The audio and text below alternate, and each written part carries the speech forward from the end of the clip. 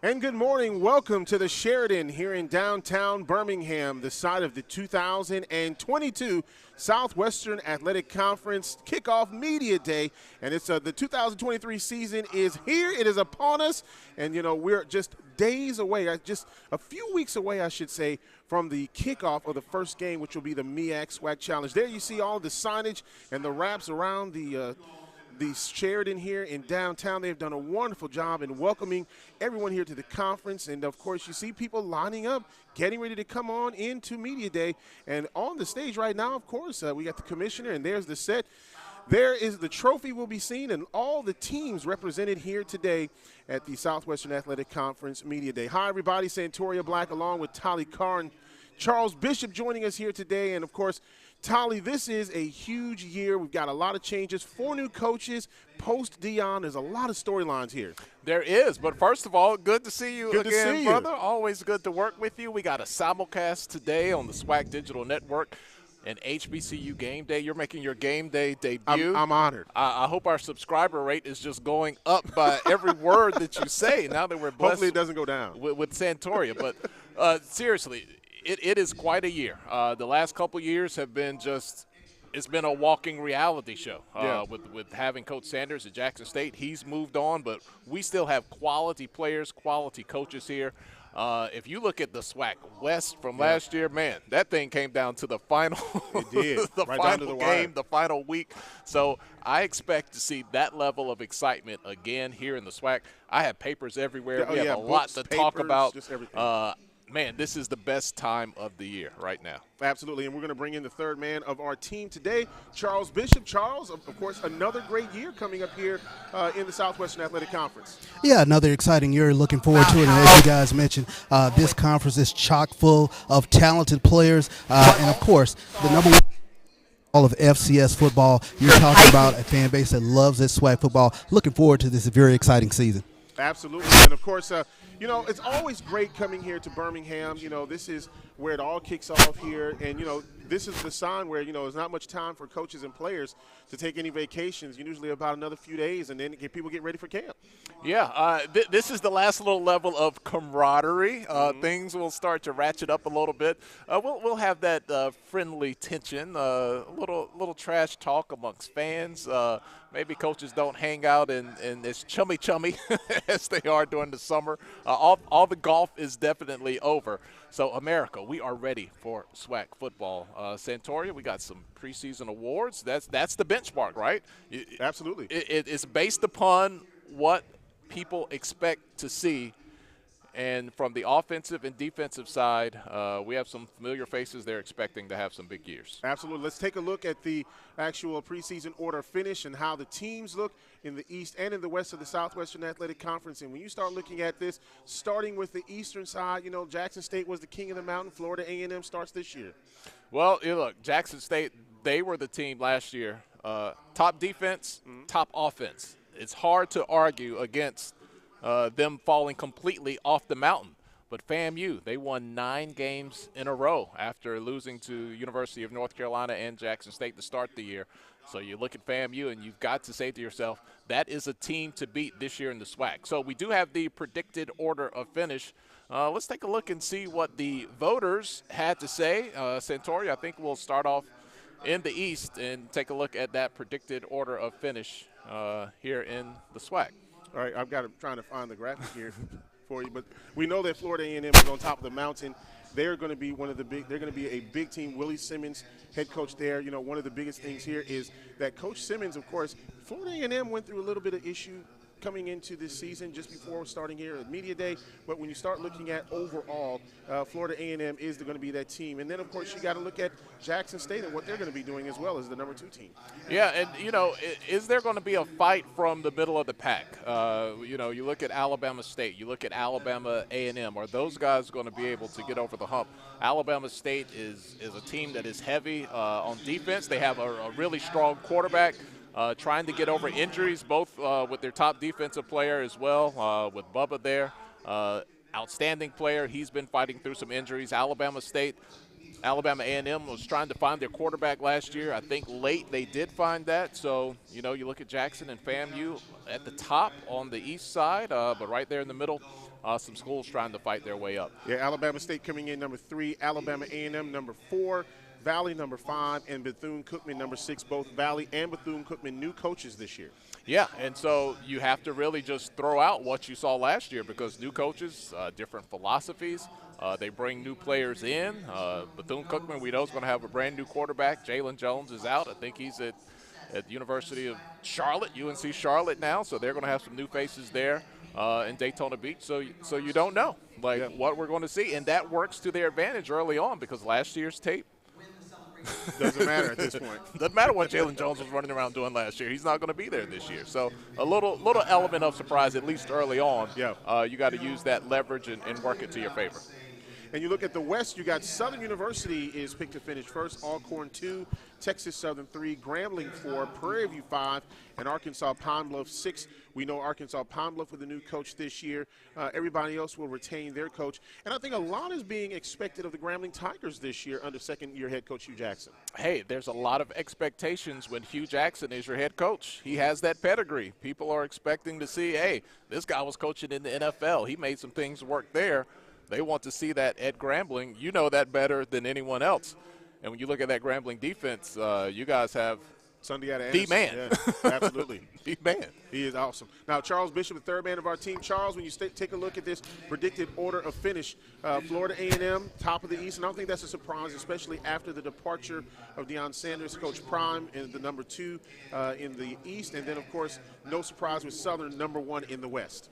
Not really any surprise with regards to FAMU coming in at number 1, but if you ask Jackson State fans, they'll tell you in a heartbeat, you mean we've won 19 in a row and we're coming in 2? But as you look with Jackson State, over 70 new players in on that roster. So obviously a lot of change over there in the SWAC East. And then you guys talk about the SWAC West. That division came down to the last 2 weeks of the season. Loss with Prairie View to Mississippi Valley. Then you also have Texas Southern falling there at the end. And Southern was able to maneuver their way into the SWAC championship game. So it's going to be a dogfight over there in the West. Absolutely. Guys, Charles, you can chime in on this as well.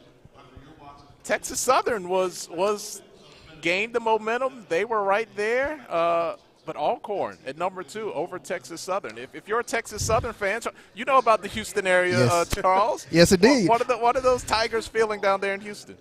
This is the year for Texas Southern. If you ask the Texas Southern fan, they feel as though this team has matured. When you take a look when Coach McKinney came in a few years ago, he brought in a bunch of freshmen. They are now, it is their time, if you will. So a lot of excitement around the Third Ward area for this Texas Southern University football team. You know, the other thing that is really interesting about this is that how much excitement there was last year during that Texas Southern and Jackson State game. Jackson comes in, Texas Southern wins that game. Things may be a little bit different overall in the West. They lose that game, but they were really a hot team at one point in the year. You remember the last game of the year for Texas Southern, Alabama A&M. It was, I mean, you got people running down the field like, oh, they're in it, touchdown. Oh, wait, fumble. Like, I don't have a dog in the fight in any game, and I was at the SWAC volleyball championship watching that upstairs in the Texas Southern gym. I about had a heart attack watching the end of that game, man. Absolutely. And so, you know, look, it's going to be really exciting this year, I think, on both sides of the conference. And, you know, a lot of great games. And we'll be talking about some of the big games that will be coming up this year. But we've got to get to the preseason all-conference honors. And first of all, you start taking a look at your preseason all-conference offensive and defensive players. First of all, on offense, I don't think there's any question here. Jeremy Musa from Florida A&M. Yeah, he is the de facto #1 QB heading into the season. Shador Sanders transfers out. He's now at Colorado, so he's not back. Jeremy Musa was the #2 quarterback last year, so naturally people are looking for him to be the top signal caller. Really had a great year last year, through for averaging 248 yards per game, had 21 touchdowns, looked really good in that Carolina game. They lost to Jackson State, but then ran off 9 games in a row after that. Let's take a look at the All-SWAC first team offensive honors. Jeremy Musa, of course, from Florida A&M. Running back, Jovion Howard from Alcorn.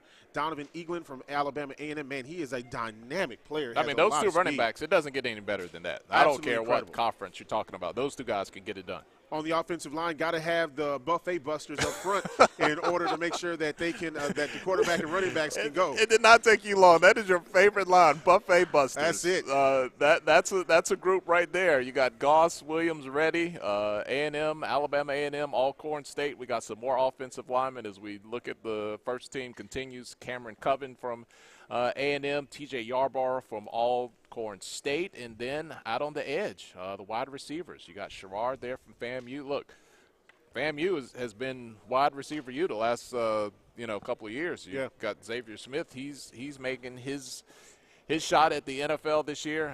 You got Derek Morton there for Texas Southern. We talked about that team. Tight end often can be underrated. Oh, man. If you think your tight end's just the blocking guy, hey, DJ Stevens, he has hands and he has feet. Absolutely. And, look, one of the things I want to mention, one of those offensive linemen, TJ Yarborough, he has got some tremendous skills. Good footwork, really good with his hands, moves well, can pull, really great work. Charles, you look at this first team on offense, really some great talent. A lot of great talent. This could be the year of the running back in the SWAC. When you talk about Jarvin Howard, Donovan Eaglin, Prairie View has a couple of running backs. Ahmad Antoine represented here, but they also have a transfer from Mississippi Valley. Caleb Johnson has come in. So a lot of great running backs in this league. This could be the year of the running back. Hey, talk about DJ Stevens real quick. You watch Jackson State a lot, obviously, your work with the pregame show. Stevens, man, he's a stud. DJ Stevens is a matchup nightmare. You talk about a young man who can line up in the slot and can challenge safeties. Linebackers have a tough time staying with him, and then he has great hands. He is a legitimate pro prospect. All right, of course, we will have our first coach coming up here in just a little bit from Arkansas Pine Bluff. Alonzo Hampton will be coming up in about another 3 or 4 minutes, so we'll be getting him. But I want to get to the first team all-conference on defense. Sunday Anderson, of course, Player of the Year preseason for Grambling State University. Yeah, he's a guy. He's on the top 1,000 list for the East-West All-Star game, the Shrine game there. I'm not gonna take the time because you know him better than anybody.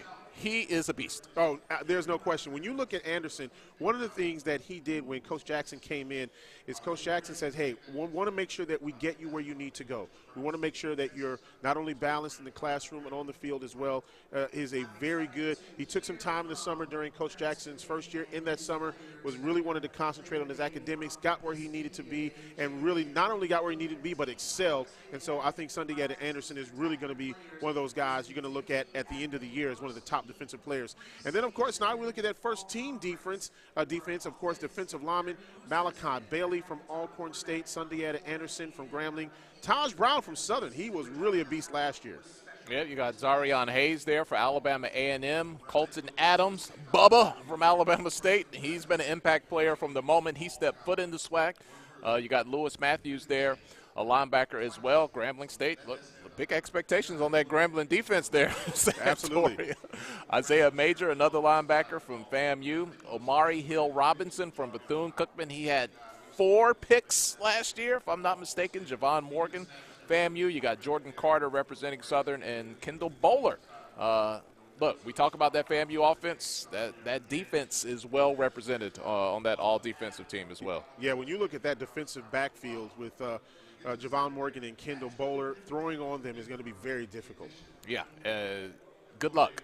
There's a reason why FAMU won 9 in a row there. Yeah, absolutely. So that's the predicted order of finish for the all-conference on defense. And, of course, you start looking at the specialists. Now, these are the guys that, of course, we know the specialists. Yeah, you don't pay any attention to them until the game depends on a field goal with 3 seconds left. Then you're like, oh, my gosh, who are these guys? All right, so Joshua Griffin from Southern.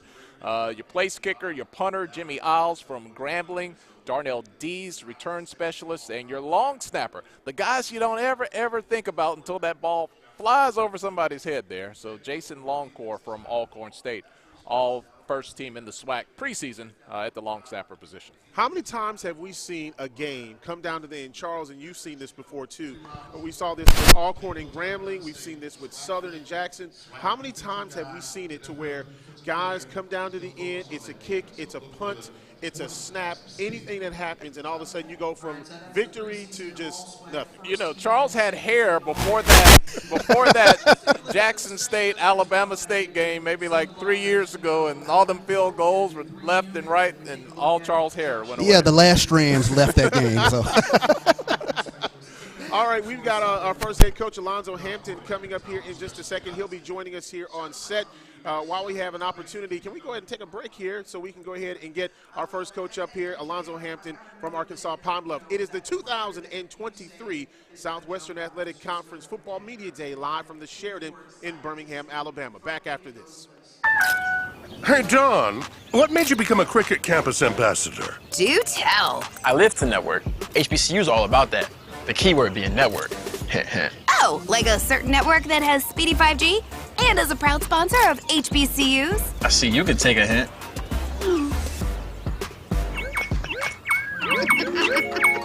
I can drop a hint too, Don.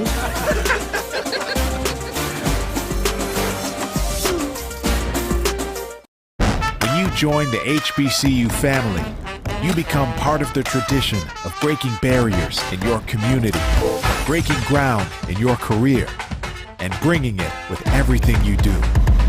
From how you look to how you move in the classroom, on the court, and on the field. That's why Academy Sports and Outdoors is proud to celebrate the HBCU legacy and all those to add to it in their own way. Doritos created Solid Black in 2021 to help fuel the initiatives of Black leaders seeking to drive real change, like Alvin Irby and his vision to spread literacy, literally. Or Marvin Pierre, who's empowering our youth with skills that bridge the opportunity gap. Or Jessica Johnson, whose dedication and dreams helps make college a reality. And many more. Check out their stories and help shape change. We are Solid Black. Join us and try another angle. Like Mike, if I could be like Mike. You want to be like the greats? First, believe you are. Greatness requires drip, not like that, like this. The greats aren't afraid to fail. They're fueled by it. Trophies require greatness, but greatness doesn't require trophies. Because greatness isn't about what you've done, it's about what you do next. HBCUs are anchored by legacy. They nurture the talent and determination of their students and prepare them for a bright future. The Home Depot's Retool Your School program has and still believes in the excellence of HBCUs. Committed not just in speech, but through the revitalization and upgrades of the campuses these students call home. Building, planting, tilling the dream, all hearts and countless volunteers on the ground. Retool Your School. We're powered by purpose.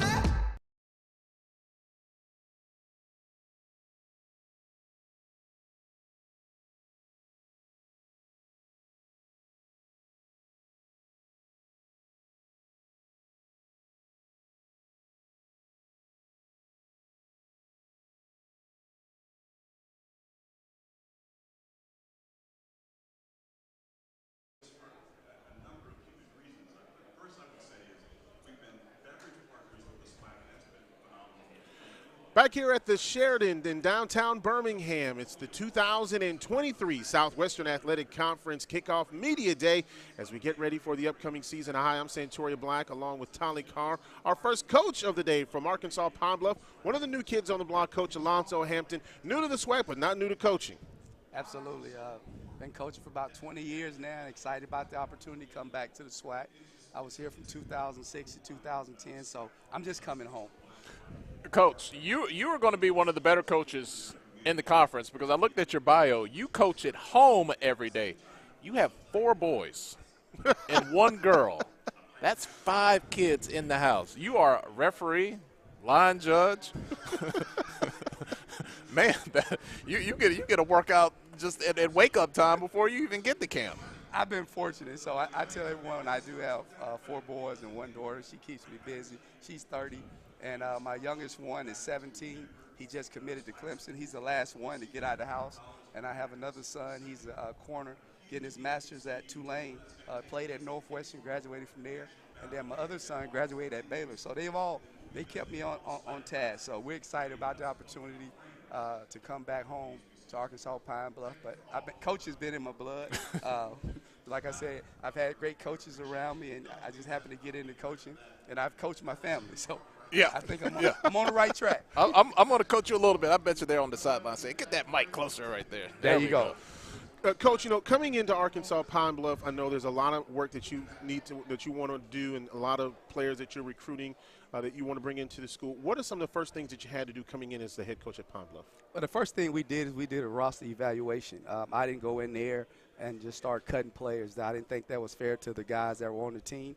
And then obviously as a coaching staff, we wanted to be able to evaluate those guys through spring practice. And then we made a determination who could help us moving forward. And then obviously you want to be right. You want to be fair to the young men. And so we tried to help them get to other places. We didn't have a lot of turnover, and we're still bringing guys in. We start camp tomorrow, and guys report tomorrow, and I'm still on the phones all day today getting guys in, making sure the flights are getting in, making sure to get the scholarship signed. But we're excited about the direction that we're headed, and our whole goal is this. We want to build a foundation of success where we can break the cycle of losing at University of Arkansas at Pine Bluff and just put us on solid footing and being able to compete in this league every year for a conference championship. And I'm excited about the direction we're going. And our motto is simple as this: restore the pride. I mean, in 2012, we were at the top, HBCU national champions. And so we're excited about that, being able to put our imprint on the program. And, the coaches are excited, the players, and we're getting ready to get started. And, Coach, it's not. You don't even have to go back to 2012. We had that spring season. Yeah. UAPB was right there in the championship game. It wasn't a full season, but, hey, people were out there playing, and UAPB did well. Absolutely. As a matter of fact, I watched that game in 2020, and they were like, I think they lost by a touchdown. But, again, Pine Bluff have a lot of good things in place. And, me being from the area of Southeast Arkansas, being that I have been there, I've been at every level from high school, group of 5 to Power 5. And I'm just fortunate to be able to come back to a place that has meant so much to me, Southeast Arkansas. A lot of educators, a lot of people that have done great things in my life, and I've been able to give back. My whole goal is to impact young men and women, and so I've been able to do that. I tell people I still have my teacher license. I still got my CDL license. So if I wasn't coaching football, I'd be teaching. And so I win every day because I get up excited about what we're doing and just trying to build a program that's going to last and make Pine Bluff a beacon, a lighthouse that people say, I want to go there. I love that head coach. I love that coaching staff. I love the players that surround there. I love the administration. So we're excited about where we're headed. Coach, before we get to one of your players, Charles Bishop standing by with one of your great student athletes, when you came into this year, I know you went into the portal. You wanted to get some good talent. What are some things that you really wanted to concentrate on your team coming into this year?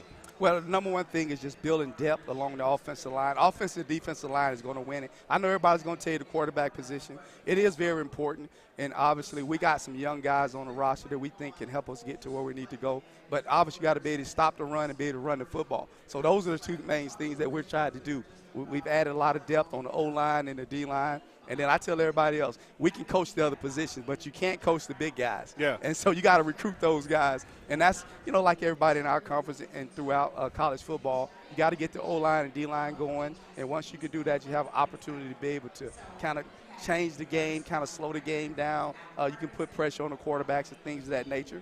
But then, obviously for us, we want to be special in our special team area. Those are the things that a lot of people may overlook, but those are, I got a special teams background, and so we're going to be good on special teams, and we're going to make a conscious effort of recruiting the right guys and putting the right guys on the field. And I think if we can do those three things, offense, defense, special teams, O-line, D-line, and get the right guys in this area of the special teams, I think we'll have a chance to win every game in this league. Well, Coach, you got a big one coming up. It's not on a Saturday. You start on a Thursday night this year against Tulsa. That game was moved from Saturday to Thursday. Tulsa thought that more people would come because of the Labor Day holiday. And you got to get ready to go to the office tomorrow. So good luck to you. Well, we appreciate it. We're excited about the opportunity. Again, I tell everybody, we're not worried about anybody on our schedule. We're worried about the Golden Lions. And if we do that every day, get better, our whole thing is we on a never-ending journey to get better today than we were the day before. Absolutely. All right, we're going to go over to Charles Bishop, who is with one of the Arkansas Pine Bluff Golden Lions. Yeah, down here with Ryan Atkins, 6'6", 280-pound offensive tackle. Ryan, Coach Hampton comes to the program. What energy has he brought to this program? He's brought great energy. He brought some fun. He makes it fun for us to be around. The guys that we want to play for Coach Hampton. Let me ask this. I heard him say camp starts tomorrow. How excited are you to get back to it? I'm really excited. This is my last season, my last hoorah, so I can't wait to go out with a bang. the theme, Restore the Pride. What does that look like from your perspective? Restoring the pride, bringing the community together, bringing the school together, making everybody one big happy family. Sure thing. Thank you, buddy. All right, that is, of course, another one of the great student athletes here in the Southwestern Athletic Conference. We'll be having Coach Clarence McKinney coming up in just a minute. We're going to take a timeout.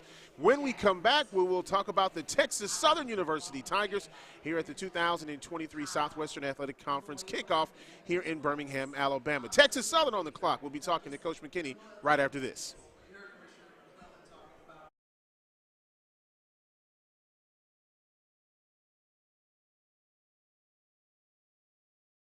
Huge play coming up. Talking about dropping the ball. I got the score.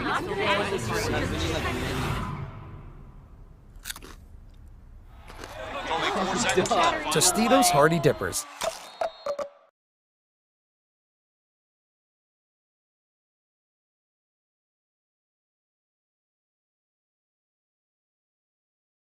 Some college players give it their all.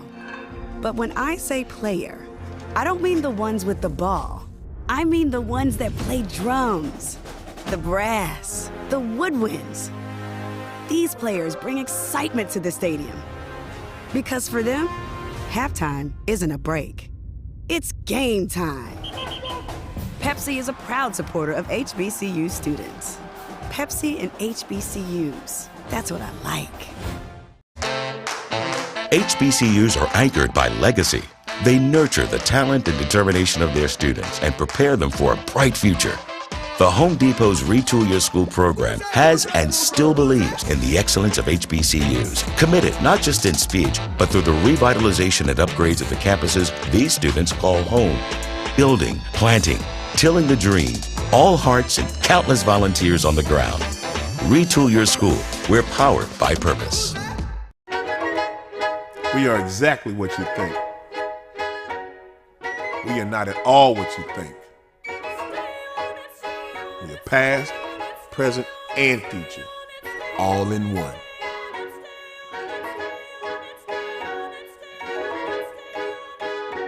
Because the best way to honor our history is to make history.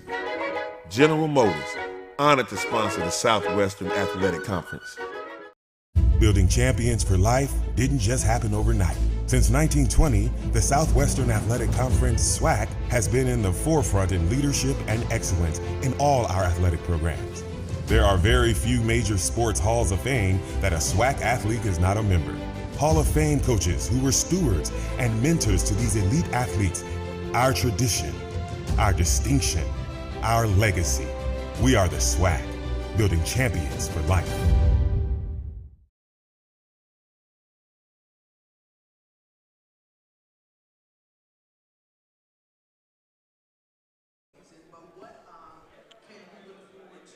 Back here in Birmingham, Alabama at the Sheridan in downtown. It's the 2023 Southwestern Athletic Conference kickoff as we get ready for the upcoming season. It'll be an exciting one. And, of course, a lot of great things are going on. We're now joined by our next coach from Texas Southern University, the Tigers, coming in, of course, in the 2023 season, head coach Clarence McKinney. Coach, thanks for joining us. Thank you guys for having me. Well, first of all, Coach, look, you guys were in the thick of things last year, and now you come back this year, and I know you were telling the guys, look, we want to take it to the next level this year. Yeah, each year we want to improve on what we did the previous season. We feel like we got a little bit more experience this year, and guys are working hard and ready to improve on what we did on last season. Coach, in entertainment, they always say leave them wanting more. And that's exactly what you guys did at the end of last season. You were right there. We had like a three-way tie. Who's going to go to the SWAC championship game?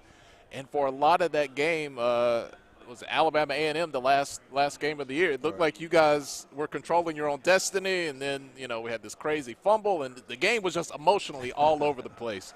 But I'm sorry, it's my job. got to provide context. Even though it didn't end the way you wanted, that is a lot to build on. Because when I think about the team with the most potential, automatically, I'm not just saying this because you're here, I think of Texas Southern. Yeah, we feel like we've been improving the team each year. A couple years ago we played a lot of freshmen. Last year those guys were sophomores, and now they have that experience that we feel like we need to get us over the hump, and so we can start competing with the elite teams in this way. He's just out of eyesight. We're probably going to hear from him in a few minutes standing over there with Chuck, but Andrew Body has the potential to be top 2, if not the best quarterback in the SWAC this year. Yeah, he's a special player. He's an even greater person. His teammates love him. He's a great leader, and we're happy to have him, and we feel like the sky's the limit for him. What does he do the best that really makes it hard for your opposition? He's a true dual threat. He can throw it in the pass game, in the drop back pass game. He can run the zone read and pull it down and run the QB run, and it's just hard to say what he does best because he does a lot of things really, really great. Well, Coach, I want to ask about a player that came from Homer High School in Louisiana, Waltez Champ. He played all over the field. They went to the state championship game in Class 1A in Louisiana. One of his teachers, Shea Black, really spoke highly of him as a person and as a student athlete. Where do you put a guy like that, because he played in so many different positions when he was in high school? Yeah, we're happy to have him. Yeah, we call him Hercules. He's going to be playing on our defensive line, probably at the end position. He's been working extremely hard this summer, learning the playbook, getting his body ready to go for the contact that happens at the college level. We're excited about him. We think he's a winner, and he does the things that's going to help us win a couple games, we think. The other thing I was going to ask about is, have you ever seen a guy in high school that chiseled? He was in Louisiana State Magazine. Never. Yeah. Never have I seen a guy that chiseled. But when you watch him work, you see why he's so chiseled. Yeah, absolutely. When you look at the games that mean so much earlier in the season, look, there's a lot of emotion with Texas Southern and Prairie View, but, I mean, this year that we're talking about setting the standard for how teams are going to stack up in the West.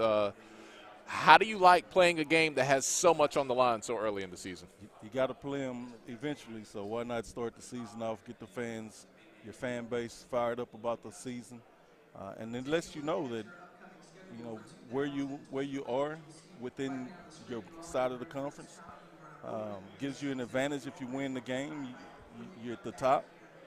And then if you come out on the losing end, as we did on last year, the season's not over because there's a lot of season left. You can make your ground up as the season goes. I'm just going to speak as Joe fan here. You're in Houston, Texas, football, capital of the world. Isn't it just time? Do you feel it like it is our time for Texas Southern? There's no doubt about it. We feel like this is our year. Everything's falling into place for us. If we can stay healthy, some things fall our way, we feel like we'll be right there in the mix again this coming season. Well, Coach, good luck this season. You start out with the Labor Day Classic against Prairie View, and then a couple of big ones. You got Toledo on the road and Rice, and then at Grambling. Doesn't get any easier. We feel like we got the toughest schedule in the conference, so yeah, doesn't get any easier, but we're going to take them one game at a time and see what happens. All right, of course, let's take it over to Charles Bishop, who's one with the Texas Southern University student athletes. Hey, we're one of the returning quarterbacks here in the SWAC, Andrew Body. Stunner Shades in place. Andrew, man, a lot of Texas Southern fans, they're excited about this season. What do you have to tell them? Just look, going into this upcoming year, it's gonna be something real special. We got some pieces, and like I just said earlier, we got some stuff cooking up, and we're gonna have that full meal ready for y'all on September 2nd.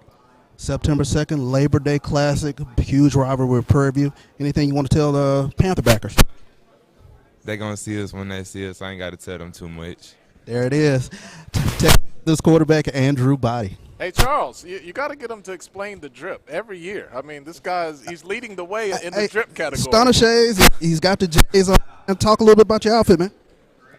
They was just asking me about it earlier, and I just told them, shoot, you got to be different. You can't. Everybody gonna throw on a little tie. Me and my partner Jay Will, we got on a little bow tie today. We had to switch it up a little bit. Be trendy.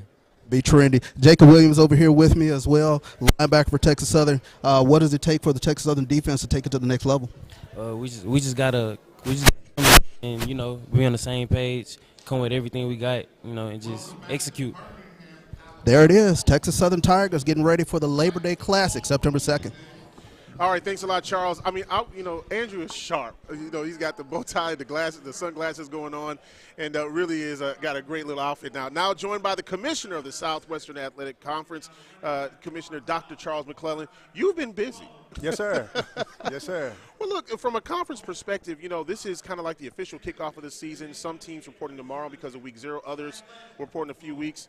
But for you, you've been on the move all summer long. Yeah, it's been a long summer, and you tie in basketball committee duties with the NCAA. Have not had an opportunity to take a break, and, you know, have to send shout out to the family. Yeah.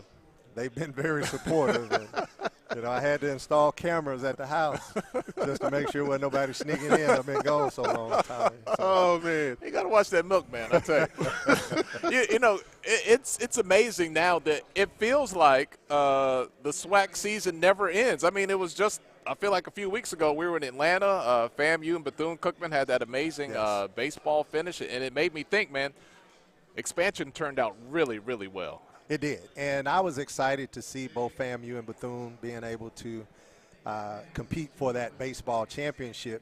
And again, it just shows the strength of what they have brought to the conference, to be able to immediately come in and compete at a high level. Obviously, FAMU in football this year is going to be, I haven't seen the rankings. I don't know if they released it yet, but my rankings, they're going to be, you know, at the top. So it makes us that much more of a competitive league. And I talked about it earlier.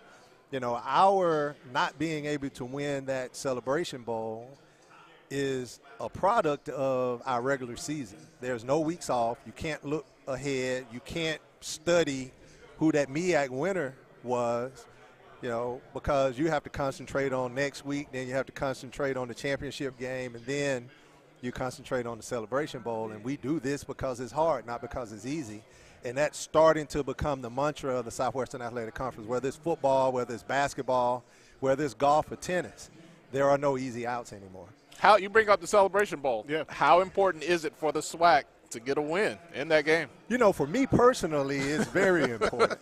But I think the audience needs to understand the gauntlet that it takes to get to the Celebration Bowl. You know, it's week in, it's week out. And our championship game is really, really, really significant. It is not something that is not important to our schools and our fan base. And to be very honest with you, and some of the things that we've seen, the championship for the SWAC is a more important feat than a win for the Celebration Bowl. Now, I'm not saying that that is the case for the schools.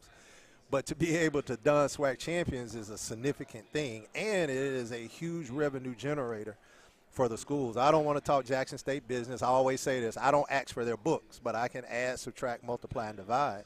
Jackson State made more money off of the championship game than they got in a payout for going to the Celebration Bowl. So from a financial standpoint, our championship game is not only important from a win perspective, but it's important from a financial perspective.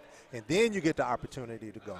I think what our teams and schools need to do is, you know, refocus, because for the MEAC, playing the SWAC in that game is their championship game. We have a championship game and then another championship game. And sometimes, and I thought last year, especially with the distractions of Dion going to Colorado, you know, that Jackson State had some issues and some obstacles that they had to overcome. They played well.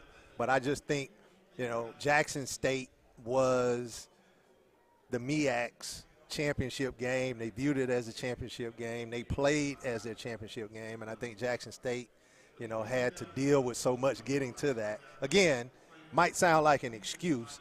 Probably is, because when you line up and play, you got to play. But I say all of that to say there is a renewed emphasis on the Celebration Bowl coming from the Southwestern Athletic. I'll tell you what, y'all keep talking. I'm going to go to the comments because I know it's spicy over there now. After that, I want to see what they're saying. That wasn't too spicy, right? No, I don't think it was spicy. That was all respect to the MEAC. No, the comments were spicy. That's what's going to be spicy, the comments. I want Charles Bishop, third man of our team. Charles, I know you had a question for the commissioner. Yeah, Commissioner, I wanted to ask, especially for a generation of fans that have grown up on this SWAC championship game, what does it mean to look at it and where it has grown to now?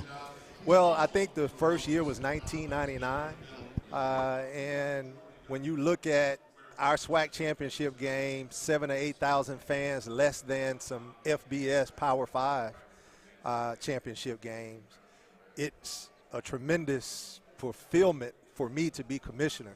Again, I've told this story, Charles, time and time again. Grew up in Jackson, Mississippi, Veterans Memorial. there was nothing to do in Jackson, Mississippi other than to go to Jackson State football games on Saturday and to grow up and to see how this conference has elevated itself, to see how the championship game has elevated itself, to see us, now being on ESPN2. Hopefully we can convince ESPN to put it on ESPN based upon the viewership numbers. And I say this, and I'm deviating a little bit from the SWAC championship game. When we get our numbers from ESPN, there were ESPN Plus games that outdrew ESPN games, ESPN2 games, and ESPNU games. So this is not just a linear deal for us. It's a digital. And when you add all of those numbers in, we had millions and millions and millions of people to watch Southwestern Athletic Conference. Over 80% of all of our football games are going to be on some type of platform. So it's no more now a discussion about whether we're on ESPN TV or whether we're on ESPN Digital.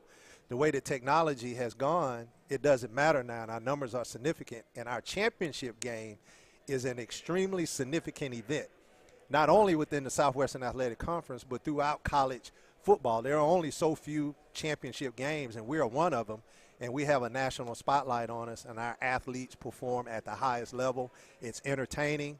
Our numbers have gone nothing but up and through the roof, and we anticipate nothing changing from that. Well, one of the questions I had is about the branding and marketing of the conference, because it's grown exponentially when you talk about the partnerships that you have with your corporate partners and how you've been able to grow the brand just from a visual perspective. Talk about that growth that you've had, especially with your partners that have been great sponsors. Well, I would like to tell you we had this intricate plan and we did all of this stuff, but ironically, it's what you just saw on the screen. SWAC, the Southwestern Athletic Conference, is iconic. It's 103 years old. We play football in the South. We are the largest HBCU conference. We've led attendance now 48 years in a row when they count last year, because we blew last year out of the water. I mean, we have the fan base. We have the pageantry. We have the classic games. I mentioned this earlier on the ESPN set when Jay asked me, name 2 underrated games. I can't name 2 underrated games. Each and every week, there are at least 2 games that you must watch or you must go to, whether you're a fan or not. And that starts in week 1. Just think about week 1. You have Labor Day Classic with Texas Southern Prairie View, a pivotal conference game. Yeah. Then a day later, you go to the Orange Blossom Classic. You have FAMU and Jackson State, a pivotal conference game. You have Alabama State playing their rival for their Labor Day Classic, a pivotal game for them that sets the tone in the state. And it's like that week in, week out, all the way up until championship game. And think about last year, Tolly. Think about, as I sat in the stands and I'm watching how it's going to unfold, and we didn't have the school's logo, certain schools' logos. We were literally meeting in the stands at the volleyball game saying, it's this school, no, it's going to be this school, no, it's going to be that school, right? And Texas Southern was a fumble away from being in the championship game, and then you had to flip to Alcorn-Jackson, because had Alcorn won, then Alcorn had the opportunity to be there, and Prairie View was in the driver's seat starting the day off. All of those games were nationally televised, and you needed to be there to see what has unfolded. That's the marketing that has allowed us to elevate our brand. What we've tried to do was be first class and everything. Absolutely. And I think you see that by the partnership that we just announced with PepsiCo. And it's not just a Pepsi partnership now. We're bringing in Doritos. We're bringing in Tostitos. We're bringing in Gatorade. So now the entire family is a part of the Southwestern Athletic Conference family. And it is a partnership of true proportions. We are now one of their major brands that they're going to promote. So we're just excited about where we're headed. Dr. McClellan, you mentioned this earlier. Deion Sanders brought so much to Jackson State with the tension. I mean, it was like a built-in reality show that you didn't have to do anything but just sit back and kind of reap the benefits.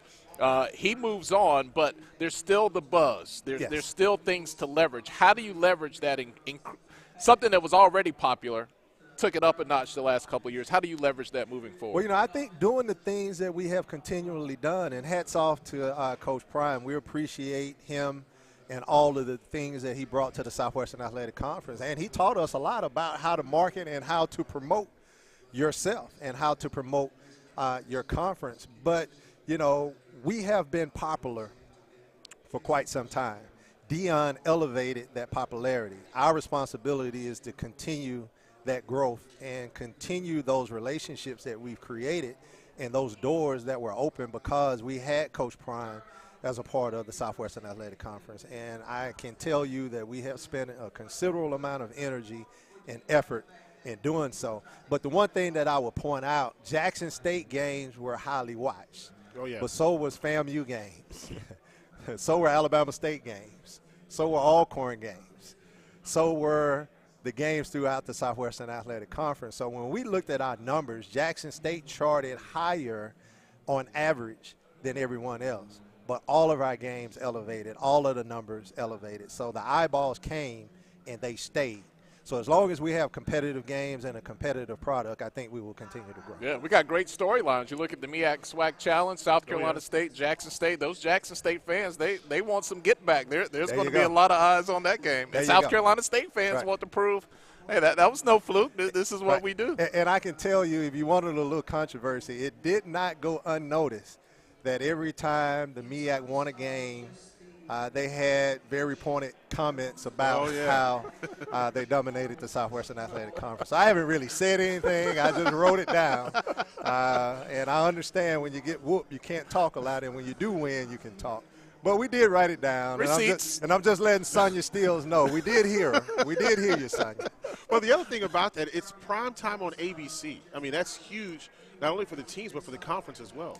Not only is it huge, we were the 5th rated, if I'm not mistaken, pre-New Year's game of all bowl games, which means that, and let's put this in perspective, Dion definitely elevated, but we were 6th the year before, and we were 5th the year before that. So the popularity of our game is there. I think we were 1.8 million 3 years ago. We were 2.1 this year. So, you know, people are watching us. And it's because it's the brand, and it is the Black College National Championship. Let's not understate what that means. Absolutely. This is a national championship bowl game. And I can tell you I've had other FCS commissioners contact me wanting to be a part of it. They want a piece of it. But it's unique to the Southwestern Athletic Conference, and the MEAC is actually written into the NCAA bylaws. So the two conferences own the bowl game. So we're going to continue to market it. We're going to continue to grow it, and hopefully Disney continues to elevate our platform on ABC. Last question before we get ready to go, and that is, you renamed the SWAC building the Commissioner James Frank building. I had a chance to talk with him on many occasions when I first started in broadcasting. That was really a great honor for someone who did so much for the conference. Absolutely. Dr. Frank held this conference together for so many years. You know, the first African-American, only African-American president of the NCAA. You know, when you look at the growth of this conference, he brought in Alabama A&M and the University of Arkansas at Pine Bluff. He ushered in, you know, a lot of our women's sports, soccer. He brought in softball.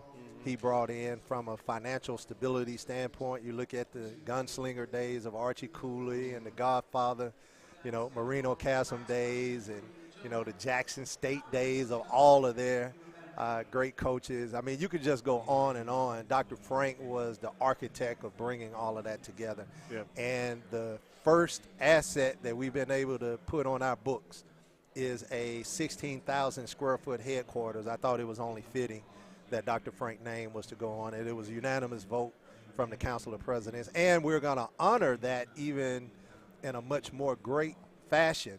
We're going to invest and create a Hall of Fame in the basement where fans and visitors can come and see all of the history and pageantry of the Southwestern Athletic Conference. So that'll be coming up, and we just look forward to opening our doors to the public to learn about all of the great things that have happened under the tutelage of Dr. Frank. Absolutely. Commissioner. Great job, as always. Thank you. Always. Get home and check those security cameras.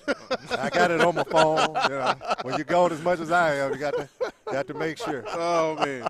Commissioner Dr. Charles McClellan joining us here during the SWAC media kickoff here in Birmingham, Alabama. We'll take a timeout. When we come back, we'll talk about some of the classics that the conference will have this year and also get you ready for our next coach here at the Southwestern Athletic Conference Kickoff Media Day here in Birmingham, Alabama. Back after this.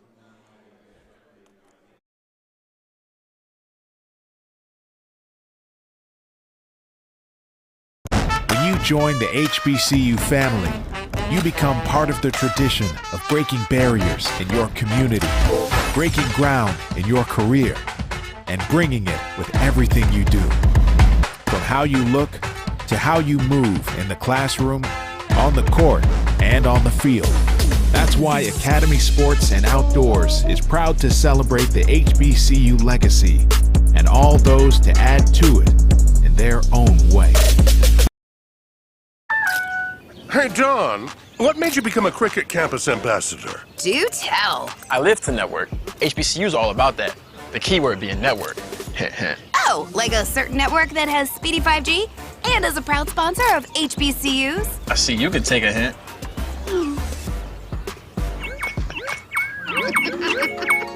I can drop a hint too, Don.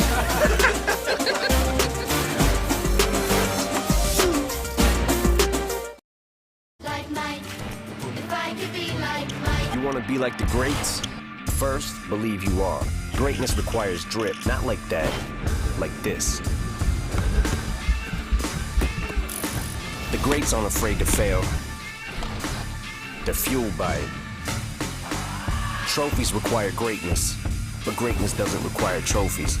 Because greatness isn't about what you've done, it's about what you do next. Some college players give it their all. But when I say player, I don't mean the ones with the ball. I mean the ones that play drums, the brass, the woodwinds. These players bring excitement to the stadium. Because for them, halftime isn't a break. It's game time. Pepsi is a proud supporter of HBCU students. Pepsi and HBCUs, that's what I like.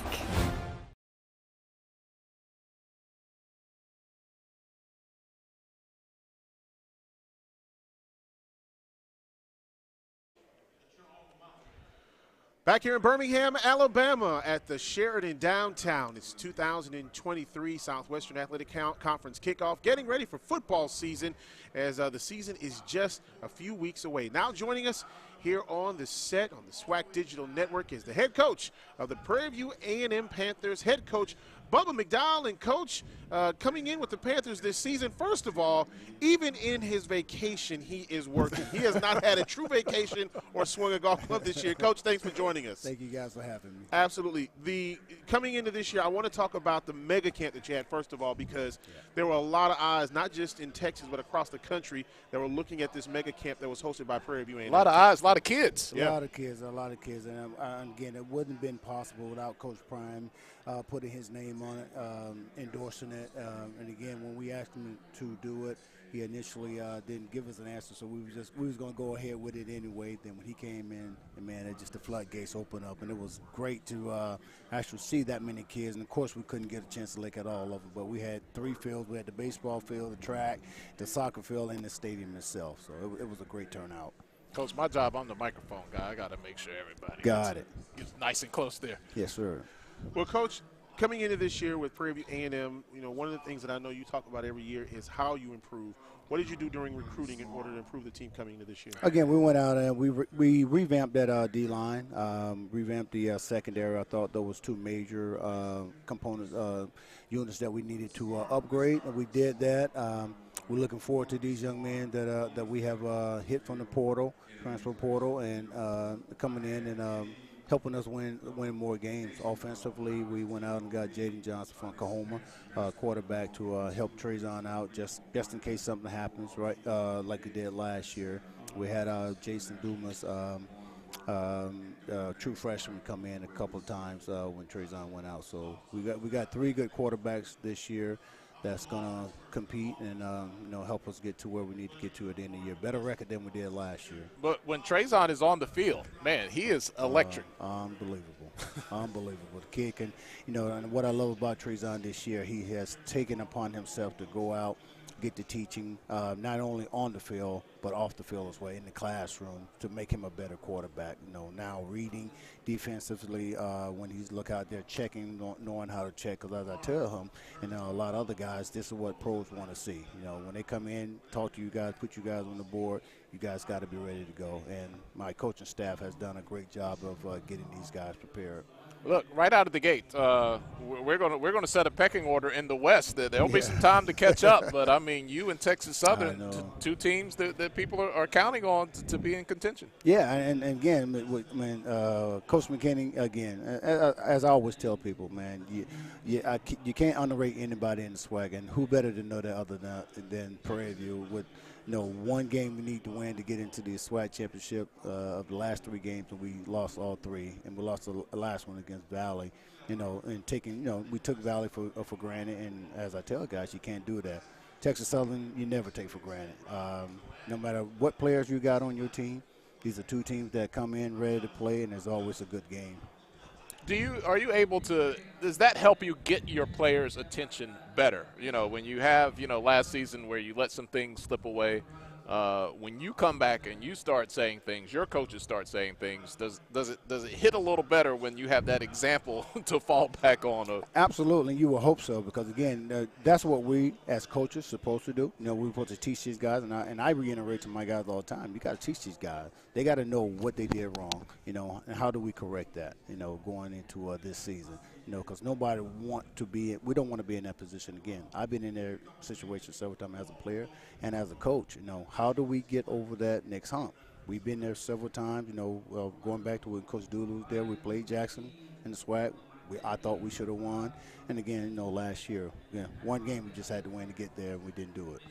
Coach, when you start looking at your offense, or offense, I should say, running back Ahmad Antoine, talk about his progression and how he's been able to function in the program. Great dude, hard worker. Nobody can outwork this young man. He reminds me, and I say this, and I say it proudly, he reminds me of a guy that I played with at University of Miami, Michael Irvin. Can't outwork him, always working to get better. Fortunately, we didn't have him down the last stretch. I thought had we had him, we would have won a lot more games. And again, he went out with 2 concussions and didn't play, but he's a lot stronger, a lot better, a lot more focused. And when you get Ahmad Antoine a lot more focused, you're dealing with the dangers of running back. Absolutely. Well, Coach, we know you got a couple more obligations here, and we appreciate your time. Thank you. And good luck on the season this year. Absolutely. Thank you, guys. All right, we're going to join Charles Bishop, who's one of the Prairie View A&M student athletes.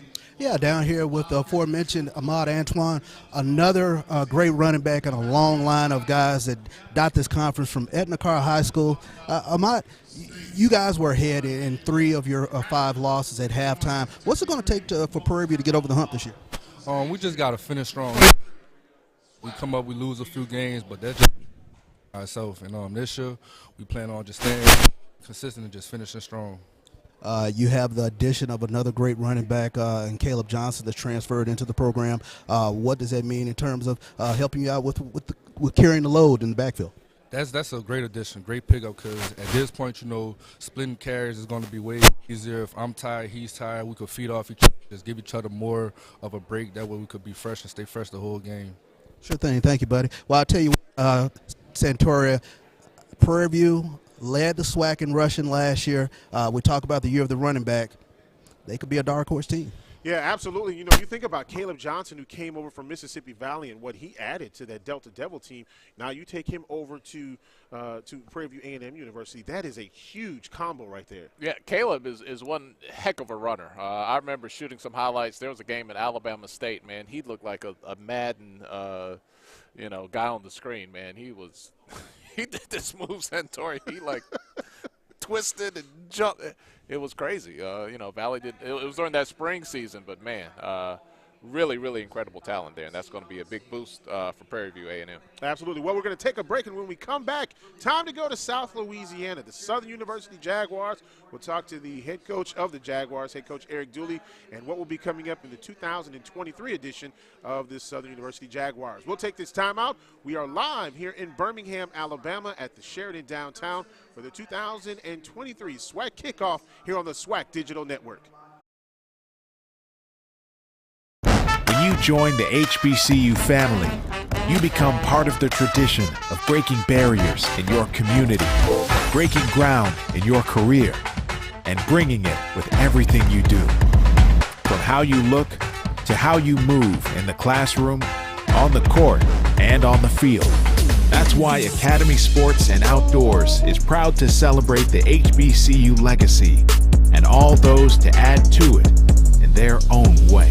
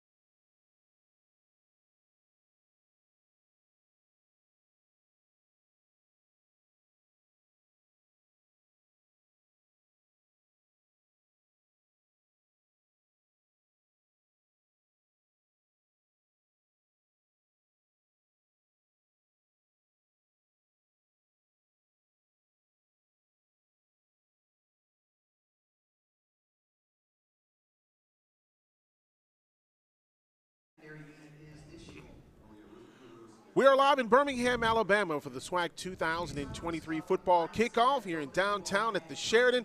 And now joining us on the set on the SWAC Digital Network, the head coach of the Southern University Jaguars, head coach Eric Dooley. And Coach Dooley, first of all, Tolly and I are not worthy. I mean, every time I come and see Coach, he is dressed in, he is like the Lafayette Stribling of the present day.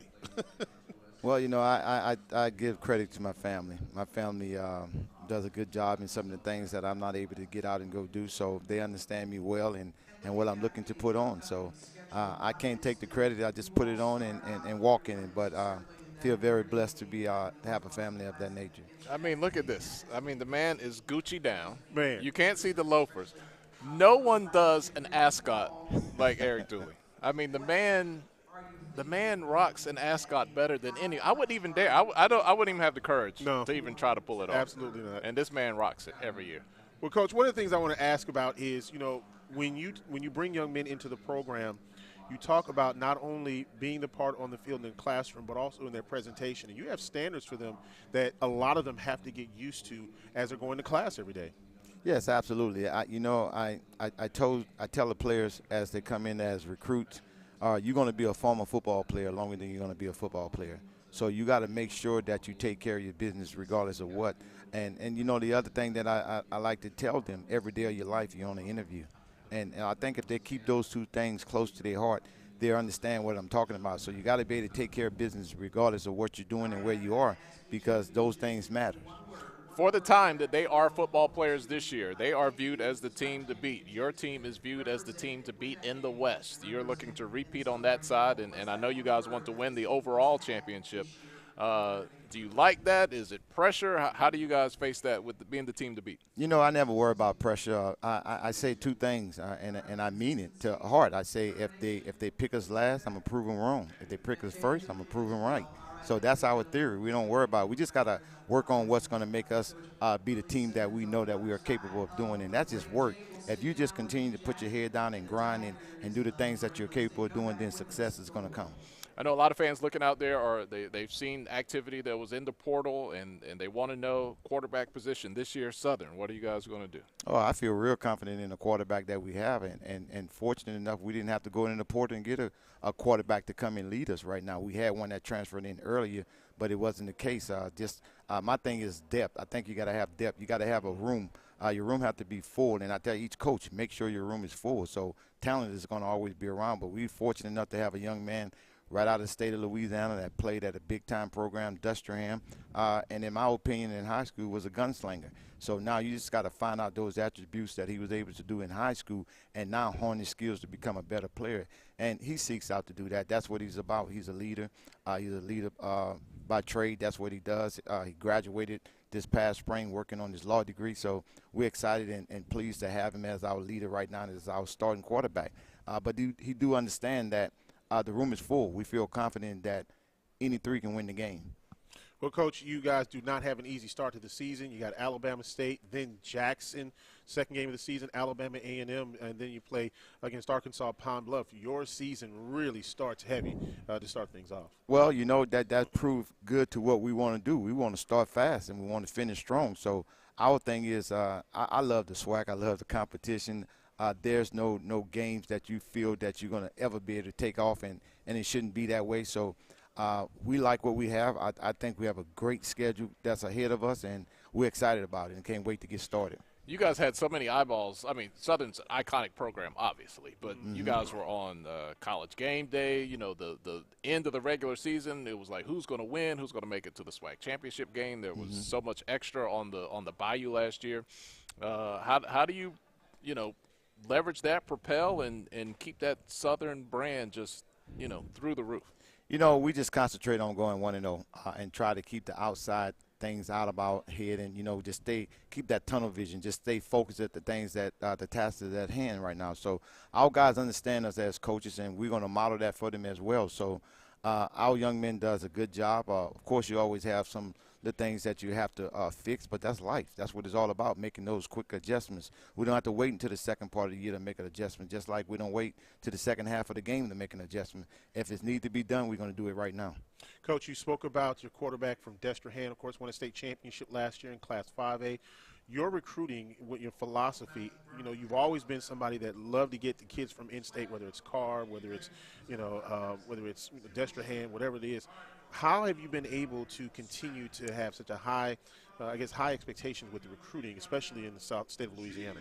I think it's relationships. You gotta have relationships, and it's not relationships because I'm going to do you a favor, you're going to do me a favor. Just relationships, understanding who I am, and those guys know if they have players, I'm going to come after those players, regardless of who recruited them, because I feel I have a chance. They got to tell me no, and they got to tell me no until they sign the ink on the paper. So I'm going to continue to go after those guys. But the relationships that I have with the coaches from North Louisiana, Central Louisiana, as well as South Louisiana, I think it go far in advance to help us out for his recruiting.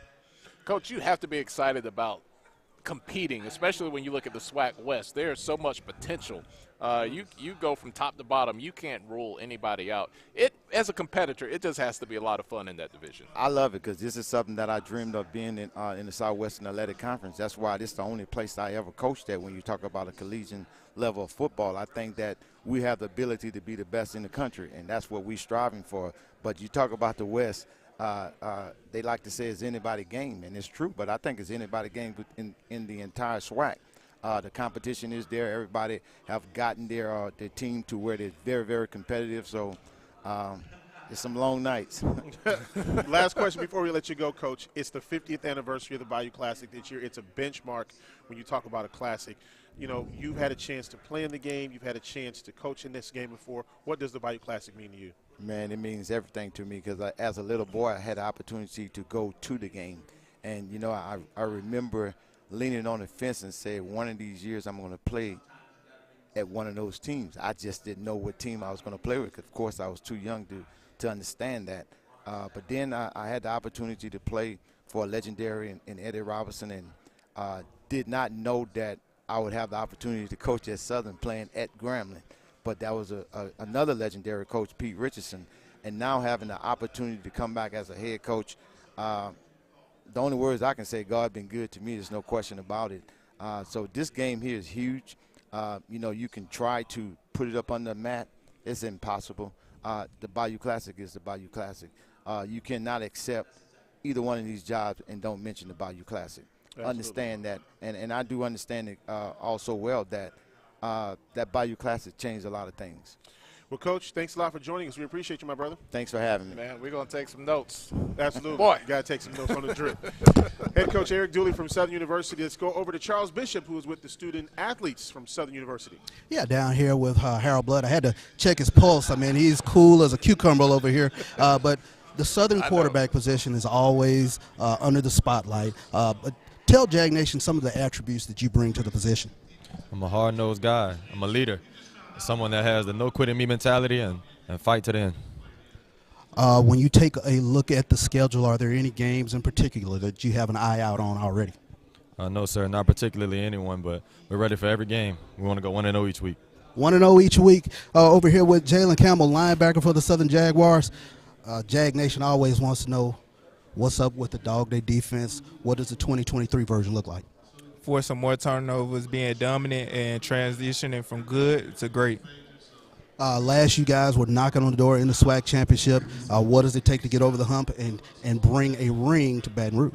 Yes, sir. Just focus on little small things, being more disciplined. Just little things, just like wearing the right socks, being on time for meetings, having trust in your teammates, building those relationship with your teammates. Yes, sir. Sure thing. Thank you. Southern offense and defense, they're up for this 2023 season. Looking forward to it. All right, thanks a lot, Charles. And, of course, the Southern University Jaguars, they are picked to finish first in the West. It is going to be a wild, wild West, as a matter of fact, when you take a look from top to bottom. But coming up next, we will talk to the head coach, one of the new coaches in the conference for Jackson State University, head coach T.C. Taylor. It's going to be a great year in this conference all the way around, and we're looking forward to it. We're going to take a timeout, and when we come back, Jackson State is on the clock. We are live at the 2023 Football Kickoff Media Day here in Birmingham, Alabama.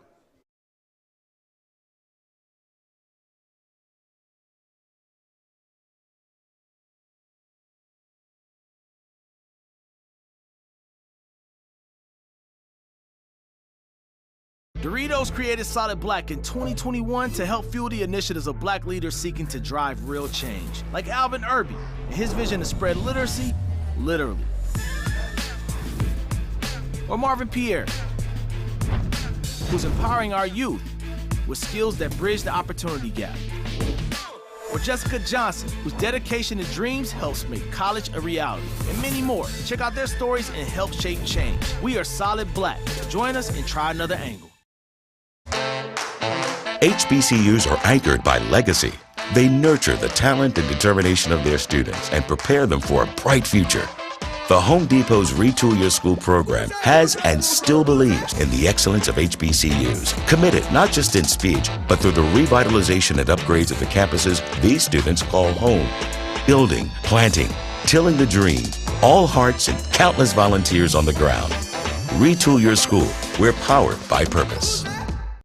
What are you guys doing? Learning that HBCUs are not only about networking. There's also secret handshakes. That's cap. HBCUs do not have secret handshakes, right? You mean this secret handshake?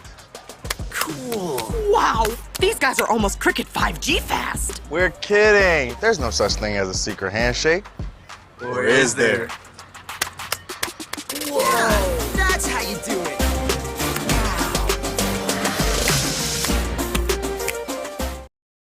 Some college players give it their all. But when I say player, I don't mean the ones with the ball. I mean the ones that play drums, the brass, the woodwinds. These players bring excitement to the stadium. Because for them, halftime isn't a break. It's game time. Pepsi is a proud supporter of HBCU students. Pepsi and HBCUs. That's what I like.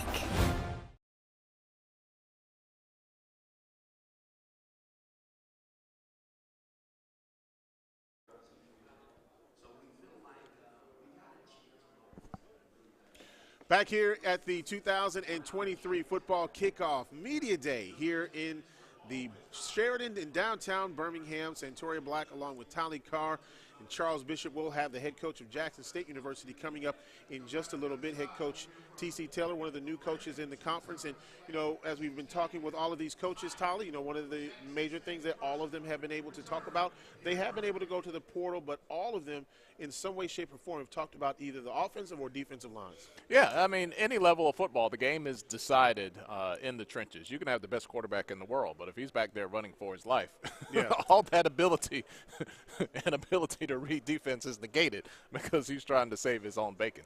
So you got to have a good quarterback, obviously, but the first things first. You got to have somebody in there to protect that quarterback, and on the other side, you got to get somebody who can get after that quarterback, because if you give them, you know, all day to throw it around the yard, it's going to be a long day for your team. Absolutely. Let's take a look while we wait for Coach Taylor. As a matter of fact, he is right. He's coming up here right now. Let's take a look at the All-SWAC second-team offense, and you start off with Andrew Body from Texas Southern University. Ja'Cory Howard is next, and then we spoke with him earlier, Ahmad Antoine from Prairie View A&M University, Eli Fields, the offensive lineman from Southern University, Arrington Taylor from Prairie View A&M University, and Ryan Atkins Frazier from Arkansas Pine Bluff. You look at that list, and we're going to look at the second part of this second team all offense for the Southwestern Athletic Conference. Cameron Colvin from Florida A&M, TJ Yarbrough. This is first team, by the way. Sherrod from Florida A&M. Here's the second team offense here. We talked about them. Alston, Torrance, Rash, Lyndon Rash from Grambling State University, Marcus Riley, Kamari Young from Florida A&M. Now joining us on the set is the head coach, one of the new coaches this year, head Coach T.C. Taylor from Jackson State University. New, of course, as a head coach, but not new to the game. No, Coach, how are you? Not at all. I'm good. Glad to be here, man. How y'all doing? Y'all hey, look man, nice, too, man. Hashtag play for TC, hashtag guard the yard. Hey, we got more coming Hey, now. it's hashtag you I'm in Jackson. trying to tell you. We got more coming now. Look, now here's the thing. I remember calling some of his games when he was at Jackson State University. I feel old. It sneaks up on you, Santos. Oh, yeah. Definitely. I remember him being a player on that field. I remember interviewing him, and now all of a sudden he's here as a head coach. Yeah. I mean, congratulations, first of all. Thank you, man. I'm excited about it. It's great to be here. It's been a great last couple of days. You know, it really started to set in when you come through the double doors of this hotel. Oh, yeah. Like, hey, man, I'm the head guy. You know, you're in such a unique situation. When they talk about, you know, following in the footsteps of somebody famous and iconic, people always say, hey, you don't want to be that guy. You want to be the next guy. Mm-hmm. But you were in such a good position because of your history with Jackson State. You were a part of this team the last couple of years as an assistant coach that was kicking butt and taking names. This is really a great position for you. It is. You know, it's all about relationships in the business we in. You know, being with Coach Prime the last couple of years, seeing how he done things as a first-time head coach. You know, he was a one-time first-time head coach when he came here. The expectations and the things that he instilled in the players on a day-to-day basis were good. And you talk about the other coaches that I've been around here as a player, you know, and just growing up around, you know, James Big Daddy Carson, Robert Hughes, you know, the things that they brought to the game as great coaches here. So I'm excited about it. You know, I understand all the people that want to touch our program, you know, and those are the ones that matter, you know, the ones that matter, the people that want to do things for our program, and it's not going unnoticed. You know, it's kind of been like all hands on deck. You know, that's what I've been so excited about, the support that we received as a program, you know, just not from Jackson State fans, just everybody in the country right now. And a lot of that is because of what Coach Prime, you know, did for this program the last couple of years as a head coach. You talk about undefeated in the SWAC, 2-time Celebration Bowl appearances and stuff like that. So I just want to continue that, you know, and continue that blueprint. You know, at the same time, put some things, you know, little tweaks here and there, you know, to my football team. But I'm excited about it. And there's a lot of teams, Santori, that want some get back. Oh, yeah, from definitely. those last couple of years. No doubt. You know, what are some of the biggest lessons that you learned from Coach Prime not only as a head coach but as a manager, because you have to really have discipline and really have organization to go through what you guys did in the last couple of years. What's the biggest lesson you learned from him? The discipline he demanded of the football team. You talk about a guy that was one of the probably the greatest player to ever play the game, and to see him take that to coaching. That's what was impressive to me, and the demand of the student athletes on a day-to-day basis. And he could take the least talented player and get the most out of him. And that's something that I can remember writing that down. Not giving up on that least talented dude. How do I make him successful and help Jackson State football in this program? But just the way he approached it every day. Every day it was a job. He never took a day off. He was always in the building, and he put that into the players, the coaching staff, the trainers, everybody that was around, preached one thing. You guys heard it, being dominant, and, we were going to win, and that's what he did. The Sanders you might miss the most, Shedeur, and those 40 touchdowns that he threw last year. Yeah. I know a lot of people out there want to know, what's the quarterback situation going to be this year? It's looking good. I'm taking my time with it. Shedeur Sanders was a tremendous talent in this league. He's going to continue to be a good football player up in Colorado. But the things that he did here as a quarterback were great. And I'm excited about the guys we got coming in. You got Jason Brown, a transfer from Virginia Tech, Zy McDonald from Louisiana Lafayette, Jacobian Morgan from Syracuse, Phillip Short, a junior college All-American, and Grayson. It's been great this summer to see how these guys compete on a day-to-day basis. This is something that I tell him, me being a former quarterback, it's the guy that this football team wants to rally behind, and the guy that goes out there and protects the football. You spoke about the legends that coached at Jackson State University. When you see your name in that next line with all of these legends that have been a part of this program, when you were named the head coach, what did that mean to you to be that name next to all those legends? Oh, man, it was I felt the responsibility. The number one name that popped in my mind was W.C. Gordon. Oh, yeah. He's the GOAT to me. I can remember going to lunch with him a couple of times, but, just the way the things he used to talk to me about, same deal, instilling him and believing in your players, trust your process as a head coach, but that's the name that popped in my mind. But I understand the responsibility. We got some of the most energized fans. Yes. There's no doubt. It don't matter who we playing week in, week out. They expect to win. And, I want our fans to continue that, because our football team understands that, and we're excited about it. Well, look, you're such a popular man. You're in such high demand. I got about 5 people over there telling me you got to go over there to the big stage. Okay. So play for TC, guard the yard. Appreciate we'll catch it. up with you during the year. Thank you, guys. All right. Coach T.C. Carson from Jackson Taylor, State. man. T.C. Taylor. He's not in Hollywood yet. Coach T.C. Taylor Appreciate from y'all. Jackson State University. Let's go over to Charles Bishop, who's with the Jackson State University student athletes. Well, they were over here, and now they're headed up to the stage as well. But we had Devontae Davis and we had J.D. Martin. Devontae, he will be anchoring this Jackson State defense this upcoming season. And J.D. Martin, I call him a Swiss Army knife. He can do a little bit of everything. He runs in between the tackles. He catches the ball out of the backfield, and he can bounce it outside. So 2 very good players for this Jackson State football team. Well, look, and we're going to keep talking Jackson State football. No better man than you. Oh, yeah. Chuck. You know a little bit. A little bit.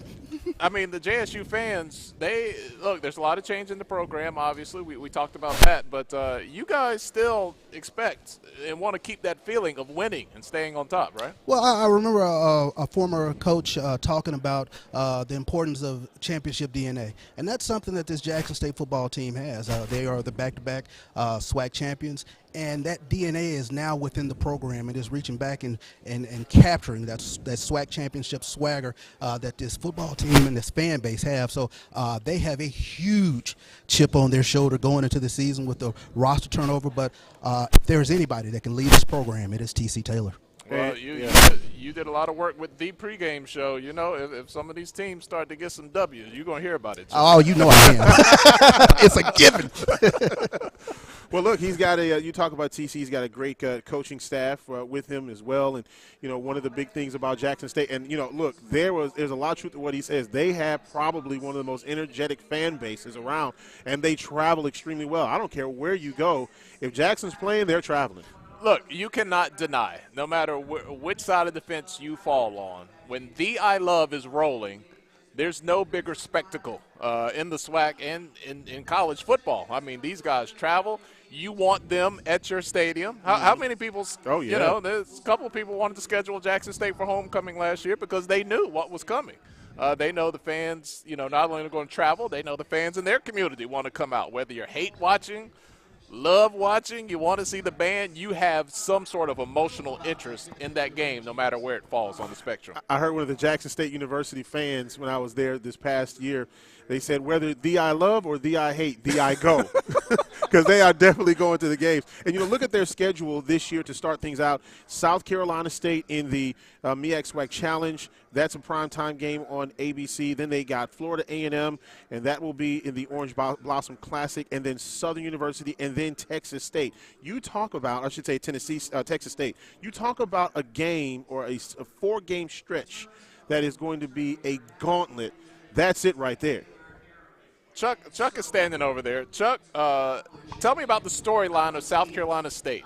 I love. Do they want some get back, or are they just forgot about that Celebration Bowl a couple of years ago? Well, I think it's a bit of a collective sort of get back, not just for Jackson State, but for the SWAC, because at some point you have to prove that you are as physical as this conference. This is a conference that has punched the SWAC, quite honestly, in the nose for the past few Celebration Bowls. So I think Jackson State, like I said, with that chip on their shoulder, they will have something to go out there and prove. So I know they're really excited to get out on the field against that South Carolina State Bulldogs team. And what a way to do it on prime time, ABC. That's going to be a night game, as a matter of fact. But, man, you know, that's a 3-game stretch right off the bat. You got Florida A&M and Southern University, those 2 games after the South Carolina State game, which means a lot in conference play. I mean, those are huge games. Yeah, absolutely. I want to take an opportunity to shout out.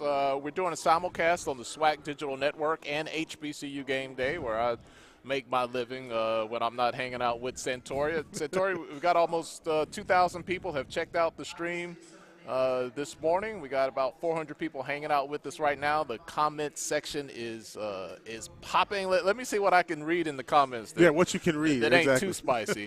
Stephen Campbell, he wanted to give a shout out to TC. He said TC was clean. I don't know if anybody can ever match Coach Dooley in what he was doing. Roderick Marshall says definitely not going undefeated. I assume he's talking about Jackson State there. And then we have a comeback from Israel Carey, who said, you'll like this one, Santoria, JSU is going to bust y'all head to the white meat.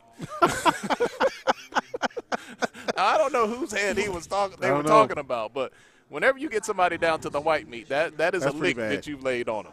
You know, we've been talking about all the classic games that are coming up with Jackson State. You know, they've got the Orange Blossom Classic against Florida A&M. And, you know, when you look at these classics, it's one of the things that makes HBCU football so great across the country. And for the Southwestern Athletic Conference, they start things off with the MEAC SWAC Challenge. That game, of course, will be on ABC. What a game to kick off the year. And that's one of those games where you look at it and you say, man, if there's a game to have, it's Jackson State against South Carolina State. And then after the MEAC SWAC Challenge, another big classic that has conference implications, and that would be Texas Southern and Prairie View A&M in the Labor Day Classic in Houston, Texas. Big way to start off Labor Day. Look, it won't mean the season is over, but it will be a heads up for whoever wins that game. You know, Southern is the team to beat on paper, but look, as we saw last year in the West, there was 3 teams in there who could have gotten things done, and Texas Southern was one of those teams. That will be a huge, huge game for Coach McKinney, for Andrew Body, and that Texas Southern team. You get to October, the Magic City Classic, of course, featuring 2 teams in the state of Alabama, and, of course, that is Alabama A&M and Alabama State. And you talk about a game where everybody goes out to in the state of Alabama. Birmingham, where we are at right now, will be packed. You know, I'm a country boy. I was born in Clinton, North Carolina, but the Magic City Classic is the only place I've been where I saw a hog on the spit, and I think 15 minutes before I saw that hog, he was running around. That thing, man, the tongue still looked like it was moving. He was trying to talk. He said, get me off of here. You can ride an electric bull on the streets at the Magic City Classic. It is a spectacle to be there. Charles, and it's a great game. Charles Bishop, have you ever rode the electric bull before? I've never rode the electric bull. It sounds like a spectacle. It sounds fun, but I have to try it someday, maybe. Look, man, it is so misleading because it's moving. You're like, I can do that. Man, the first time that bull bucks, I'm going to end up on YouTube if I get on something like that. Exactly. I just A meme. YouTube City. Florida Classic is at the end of the year. Florida A&M and Bethune-Cookman. Of course, Bethune-Cookman with a new coach this year, but this is always a big game. Absolutely. And Bethune-Cookman has spoiled the party plenty of years for FAMU, especially those years where you thought, oh, FAMU was the better team. It's so cliche to say throw the records out, but if there's any classic in the SWAC where it really doesn't matter who is the quote-unquote better team, it is this one because it is anyone's game every year. And Bethune-Cookman could be a team on the rise this year. New program, new coach, new philosophy, new players, and FAMU is definitely the team to beat out in the East. This year, of course, the Bayou Classic will celebrate 50 years. Grambling and Southern University will battle it out in the Superdome in New Orleans, Louisiana. 50th anniversary of the Bayou Classic. And this is going to be a game that's going to mean a lot for everybody. I've never been in person. I'm always kind of, somewhere on the East Coast, somewhere in Georgia, Alabama. You're there all the time. What is it like to be there, Cindy? It is incredible. It's the greatest show on earth. I'm telling you. It's really, really an incredible weekend, incredible atmosphere between two schools. It's like your cousins battling it out. You're good until after Thanksgiving dinner, and then you don't want to see anybody until after the game on Saturday. Of course, before we end this thing, you got the SWAC championship game that will be December the 16th. Will be in the first part of December, and then the Celebration Bowl will end it all out December the 16th. And of course, with the celebration, I see John Grant right over there. He's getting ready to come up here in just a second. Hey, and the commissioner, he had some words about the Celebration Bowl and what that means for the SWAC, and maybe why they hadn't won here or there. So it's been an interesting conversation. But you cannot talk about the Celebration Bowl without talking about the man who takes care of everybody when we get to the A, and that is John Grant. What's up, brother? Thank you guys so much for having me. I feel big time here on the SWAC Digital Network. I mean, I'm here with some legends, brother. Well, I don't know about that, but it's getting thick. It's getting thick. I know, already. right? Well, look, I've known you for a good little while now. This game, it has grown so much over the years, and not just from a standpoint of attendance, but the television viewership really has gone far and beyond, I think, where a lot of fans even thought. Well, we've been very fortunate, and we've had a lot of support from guys like you and people in the media that continue to talk about the value that this game brings to our HBCU platform.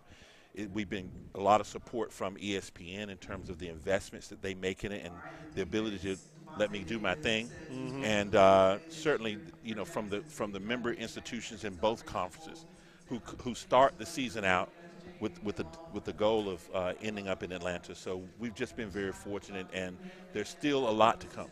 Absolutely. The beauty of what ESPN Events does, we start in Atlanta and we end in Atlanta with the SWAC MEAC Challenge and then the Celebration Bowl. And I live in Atlanta, man. There's so many alumni in that area. It is, and I'm not telling you things you guys don't know, but it's so rich with so many HBCU alums there. It is, and we have a wonderful partnership with the Atlanta HBCU Alumni Alliance, which is the largest conglomerate of HBCU alumni chapters in the country. And so when you have a place like Atlanta, which you live in, Tolly, it's a #1 destination for African Americans to travel. Mm-hmm. I like to call it Wakanda. I mean, we've got the largest HBCU conglomerate of HBCUs with the Atlanta University Center there. We have Hartsfield-Jackson International Airport. And it can continue. So it's to have. We got HBCU game day in Atlanta. Days, that's right. That's right. The studios are right there in Atlanta, yeah. So that's where it's supposed to be. So look, it is Wakanda, and so we're just excited to be able to bring both of these properties and a diversity of sport to the Atlanta market, and then to give fans a world-class, second-to-none experience, whether they're watching it or whether they come. Is something that they can be proud of, and a place that we know they enjoy being. Absolutely. And, one of the things that you tell fans all the time and that you and your staff work on is it's not just about the game, it's the experience the entire time they are in Atlanta, from the players to the coaches to the fans. Everybody has so many things that they can do to get the experience of what this weekend means. That is true, because I say to the staff, we're not in the business of putting on a football game. We create content, and that content is consumed at the point that someone decides they want to come. And how is it that they can get information? How easy is it to get tickets? What is it like when they show up at hotels? What is it like when they show up at the event? And all the way through that, so they will regurgitate the content that they experience on the back end as it relates to the time that they had engaging in it. So we focus heavily on that. And the rest sort of takes care of itself. And when you do that, then you're building a world-class platform where fans are at the forefront of an experience that they can have nowhere else. Talking with John Grant, Executive Director of the Celebration Bowl. John, ESPN has their hierarchy. Obviously, you got Plus, you might be on ESPN2, you might be on ESPN, ABC. The SWAC has really been coming up with their placement on the platform each year, more and more eyeballs. They have, and I can tell you, when the Celebration Bowl launched, there were a total of about 30 HBCU games on ESPN networks. I mean, this year, the SWAC alone will have 34 themselves, and that doesn't include games that we're covering with the SIAC, CIAA basketball, and certainly the MEAC when you look at football as well. So the idea that right now HBCU sports and HBCUs in general are as hot as they've ever been, it means that we, working with our institutions and people like you, have to help make sure that they understand how to monetize television. It's not just about being on TV, but how you take the fact that you're on TV, turn it into increased enrollment, turn it into increased donations from corporations, turn it to increased donations from your alumni association and investments in the university so that you can turn around and reinvest back into the athletic programs that are the front door to each of these universities as well. One more question before we let you go. Of course, December 16th, date of the Celebration Bowl this year in Atlanta, Georgia. What can fans expect this year? Well, the first thing they can expect is to be in Atlanta and tune in on August the 26th on ABC, because Jackson State will be taking on South Carolina State in a rematch from the 2021 Cricket Celebration Bowl. We booked that game in 2019 without any idea that they would actually meet in the Celebration Bowl. So I'm putting that out there, to SWAC fans. I'm not starting anything. But let me tell you what they're saying on the MEAC. They're saying that this is going to be the beatdown. Now I'm telling you on the SWAC side with Jackson State, they're calling it the get back. Mm-hmm. So this is like the OK Corral and the Clantons and the Earps meeting in Atlanta. Yeah. And so to start the season with such a great, high-profile, big game on ABC in prime time, I think speaks volumes to where we've evolved this to. And then to end the season on ABC, opening the bowl season with the Cricket Celebration Bowl, we couldn't have asked anything more. And certainly I want to thank again you guys and all of your cohorts to continue to advocate for what we have and what we do in helping us build it. Absolutely. Well, John Grant, the Executive Director of the Celebration Bowl, thank you so much for joining us. Thank you so much for having me. All right. Of course, starting in Atlanta and ending in Atlanta. MEAC SWAC Challenge to start the season, and, of course, the Celebration Bowl to end the season. All right, when we come back, Mississippi Valley is on the clock. We'll talk to their head coach, and we'll also get you more information on what's coming up with some of the classics this year and some games happening between the SWAC and the SEC over the next 5 years. You'll be interested in seeing where some of the SWAC schools will be playing at. We'll take this time out. We're here in Birmingham at the 2023 football kickoff here in Birmingham.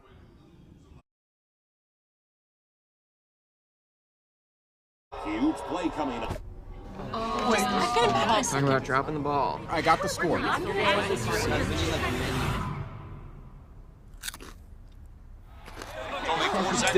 Tostitos Hardy Dippers. We are exactly what you think. We are not at all what you think. We are past, present, and future, all in one.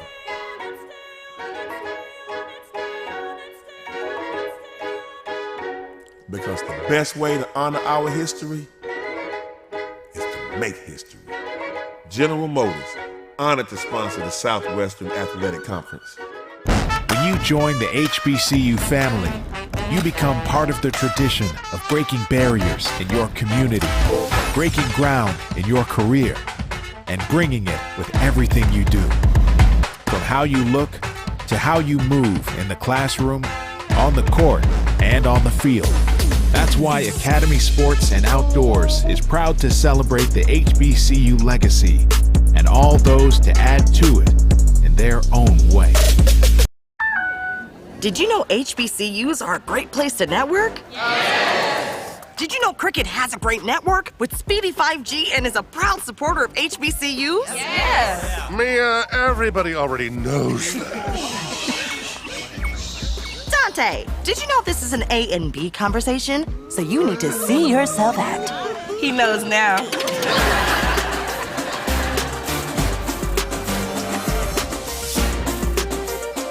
Doritos created Solid Black in 2021 to help fuel the initiatives of Black leaders seeking to drive real change, like Alvin Irby and his vision to spread literacy, literally.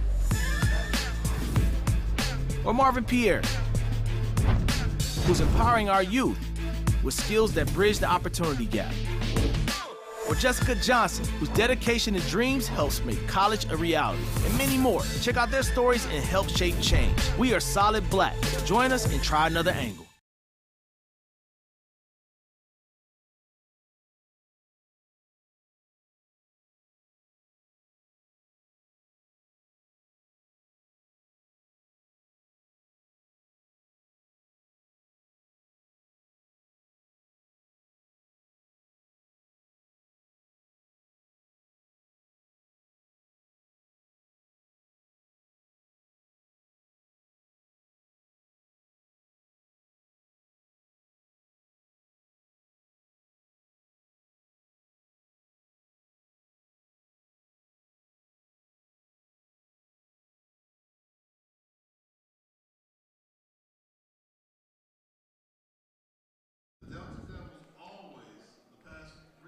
Welcome back to Birmingham, Alabama, the 2023 kickoff media day here at the Sheridan Hotel in Birmingham. And now we are joined by the head coach of the Grambling State University Tigers from the Piney Hills of North Louisiana, the head coach Hugh Jackson joining us. And Coach Jackson, thank you so much for being here, brother. Hey, thank you for having me. Excited about what a tremendous day. It is. It really is. You know, this marks the end of vacations for some or the last vacation for others. For you and your coaching staff, there hasn't been too many days off. No, and we shouldn't be too many days off. There's a lot of work we needed to do. We've dove all the way in. Our sleeves are rolled up, and we're just going to keep working. Now, look, you guys work together all the time. Santoria there at Grambling, I could have left and just taken a coffee break during this interview. So, Coach, let me try to ask you something intelligent here. You look at the stats from 2022. I know those 31 points you allowed, I know that was probably something that just stuck in your craw all offseason. Oh, absolutely, because I know when people see that, they first think of the defense. But sometimes the offense, we're putting the defense in those situations. But that's something we have to improve.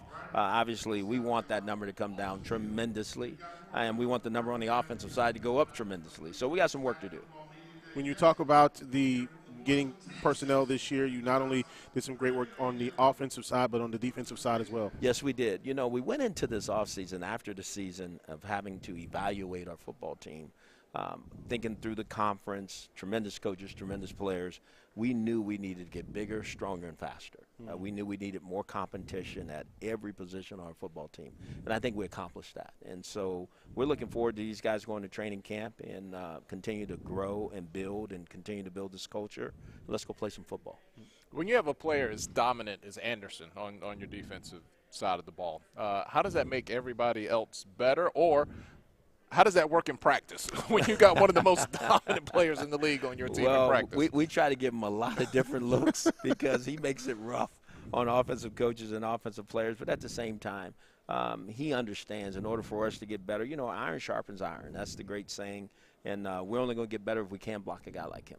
You know, he's not the only dominant guy on the defensive staff. You got some linebackers back there that are really good. Yeah, Lewis Matthews, who's also here, tremendous player, was one of the leading tacklers in the conference. You just talked about two of the better players in the conference. So defensively, that's where our strength is heading into the season. But we understand that in order for us to be great, that everybody on our football team got to raise their level of play. Now, the other thing, Coach, is that your schedule, the way you start off, you've got Hampton University to start things off. Then you play LSU. A tough 2-week stretch. Oh, absolutely. You know, we're excited about going to New York, New Jersey, and going to play in one of these classic games. That's what Coach Robinson used to always do, is take these real good football teams on the road, so take the show on the road. And then we go to LSU, who is a tremendous, tremendous football team in Baton Rouge. And so we're looking forward to it. How do you measure success in a game like LSU? I mean, a lot of people are like, oh yeah, the paycheck is the success, but I don't want the paycheck. I want to make sure we don't get injured. Right. No, it's again, we want to go and play. You know, again, we're going to go prepare the right way. We're going in there to win the game. You know, and then if it begins to be different, then we will respond differently. I think that's what you have to do in those kind of situations.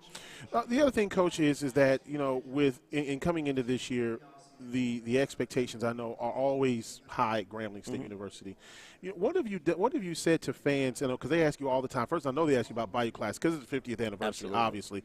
But when fans ask you questions about, you know, what is Grambling going to look like this year? How do you answer that? What does Grambling look like? I'm not going to run from that. Yeah. I mean, because you can't. That's why I have the job. You know, I came here to win championships, so I can't run from that question. What I needed to do was improve our football team so I can answer the question intelligently, and I think we did that because again, when I was first here, you know, we did recruiting, but I didn't think we really recruited to the profile of what my vision of what our football team can be. And now, being in the conference, seeing the players, seeing the coaches, I was able to redirect our thought process as to what we needed as a staff first, and then what we needed as a football team, and we did that.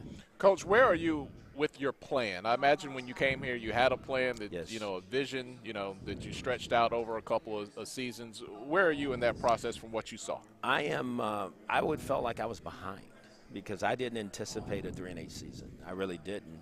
But at the same time, I understood it because there's a lot of young players that played, and when I'm playing a freshman at quarterback, that says a lot, you know. And so right now we got some catching up to do. You know, I think in year 2, hopefully I hope to catapult us into where I think we have the potential to be this year. One other thing, Coach, that I want to ask about, and I asked Coach Dooley the same thing. It is the 50th anniversary of the Bayou Classic. It is a benchmark for classics all over. Yes, when you get the 50th anniversary, it means you're doing something right. What does that mean? You've been here 1 year. You've been able to coach. You look at this as a huge game coming up, and I know fans and alumni from all over talk about how much the game means, but especially this year. No doubt. It's the 50th year. It's one of the greatest classic games in all the world. In all of college football, in my opinion. Me being a part of it last year, I was amazed. Just the electricity and everything that led up to the game. And so I'm really looking forward to it. It's going to be special. Obviously, it's the 50th year, and it's Southern and Grambling. Doesn't get any better than that. What do we do when we get that Gucci outfit and we get this fire red blazer in the like? Somebody's got to walk out the winner. Yeah, like he did a year ago, but it's time for Grambling to walk out the winner. There you go. From Absolutely. here on in. Well, Coach, of course, you know, getting ready for the start of this season. You guys start, I believe, beginning in August, if I'm not mistaken. What's a couple of things left that you want to get accomplished before the kids start coming back to get ready for the fall? Well, I want to make sure that we as a staff that we're ready to go. We're going to go on a retreat on the 28th and just spend some time really discussing what we have to do, because I think that's so important, because I want to create the vision first for the staff. And as you know, it's a top-down thing. It flows from the head coach to the assistant coaches to the players. And so that's the most important thing we have going. And then just making sure all of our players make it back safely, make it back in town on time and ready to go and eager to start this process and this journey on towards our championship. Well, Coach, it is going to be another great year. Of course, you got Hampton, you got LSU, then the first home game against Florida Memorial. It doesn't get any easier. No, it doesn't. But the fun part, Centaur, is that we're going to be at home. Yes. Early. Last year, 6 games on the road. Right. I've never seen anything like that before. So I'm just thankful that our administration made sure we were at home early in this year. So we're looking forward to being at home that 3rd game. Absolutely. Back-to-back weeks, if I'm not mistaken. Absolutely. Man. Coach, when you have a problem, talk to Santori. Right. He'll fix it. He'll get it right for us. All right, that is head coach Hugh Jackson here. We're for the Grambling State University Tigers. We are at SWAC Media Day. And, of course, Charles, you know, you had a chance to see Grambling not only from the standpoint of the Grambling Southern rivalry, but you also had a chance to see Grambling and Jackson. You know, this is going to be a really banner year.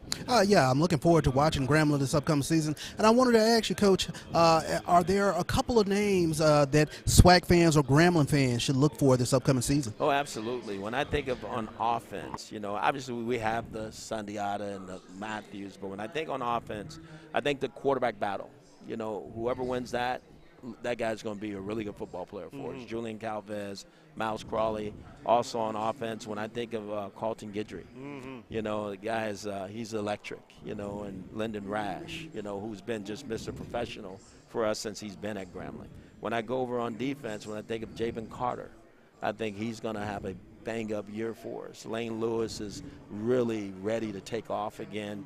And then when I look at our corner position, we feel like we're 7 deep at corner. So I'm excited about our football team and where we're headed and where we can be. Well, Coach, thank you so much. We're going to take a break. When we come back, we are expected to have Mississippi Valley on the clock. We are here in Birmingham, Alabama at the beautiful Sheridan in downtown for the 2023 football kickoff here at Media Day. Back after this.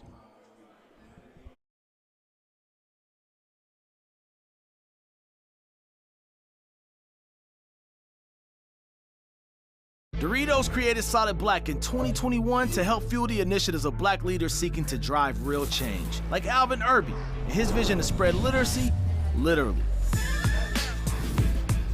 Or Marvin Pierre, who's empowering our youth with skills that bridge the opportunity gap.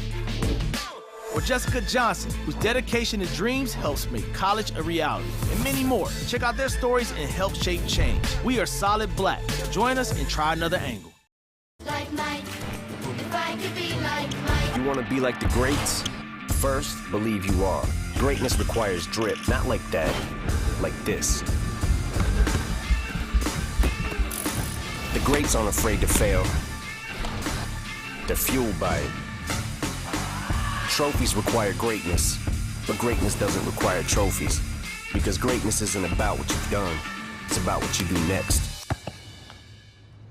Huge play coming up. Talking about dropping the ball. I got the score.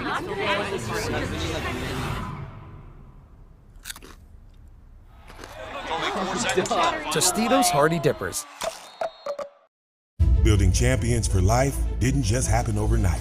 Since 1920, the Southwestern Athletic Conference, SWAC, has been in the forefront in leadership and excellence in all our athletic programs. There are very few major sports halls of fame that a SWAC athlete is not a member. Hall of Fame coaches who were stewards and mentors to these elite athletes. Our tradition, our distinction, our legacy. We are the SWAC, building champions for life. When you join the HBCU family, you become part of the tradition of breaking barriers in your community, breaking ground in your career, and bringing it with everything you do. From how you look to how you move in the classroom, on the court, and on the field. That's why Academy Sports and Outdoors is proud to celebrate the HBCU legacy and all those to add to it in their own way.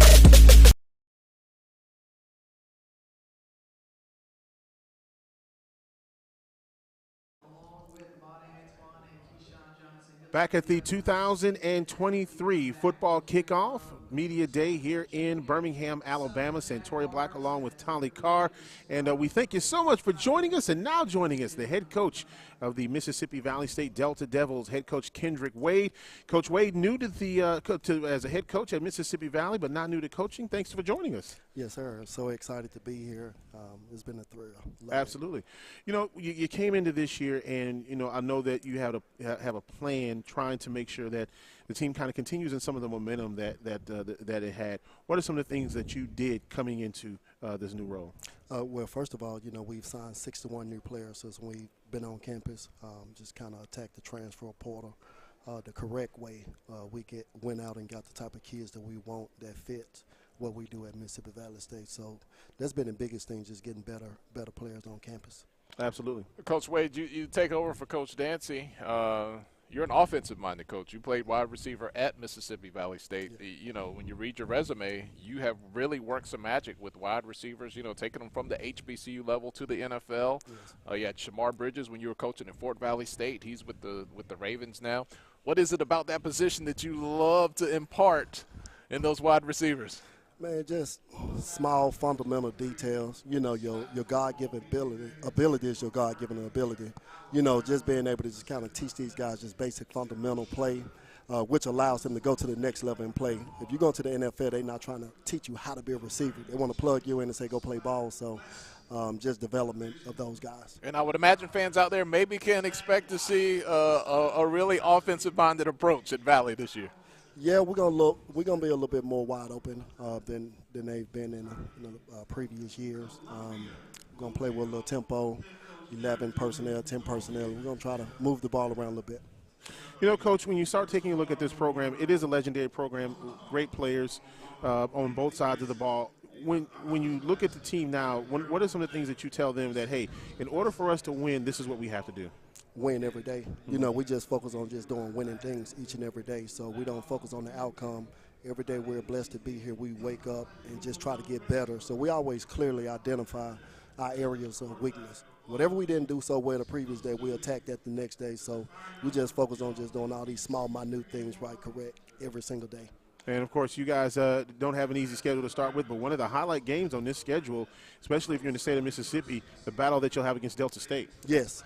Hadn't beat Delta State since I played at Valley back in 2002, and that's going to be a very exciting game. I talk to Coach Cooley all the time, a guy I worked for last year over at Delta State, and he's very excited about that game as well, so it should be fun.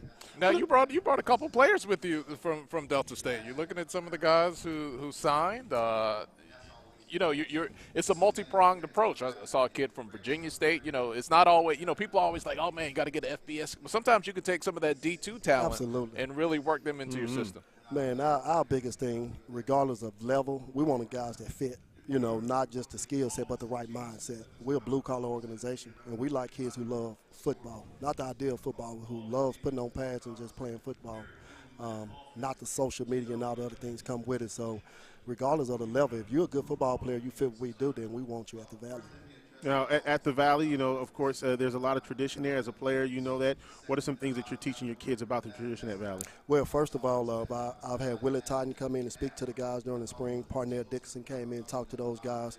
Jared Rice will be coming on August 2nd via Zoom to talk to the team. So the guys that's been there and done it at Valley, just letting those guys hear from those guys have helped out a whole lot. Man, when Jerry Rice is on that Zoom, the room should be dead silent. No kid will. It will be. Trust me, it will. Nothing but listening. Absolutely. Well, look, Coach, thank you so much for joining us. Continue success in what you do. And, you know, look, we're looking forward to a great season at the Valley. Yes, sir. Looking forward to it. Absolutely. That is Kendrick Wade, the new coach at Mississippi Valley. And now, of course, we got Charles Bishop, who's got some well-dressed Delta Devils over there with him. Charles? Very well-dressed Delta Devils down here, over here with Jamari Jones. Nice little J9 action there.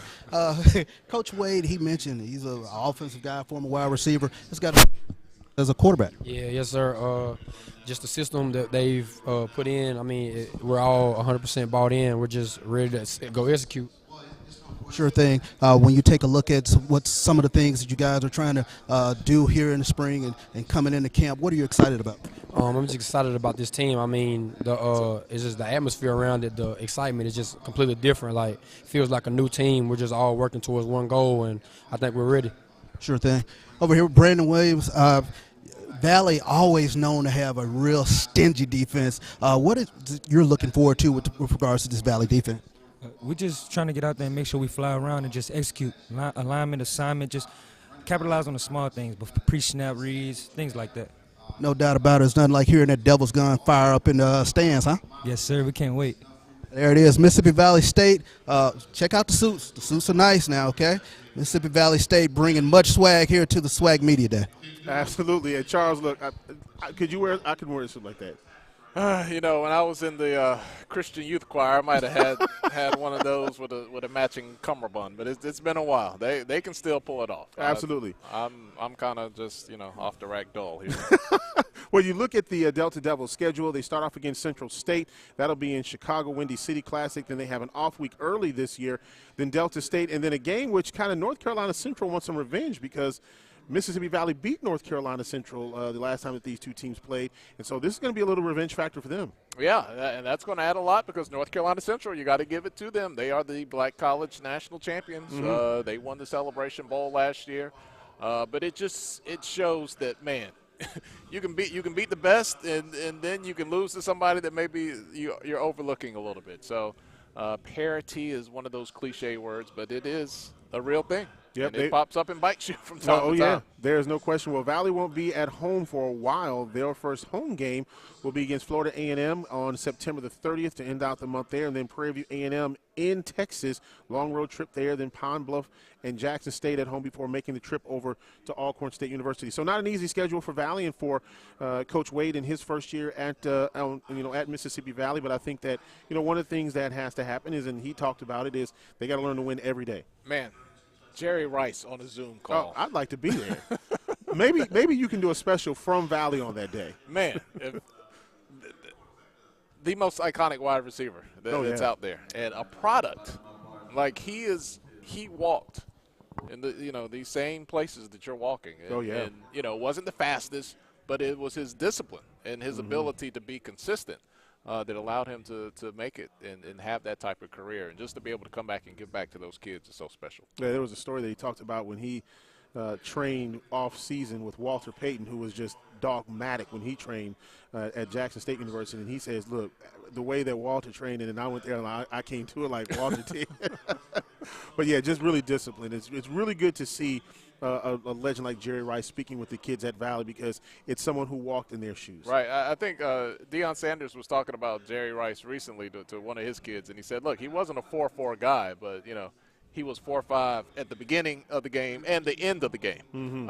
And it was that, consistency that really made his mark as, best ever to do it. Absolutely. We're going to take a short break. When we come back, we will have the second team defensive honors, and we will also talk about the Florida A&M Rattlers. And Coach Willie Simmons will be coming up in just a little bit. We are at the 2023 SWAC Media Day here in Birmingham, Alabama. Back after this.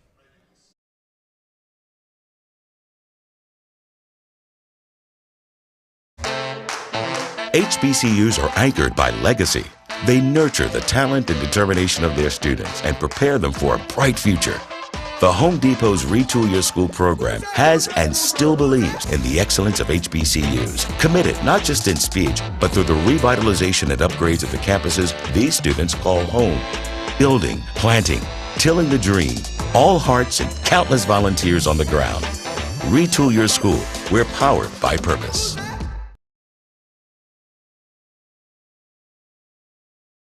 Some college players give it their all. But when I say player, I don't mean the ones with the ball. I mean the ones that play drums, the brass, the woodwinds. These players bring excitement to the stadium. Because for them, halftime isn't a break. It's game time. Pepsi is a proud supporter of HBCU students. Pepsi and HBCUs. That's what I like. Huge play coming up. Talking about dropping the ball. I got the score.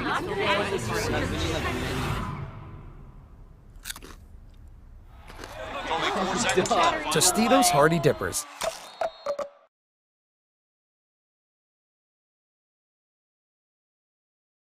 Building champions for life didn't just happen overnight. Since 1920, the Southwestern Athletic Conference, SWAC, has been in the forefront in leadership and excellence in all our athletic programs.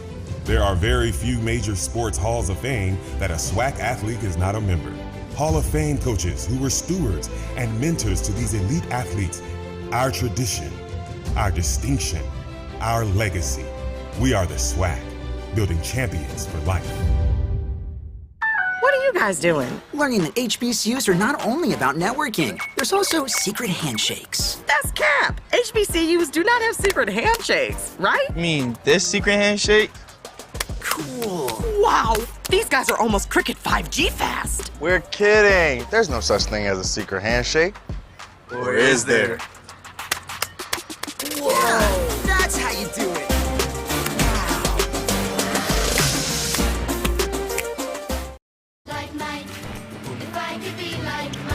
be like the greats? First, believe you are. Greatness requires drip, not like that, like this. The greats aren't afraid to fail. They're fueled by it. Trophies require greatness, but greatness doesn't require trophies. Because greatness isn't about what you've done, it's about what you do next. We are exactly what you think. We are not at all what you think. We are past, present, and future, all in one.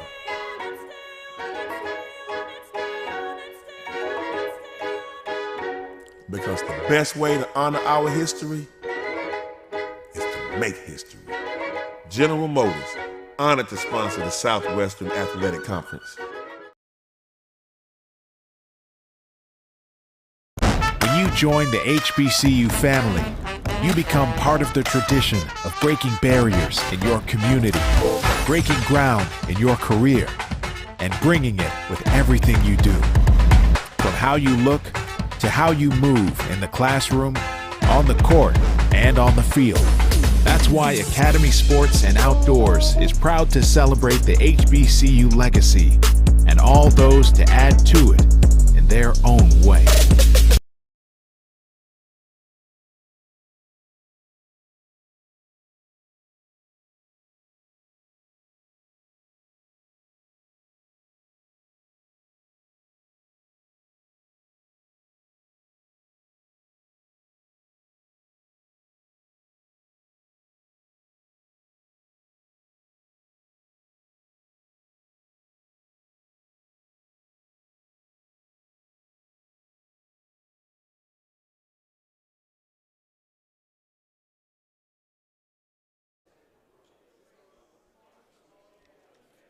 Welcome back to Birmingham, Alabama, the 2023 SWAC Football Media Day here at the Sheridan Hotel downtown. And you know, Tolly, we've been talking a lot about all the players and coaches, and one of the things that we want to get to here in just a second is the second team defense, but a little breaking news that we just had. Yeah, I just saw this online. I know you guys probably saw it even before we did, but Bronny James, the son of LeBron James, suffered a cardiac arrest while practicing today at USC, where he's a basketball player. The reports that we have seen, he was initially in intensive care. They now have upgraded him out of intensive care, but man, really a scary situation. You know, someone that young, that fit, that athletic, suffering cardiac arrest. So we definitely want to send our prayers and wishes to the James family. LeBron James, part of the reason we mentioned it, a big supporter of FAMU. Yeah. They have all those different LeBron, colorway jerseys and shoes, and he's, supported FAMU, through his branding. So just a sad moment, very fortunate that he's still alive, but suffered a cardiac arrest. Bronny James did this morning. Absolutely. Well, we're going to shift gears right now and talk about the all-conference second team on defense. And, of course, when you start looking at this second team defense on the defensive line, you look at Gibbons from Southern University, Michael Akins from Texas Southern, Kendarius Clark from Arkansas Pine Bluff, also Hunt from Florida A&M. This is gentle a very Hunt. He's not very gentle. No, he's not. He's not at all. So a very strong defensive line, and this is the second team, and this is a strong line. Yeah, you got Jalen Campbell there for Southern. Got some more guys there on that second team defense. You got Rico Dozier from Pine Bluff as well. That's a good foundation for Pine Bluff to try to build on that defensive line as they kind of start things over there. You got Ellis from Alcorn State, Adrian Maddox from Alabama State, his teammate Cale Jackson. You got Kevin Thomas and Kristen Davis there representing Grambling and Southern. Yeah, absolutely. So when you start taking a look at the second team, there's a lot of talent there, and there's some guys here that are going to be looked up to when this season starts. So very big opportunity here for these second teamers to move up to the first team. Yeah, and special teams. We got to give our shout out to the second team all SWAC special team selections. You got the place kicker there. Anthony Turnage. Yeah, there you go. We got Robbins Buplan, the punter from Southern. You got Lewis and Blackwell there from Texas Southern and Southern, return specialists. And the long snapper. Do not forget the long snapper, Braxton Blackwell. Yeah, and I can tell you Anthony Turnage, very good place kicker. So he's going to be somebody to watch out for this year. Now, of course, the Southwestern Athletic Conference will have quite a few games on television this year. We've spoke about the SWAC MEAC Challenge. We've spoke about the Celebration Bowl, Bayou Classic, all those games on television. But the ESPN schedule is out, and there are so many great games. As the commissioner said, over 80% of the games on the conference will be on television this year, starting on August the 26th, week 0. Yeah, and that's on ABC. So that means your rabbit ears. You don't have to have cable. You don't have to have a digital plan. You just put that thing on top of your TV, man. Wherever you put it, you can check out South Carolina State, Jackson State. We got Southern Alabama State. We got that Labor Day weekend, ESPN Plus, Prairie View, and Texas Southern. And then on that Sunday, you got the Orange Blossom Classic. Man, past couple of years, we figured out the East. Starting things right out of the gate, Jackson State and FAMU. Coming back the next week, you got JSU and Southern. All these games are plus, and that game's actually going to be on tape delay as well, so you can catch it a little later. That Jackson State and Southern game, you got Florida Memorial Grambling and Alabama A&M and Southern on the weekend of the 16th there. Arkansas Pine Bluff and Alabama A&M will be on the U. That'll be September the 21st, and then Bethune-Cookman at Jackson State on ESPN Plus. The same day, Alabama State at Florida A&M, and then the next week, the lone game on the ESPN networks, Grambling and Prairie View. That'll be the State Fair Classic in Dallas, Texas, a part of the Texas State Fair. And then the following week, Grambling at Alcorn, October the 7th. Grambling spoiled Alcorn's homecoming a couple of years. October the 7th, also 3 games that day, as a matter of fact. A&M at Jackson, or will play Jackson, and Florida A&M will play at Southern University. Those games yet to be determined on what ESPN platform they will be on. October the 14th, a couple of games, Alabama State at Jackson and Alabama A&M at Grambling. The following week, 2 games on the docket, Jackson State at Mississippi Valley and Florida A&M at Texas Southern. October the 28th, 3 games that day, Jackson at Arkansas Pine Bluff, and then the Magic City Classic, Alabama A&M and Alabama State right here in Birmingham, Alabama. That game on ESPN Plus. And then the last game, of course, on that October the 28th that day. And, of course, on November the 2nd, Mississippi Valley and Bethune-Cookman. The 4th, 3 games, Florida A&M and Alabama A&M. Stop being so greedy, Santori. Sorry. You're trying to read everything, man. All right, let's stay in November. Southern and Alcorn State, ESPN Plus. We got Texas Southern and Jackson State. We got Grambling at Arkansas Pine Bluff. That one's going to be on ESPNU.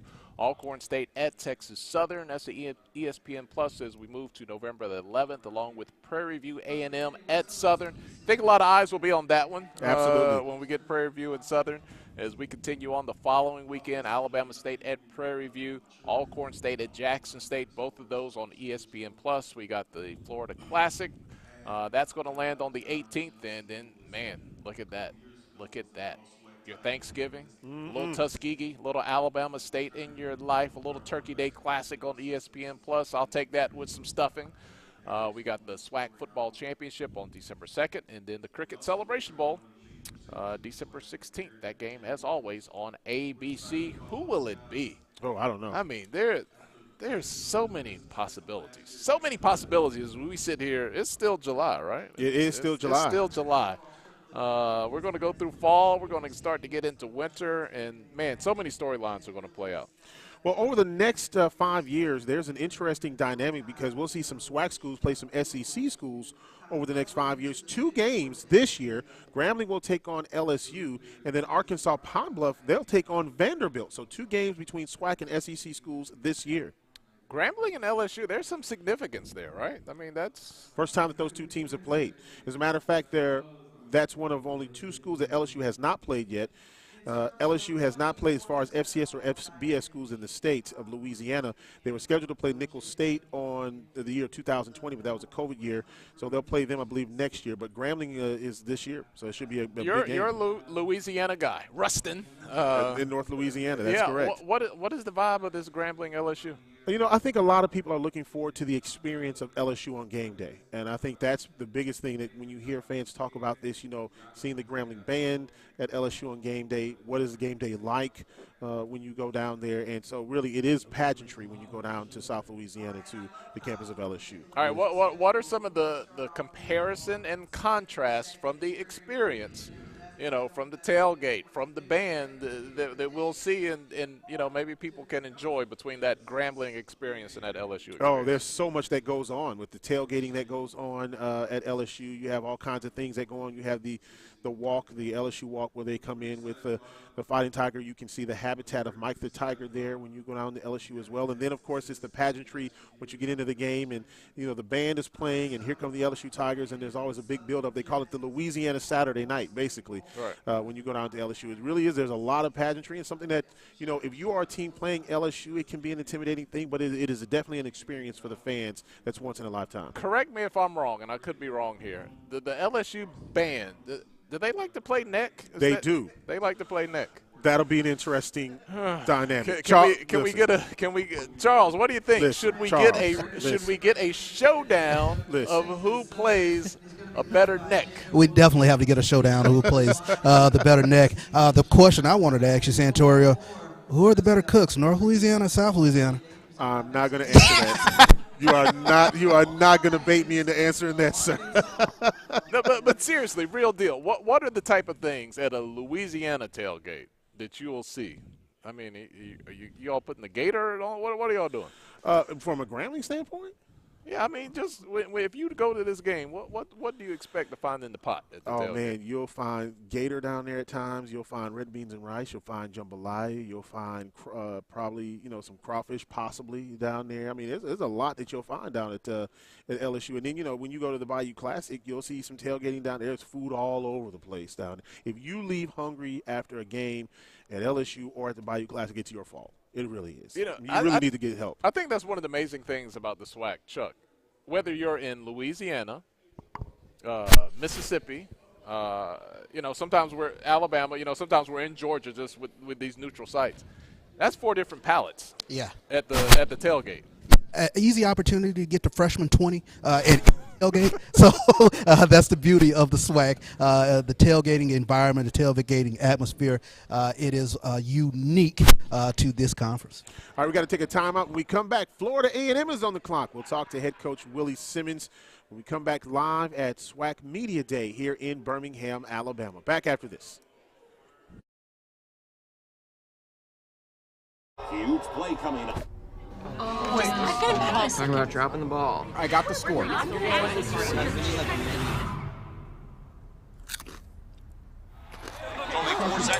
Tostitos Hardy Dippers.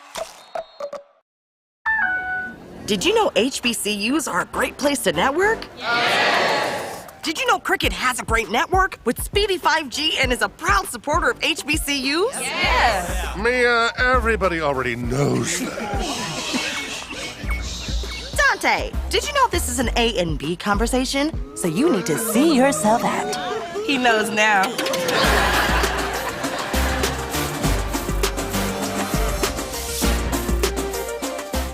Building champions for life didn't just happen overnight. Since 1920, the Southwestern Athletic Conference, SWAC, has been in the forefront in leadership and excellence in all our athletic programs. There are very few major sports halls of fame that a SWAC athlete is not a member. Hall of Fame coaches who were stewards and mentors to these elite athletes. Our tradition, our distinction, our legacy. We are the SWAC, building champions for life. We are exactly what you think. We are not at all what you think. We are past, present, and future, all in one.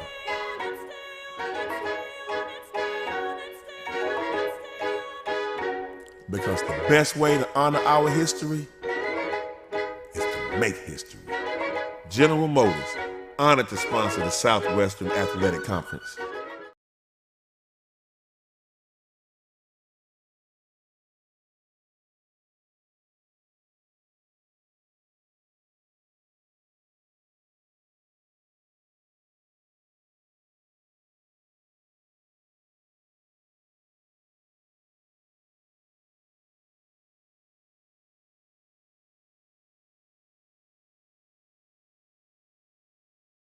Took that opportunity and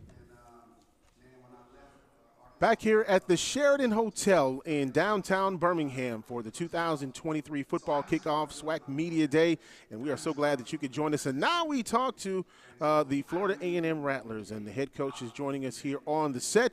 Head coach Willie Simmons. Coach, how you doing? Man, I'm doing awesome. How's it going? Absolutely, we're doing well. Well, Coach, look, we talked just before we came on. You haven't had a vacation. No, I haven't. Like I said, I think my wife took a vacation long enough for both of us, so I guess I have to live vicariously through her. Absolutely. Well, Coach, first of all, there was a lot of talk in the media about the program suspending activities, and then, of course, yesterday the activities back in place. Talk about just moving on from that point. Yeah, I mean, our team is locked in. We're focused on this upcoming season. We're a little over a week from report date, and excited to see this group come together. We have a couple of pieces left that are finishing some summer school classes, and we'll see the true addition of this 2023 team when we report on August 2nd. So we're excited about what that looks like. Obviously, everyone has picked us to win the East, so everyone knows that we're a talented bunch, and we're looking forward to getting on the field and seeing if we can prove everybody right.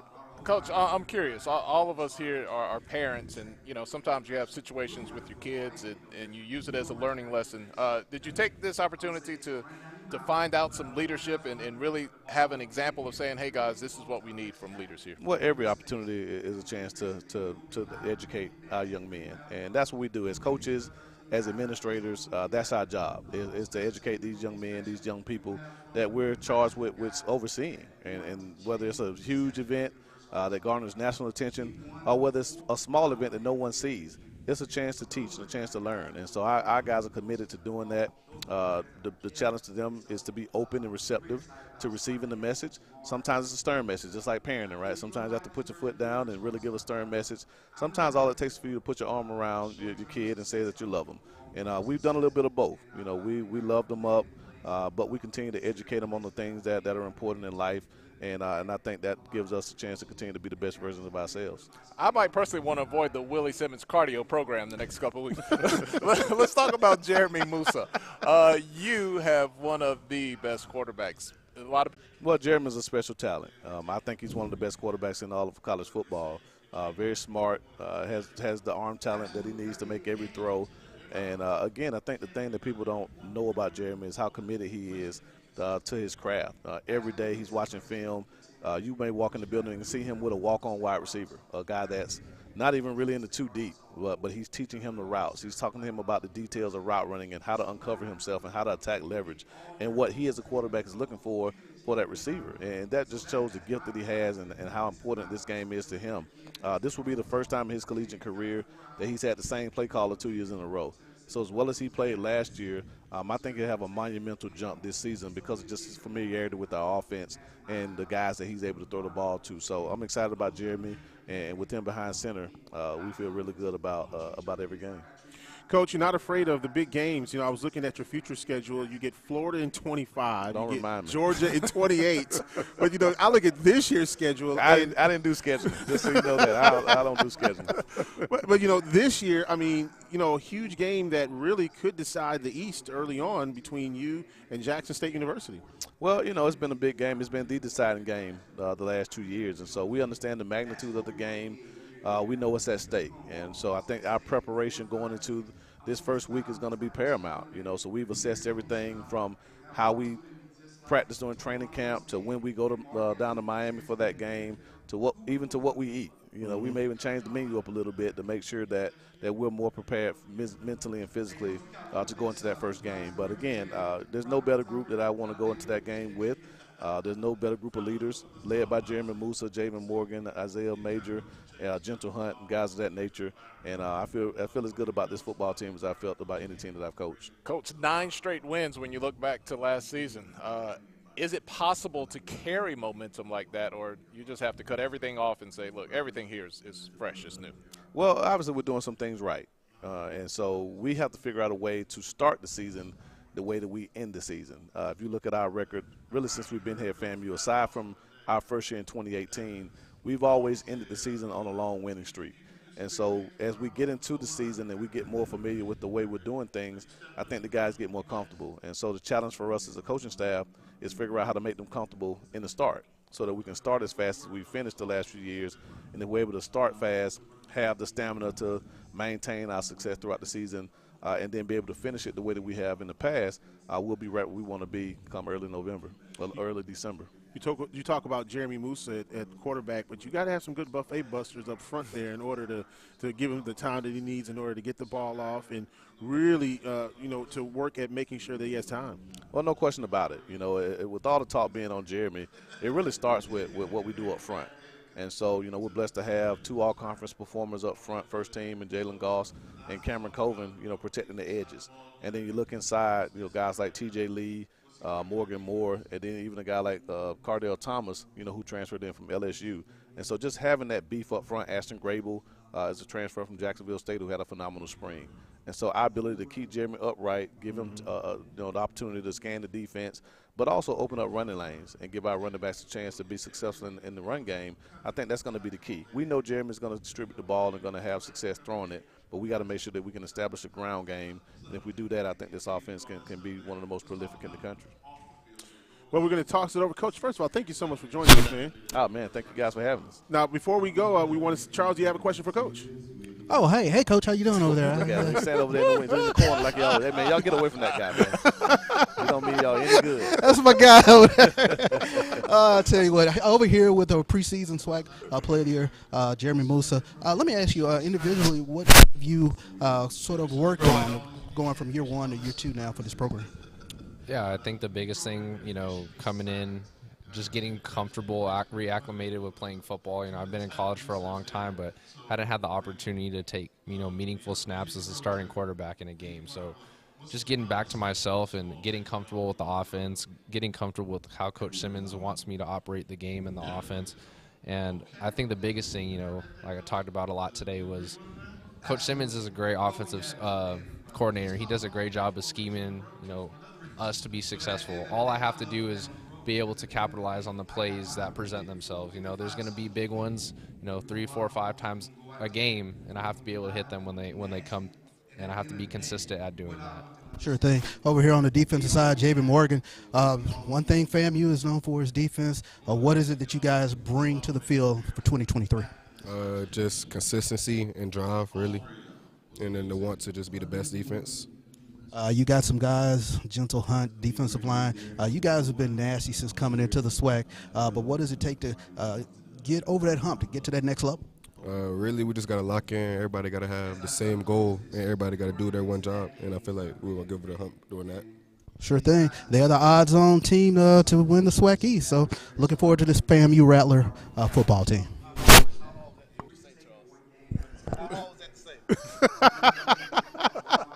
Already some good comedy between these two. I can't wait to see y'all during the course of the season. Y'all should go on the road with this, man, for real.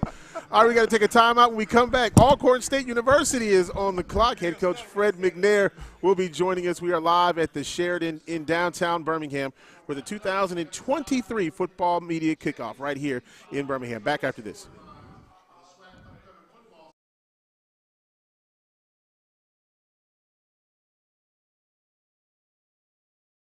Building champions for life didn't just happen overnight. Since 1920, the Southwestern Athletic Conference, SWAC, has been in the forefront in leadership and excellence in all our athletic programs. There are very few major sports halls of fame that a SWAC athlete is not a member. Hall of Fame coaches who were stewards and mentors to these elite athletes. Our tradition, our distinction, our legacy.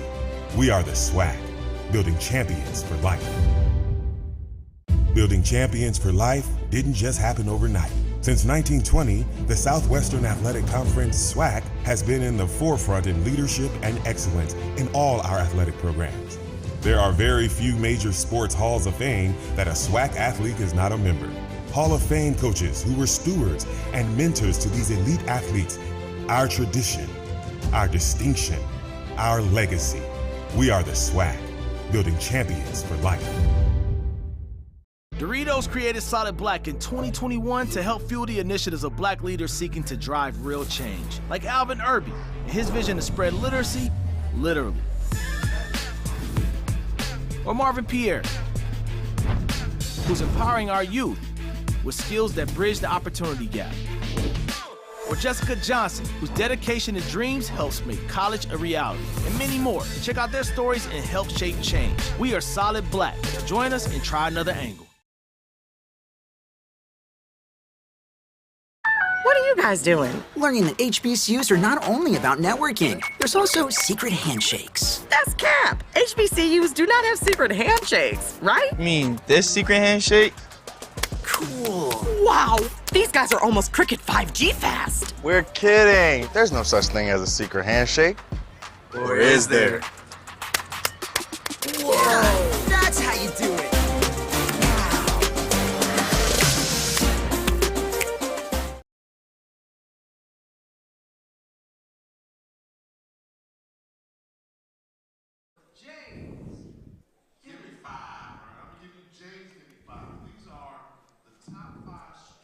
Back here at the Sheridan Hotel in Birmingham, Alabama for the 2023 media kickoff here on the SWAC Digital Network. We are now joined by the head coach of the Alcorn State University Braves, head coach Fred McNair. As Braves now on the clock. And, Coach, when you look at this upcoming season, well, first of all, thank you for joining us. And now when you look at this upcoming season, you guys don't start off very easy, do you?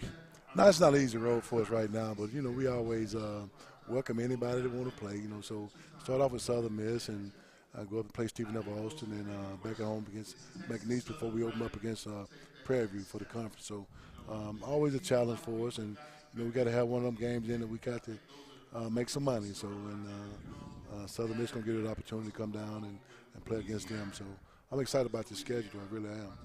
That's a nice little series that you guys put together with Stephen F. Austin.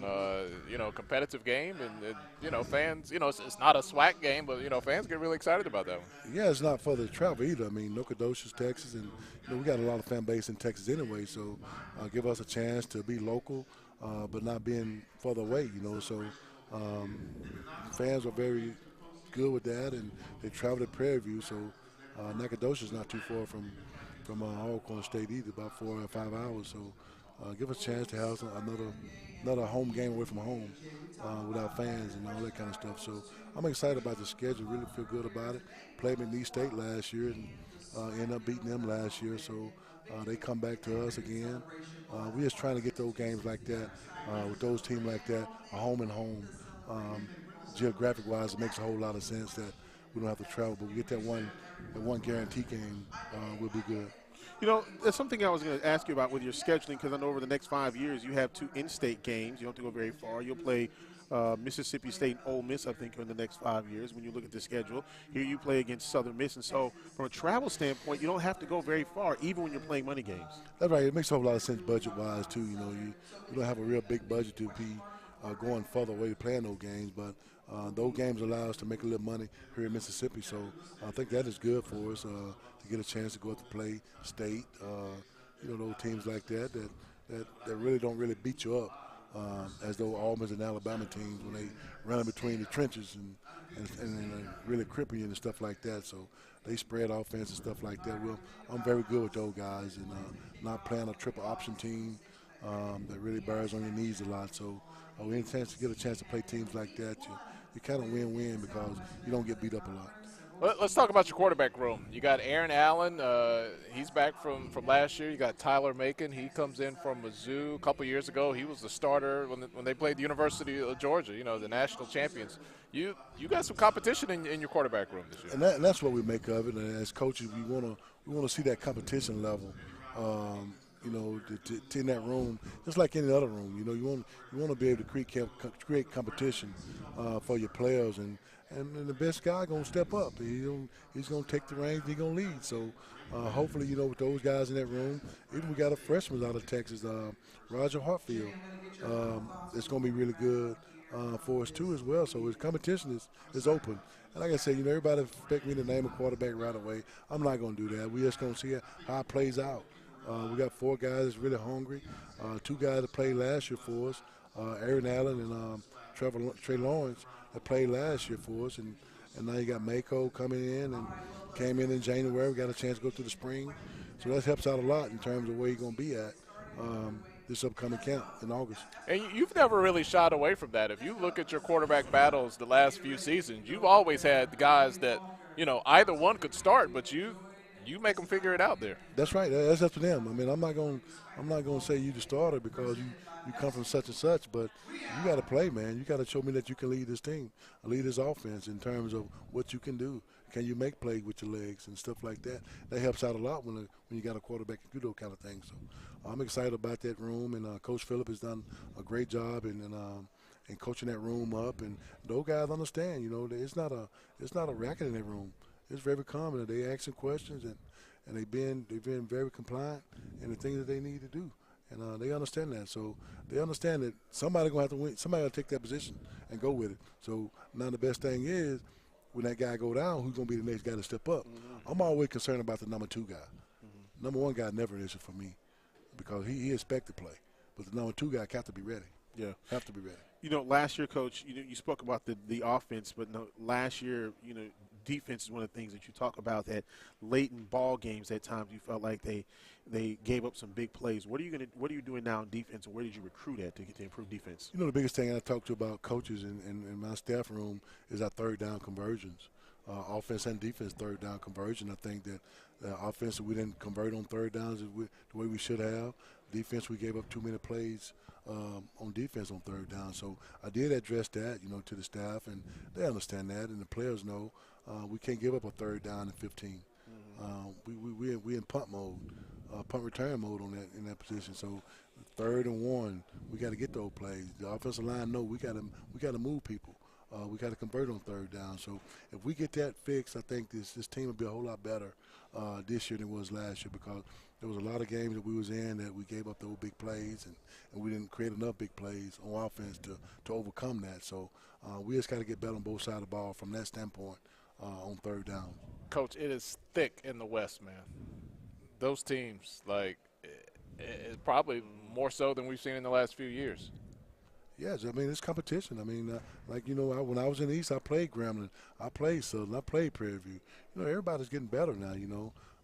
You know, Texas Southern getting better. Texas Southern beat us last year. You know, Grambling beat us last year. We was on a 3-game losing streak last year, and that's unacceptable from a brave brand of football. And the kids know that, and they felt some kind of way.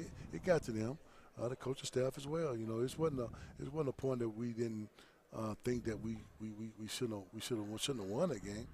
We just didn't do the thing we should have do to win it.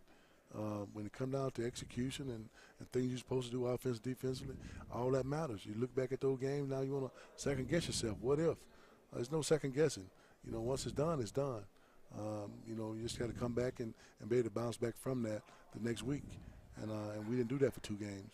We lost 1, we lost 2 more. So we had to fix that, and I think that what we did and address some of the position we did over the offseason is going to help out. I haven't had a chance to ask other coaches about this, but I wanted to ask you about it. 2 rule changes this year. One is that the clock continues now on first down after you get a first down.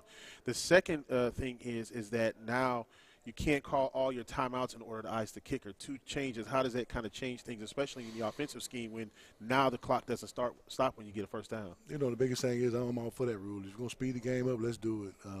I talked to Mr. Kelly about it, and I went and visited the official clinic up in Sugar Land, Texas, a few weeks ago, and had a good report with those officials in terms of seeing what they see on the field and what they're going to call and how they're going to call it. Just being in the room with those guys really helped me out to understand.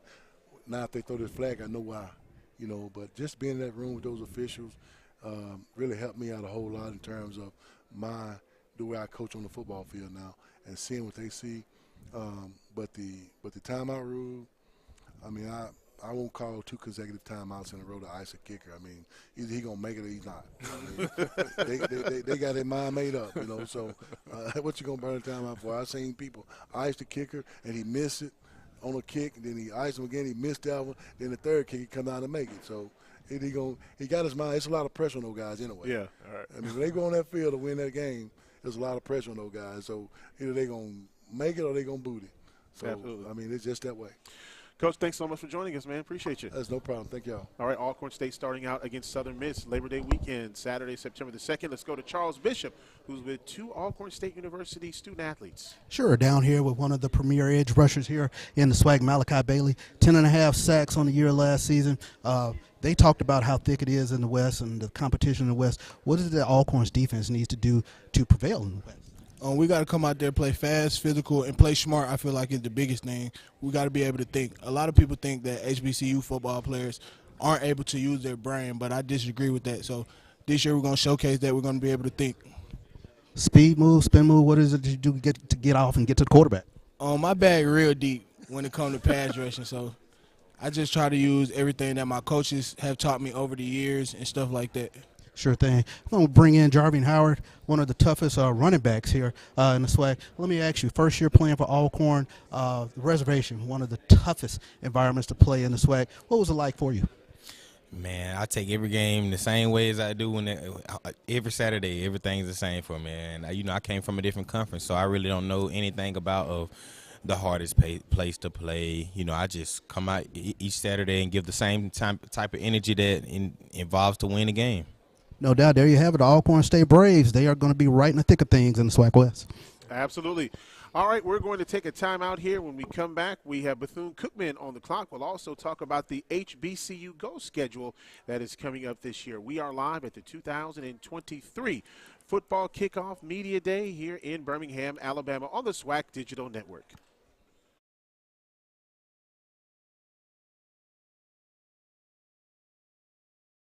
Doritos created Solid Black in 2021 to help fuel the initiatives of black leaders seeking to drive real change, like Alvin Irby and his vision to spread literacy, literally. Or Marvin Pierre, who's empowering our youth with skills that bridge the opportunity gap. Or Jessica Johnson, whose dedication to dreams helps make college a reality, and many more. Check out their stories and help shape change. We are Solid Black. Join us and try another angle. Like Mike, if I could be like Mike. You want to be like the greats? First, believe you are.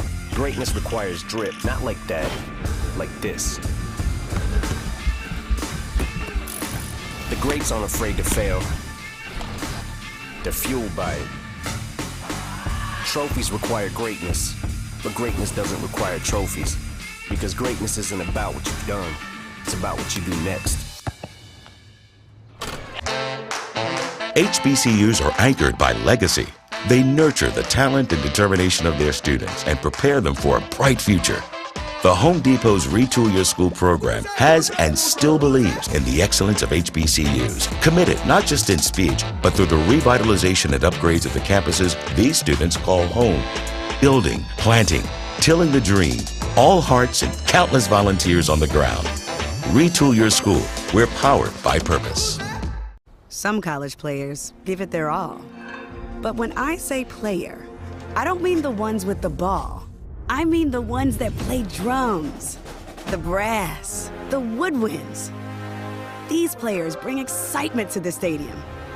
Because for them, halftime isn't a break. It's game time.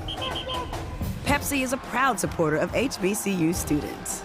Pepsi and HBCUs. That's what I like.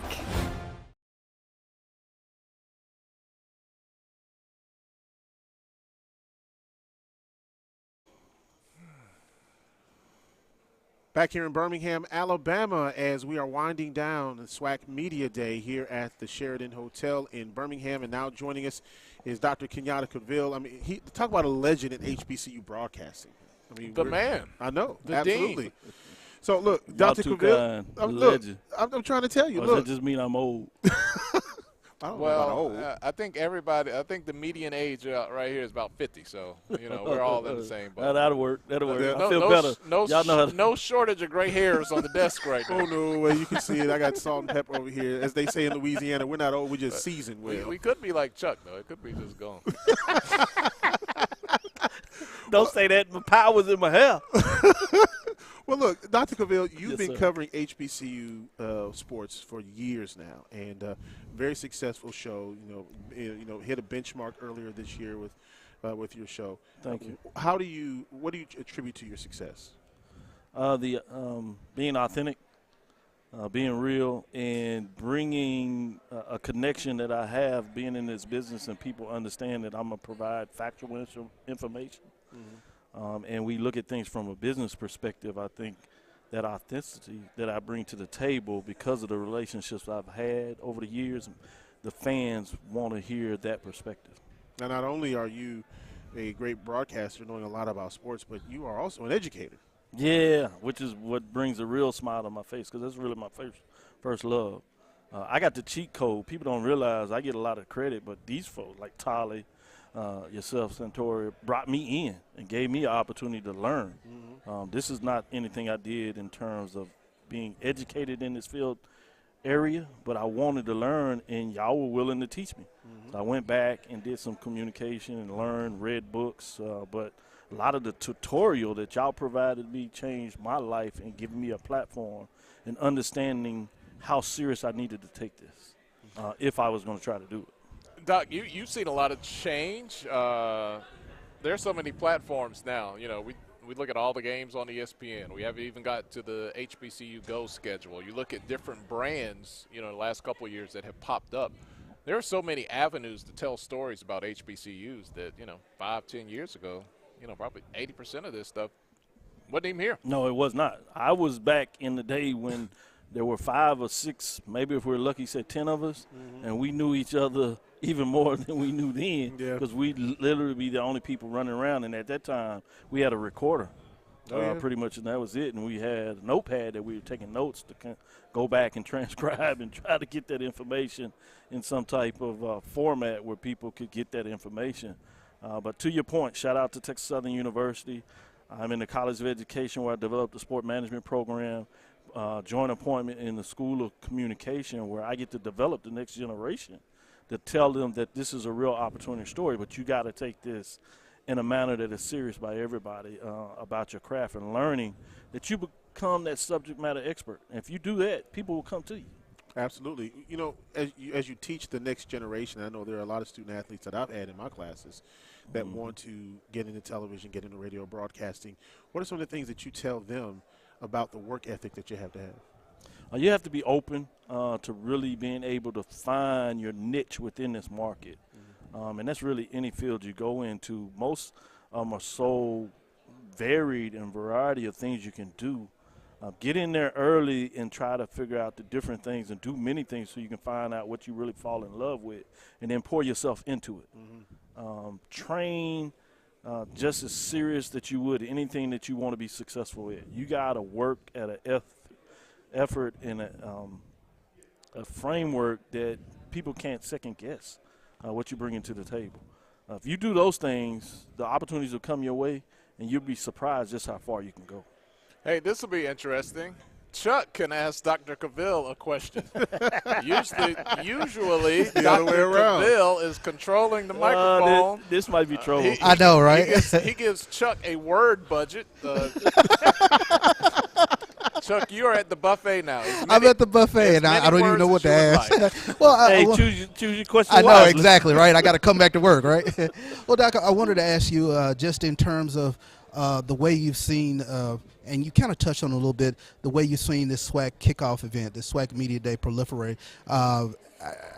you know, to kind of watch how it's grown, and for you to see the commissioner up close, what has that relationship been like in terms of being able to watch him sort of matriculate from being an AD to the commissioner? It's great because I get to bounce things off of him, ask questions. I like to think I give him pointers, but we won't say that aloud. I'm not sure how much he's actually listening, but he at least acts like it. So that's just pretty cool. But in all seriousness, it's been fun seeing this when you're talking about going from a luncheon to a full-fledged event where you have half this building covered, radio row, media room in part of it up front with the ESPN, and then the SWAC digital network that's dedicated. What you all doing, when I saw this set up, I just got excited because I was like, next step, next level, we're ready to go. Bringing power players to the table, Charles getting a chance to step up to the plate and give a different direction.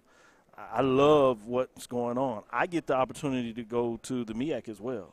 So I see what's good on that side. SIAC, we're planning to get to CIAA. Didn't get there this year just in terms of location and timing. But to see all that galvanizing for HBCU and where this thing's going is pretty sweet. Well, Dr. Cavill, you look at this year, and it's going to be let's a get tough into it. Man, look, you look at the East. Florida A&M is on top. Jackson State's second, and we kind of saw that coming with the departure of Coach Prime. And you got the Alabama schools; they're right in the middle. But when you look at this, to look at how the division could be decided early in the season on that side with FAMU and Jackson State playing so early, it's become a marquee thing. Not only there, but then you look on the other side, Prairie View and Texas Southern, first game of the season. So Labor Day weekend. Yeah, so there really is a lot of things that could be decided early on. Yeah, in a lot of ways, it's going to certainly set the template for the season, whether it's Prairie View or Texas Southern on the west. Both of those teams feel like they have what it takes to get it done. Both of those teams, oddly enough, have quarterbacks coming back. And obviously we talk about FAMU with Musa, but those are two quarterbacks that people are looking at that have a chance to make a difference. All those defense, have they gotten that much better? In a lot of ways is the question. The other thing that stuck out to me is with Southern being on the top, they had 122 points with just 13 first-place votes. You had more first-place votes for FAMU with 16, but less overall points. So that means the spread in terms of FAMU is bigger than that spread with Southern. I like to drop them data points. Yeah, so your math has outmathed my math already. I was like 16, 13, spread. What they got to eat over there? That's where my mind went. Exactly. So I'm fascinated. But one of the things that I love about this season that has me so interested, I don't really think there's a huge gap between who's coming out first with a lot of people. This is one of the first years for me in 10, 12 years where I think you can make an argument 4 deep on each side. We used to talk about the talent depth, but I think you could make an argument for the top 4 teams in the rankings, whether that's Florida A&M, Jackson State, Alabama State, or Alabama A&M coming out of the East.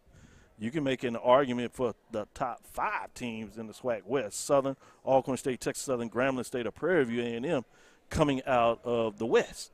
So I'm fascinated to see how this goes. And one of the things I look at, and we won't have time to get in this type of level of depth, is the schedules. Oh, yeah. Who has a certain level of schedules in a row where you have the murderous row, 2 or 3 games? Who can survive that part of the season, whether it's early, mid-part, or late? Who can get through that is going to find a way at the top. And, you talk about that, and there's, when you look at it early on, Jackson State really has a difficult schedule. You start off against South Carolina State, then you get Florida A&M and Southern back-to-back weeks there. And you're talking about the top 2 teams in each division after playing South Carolina State. And they all want revenge. Very huge revenge. Yeah, Southern wants it twice. As they got hit in the head, bopped in the head twice by Jackson State. No, that was the mouth. That was a hit in the mouth. Got to keep it 100. That was a hit in the mouth. That's very true. The only thing that I think that benefits Jackson State in that, only one of those games count in the conference standings. That's right, yeah. The Southern game was played, but it doesn't count. Obviously, the South Carolina State MEAC SWAC Challenge is a non-conference game. So even if they don't do very well in those games, if they can keep the emotional stability about themselves, they still have a chance to get it done later in the season in terms of the conference race. Doc, you work at Texas Southern University. Is there legitimate excitement this year? Everybody's excited when football. There's a difference between excitement and I think we can win. Is there I think we can win spirit at Texas Southern this year? Yes. A lot of folks are quietly confident around Texas Southern University that this is the year that they get over the hump. They literally that close fourth quarter. Oh, yeah. Tough tackle break maybe from finding a way to kind of sneak in there last year. I hate to say sneak because they were 4-1 in the West Division, but get it done where I don't think people really counted them in. This year they want to leave no doubt. So it'll be interesting to see what that looks like. But the fans are galvanized about that, and so we'll see. Yeah, you talk about Texas Southern and, the first 2 conference games they have, obviously the Labor Day Classic early on, then they've got the 2 non-conference games with Toledo and Rice and then Grambling. So they've got 2 tough conference games in the first month. Oh, we'll find out real quick about Texas Southern. Yeah. First 4 weeks, 2 conference games, Prairie View and Grambling. We'll find out real quick. Your question do they have a right to be excited in Texas Southern or not? Well, here's the thing. Part of the success is not only winning, but having a quarterback that can be that face. Yes, and they have that. Andrew Body, he knows how. He's got that swag. He's not shy on the mic. Like, there's a lot of things that could go right for Texas. And he Southern. brings in a confidence level that you don't quite see in quarterbacks in general, but particularly what you've seen in Texas Southern lately. There's a confidence that he brings to the table, and that's why they were able to win those games they did last year. Nobody counted them getting those done, but they went on the road and got some tough wins, particularly bouncing back after a tough loss on the road to Prairie View. They got it done against Southern. That's 2 years in a row. Yeah, it was a classic, but the shutout and to put it up, that was pretty impressive in terms of – then they quietly find a way to get a win against Grambling. They go to Alcorn for homecoming and shock the world. People are like, hold on, who is this guy? Andrew Body. But I think one of the major questions is how is he coming back from his injury? He's been out there practicing, looking very good in terms of what that looks like. You see him running around here very confident, healthily. But when the bullet starts flying, if you would, it'll be interesting to see what he looks like at that time. Well, Dr. Cavill, we thank you so much for what you do and all of your contributions to Black College athletics. It certainly is great to see you, brother. It's a pleasure. Appreciate it. You see me, I have my Alpha Shield on. I do want to say that's because I lost my grandfather last week. He was an Alpha man, and I don't want to down everybody, but he loved what we're doing. He followed the SWAC. He came out of the SWAC himself in the 40s, one of the first two ROTC graduates, Army ROTC graduate at Prairie View. So I just wanted to salute him and honor him. So I appreciate this. A great life. Absolutely. A great life. We'll take a timeout. We've got 2 more coaches to go, and Jay Walker will be joining us here on the set of the SWAC Digital Network. We are live here at the Sheridan Hotel in Birmingham. Back after this.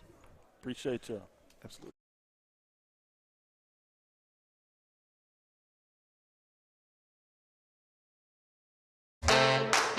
HBCUs are anchored by legacy. They nurture the talent and determination of their students and prepare them for a bright future. The Home Depot's Retool Your School program has and still believes in the excellence of HBCUs, committed not just in speech, but through the revitalization and upgrades of the campuses these students call home.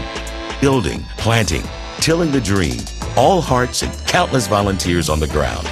Retool Your School. We're powered by purpose. Doritos created Solid Black in 2021 to help fuel the initiatives of Black leaders seeking to drive real change, like Alvin Irby and his vision to spread literacy, literally.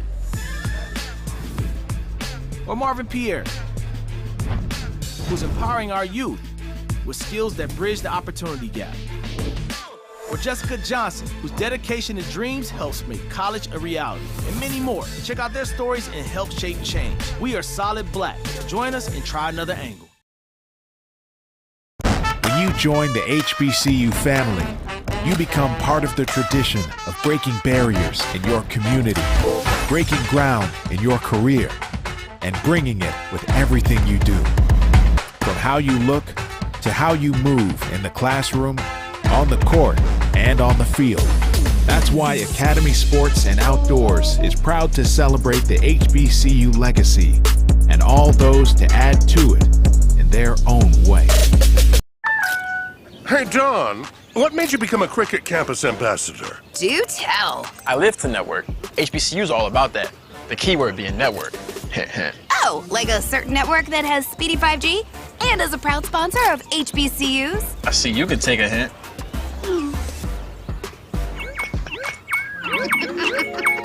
I can drop a hint too, Don.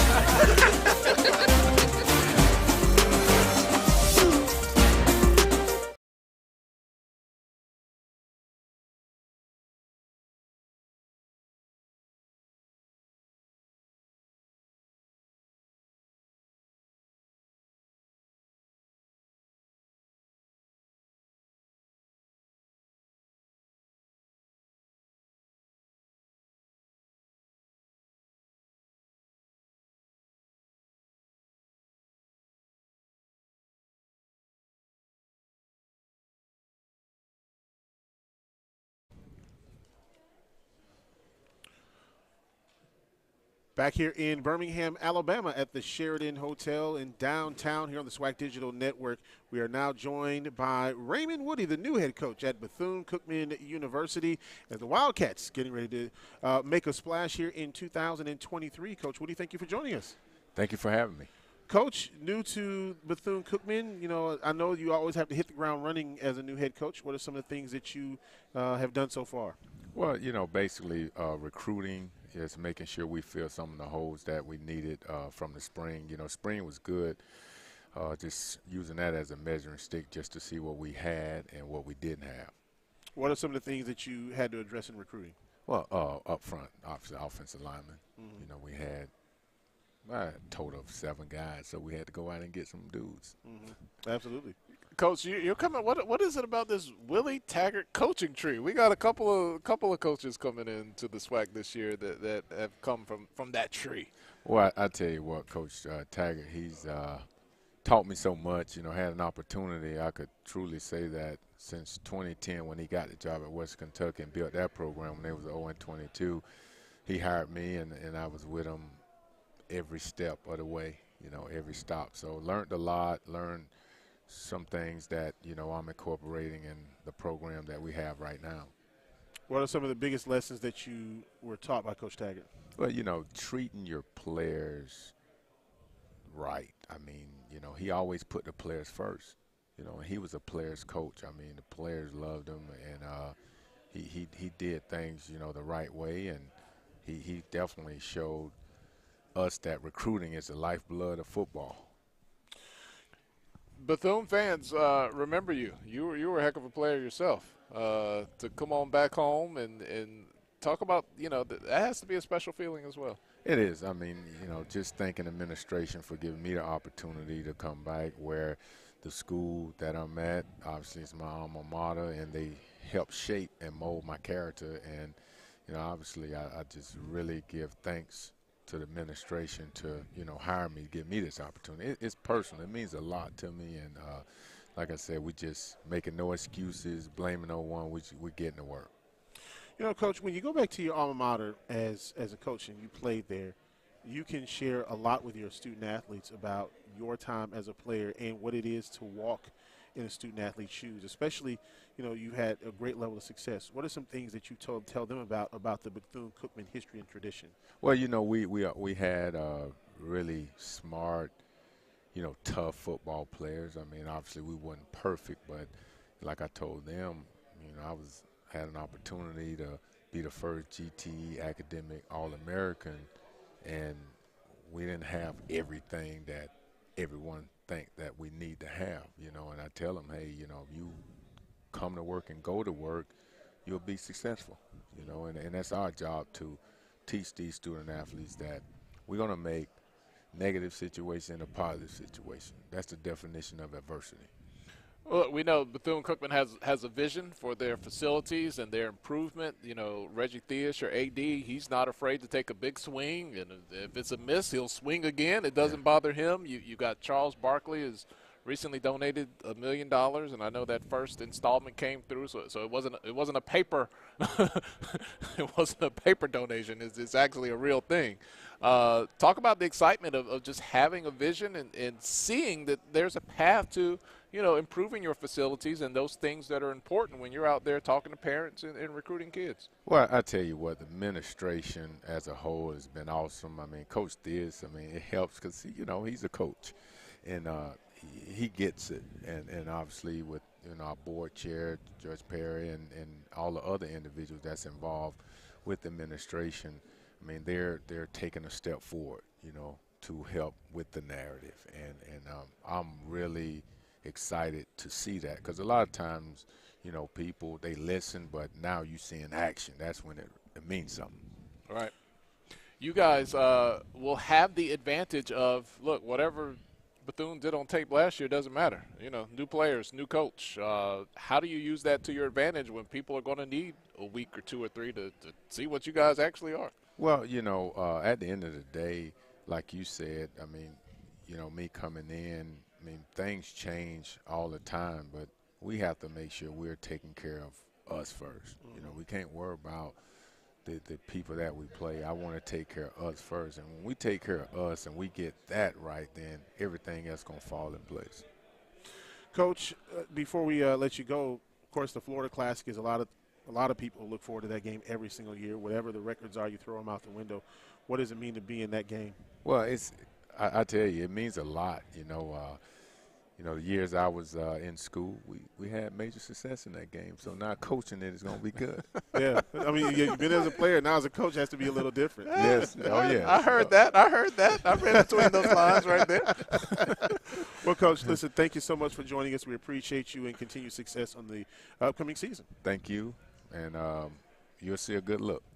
All right. Thanks a lot. Yes. Quiet confidence there. I know. Coach Woody's joining us here on the SWAC Digital Network. Charles Bishop, of course, new coach at Bethune-Cookman. And, we talk about the Florida Classic every year. And one of the things you got to do is you got to look at how good this team could be. You got a lot of great opportunities.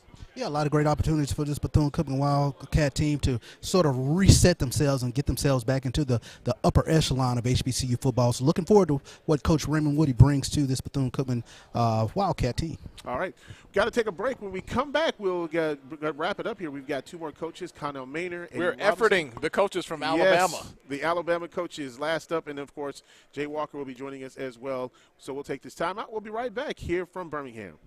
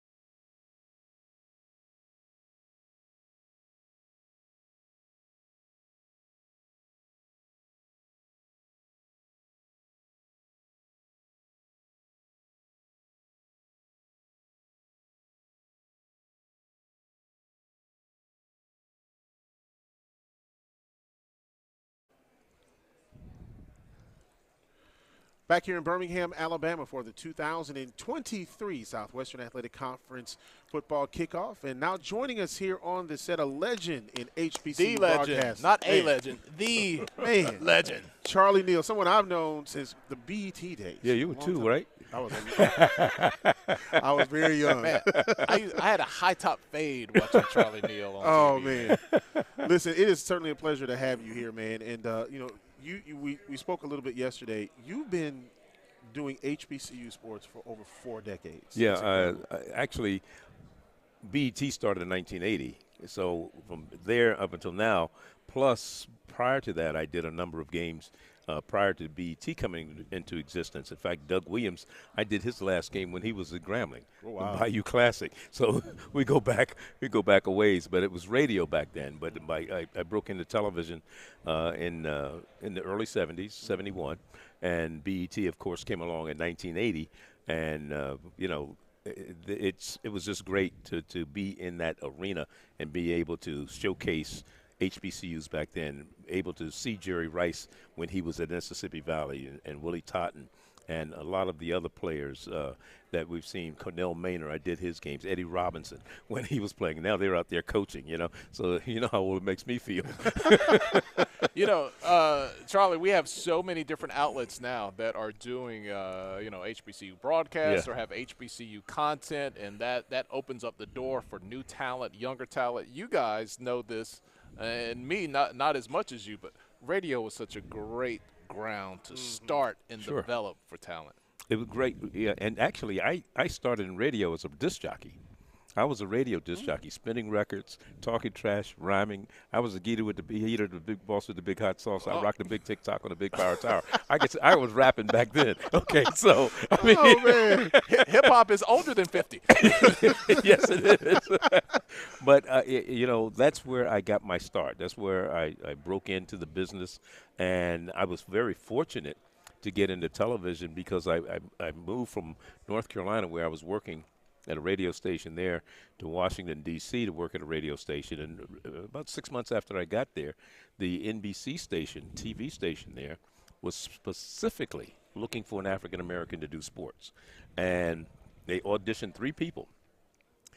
Ron Pinckney. I remember Ron Pinckney. Okay, old name in terms of HBCUs. Kurt Flood, the baseball player, and myself. And I was fortunate enough to get the job out of the 3, and it's been pretty good since then. Yeah, you spoke about Ron Pinckney. I had a chance to work with him as a student. He and Jay Penny did Grambling football for a year. And what was that like? I mean, because the guys who you all who kind of paved the way for us. You guys had to go through a lot more than we did in broadcasting. Tell me about it. I was laughing about it not long ago. I said, now. Sports information people back then were the most significant people you could deal with because there was no internet. You couldn't go on and find out stats from, they sent you these mimeographed things, and the paper was all rolled up. And when it came off the machine and it was smeared, and you may see able to get, the things that you went through. And for example, I went to do a game. I'm not even going to mention the school, but I got a set of numbers on Monday. I got another set of numbers for that same school on Wednesday. I arrived on campus on Friday. I got another set of numbers. And before kickoff, they gave me another set of numbers. So those were the types of things that you were fighting back then. But again, it was fun. You still enjoyed and looked at it from a perspective of what you're bringing to the viewing audience in terms of exposure and stories about the young men or women, whether you're doing football or basketball or whatever sport it might have been, to the viewing audience.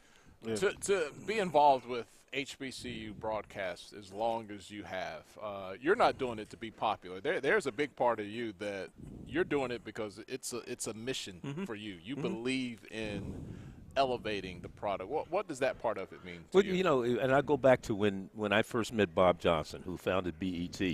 And he came to me and he says, this is what my vision. I want to put together a network that focuses on the black community. And part of that is sports. I want to do things in sports. And I don't have a lot of money, but this is what I want to do. What do you think?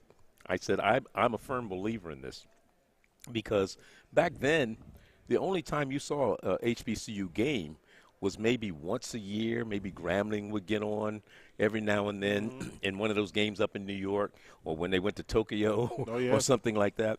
Or, you may see 1 or 2 games out of the course of a whole season and you've got 4 conferences, all right?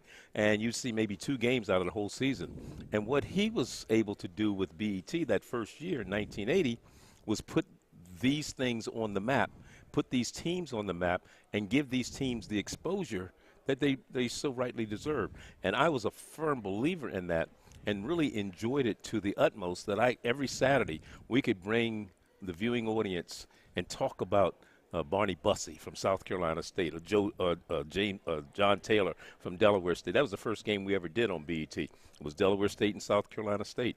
And Barney Bussey turned out to be the hero in the game after he got beaten twice by John Taylor early on in the game. But those were the types of things. Of course, John Taylor went on to star with the 49ers in the Super Bowl.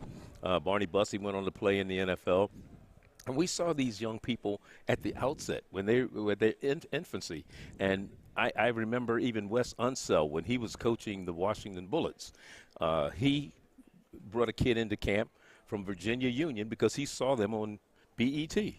Wow. So those are the types of things and the exposure that we were able to formulate and give to these young people. Now, of course, now you are giving more opportunities for schools to expand the opportunity to be on television through HBCU Go, a very detailed schedule starting out Labor Day weekend. You got a game with Valley and Central State in the Chicago Football Classic, and we'll put up the schedule here in just a little bit, and there you can see it with Pine Bluff and Tennessee State, Texas Southern Grambling, Tuskegee and Alabama A&M, Bethune-Cookman, Alabama State, and on. It's a lot of homecomings. A lot. Yeah, you guys got a lot of homecomings. We had 5 homecomings. In fact, it's interesting. My producer and I were talking earlier today. He said, pick out the best homecoming out of that whole group.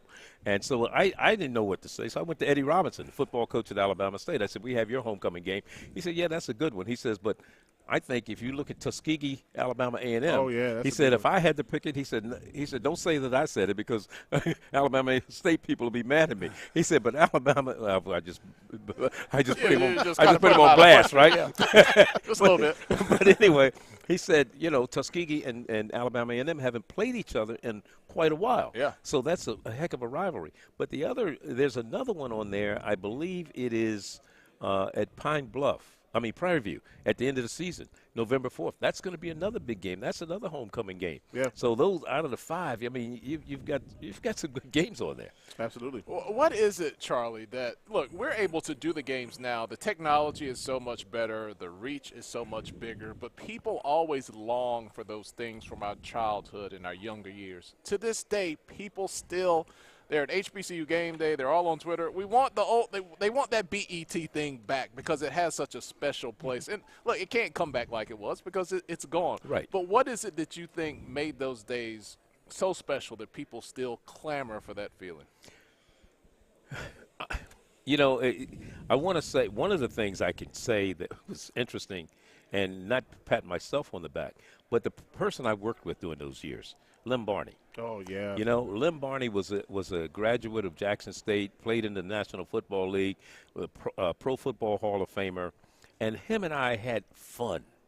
We had fun when we went into the games. We enjoyed each other. In fact, it was so funny because, of course, he was at Jackson State. If you've done games at Jackson State, and you know that stadium, especially if you're up at the top. Oh, yeah. All right? It's wide open. And every time we did a Jackson State game, I would always joke, well, I brought Lem's parachute because if they scored, he was probably going to jump out of the press box. So no, he needed a parachute to make it down to the ground safely. And we would have fun like that. We met people and we would interview people like Biz Marquis.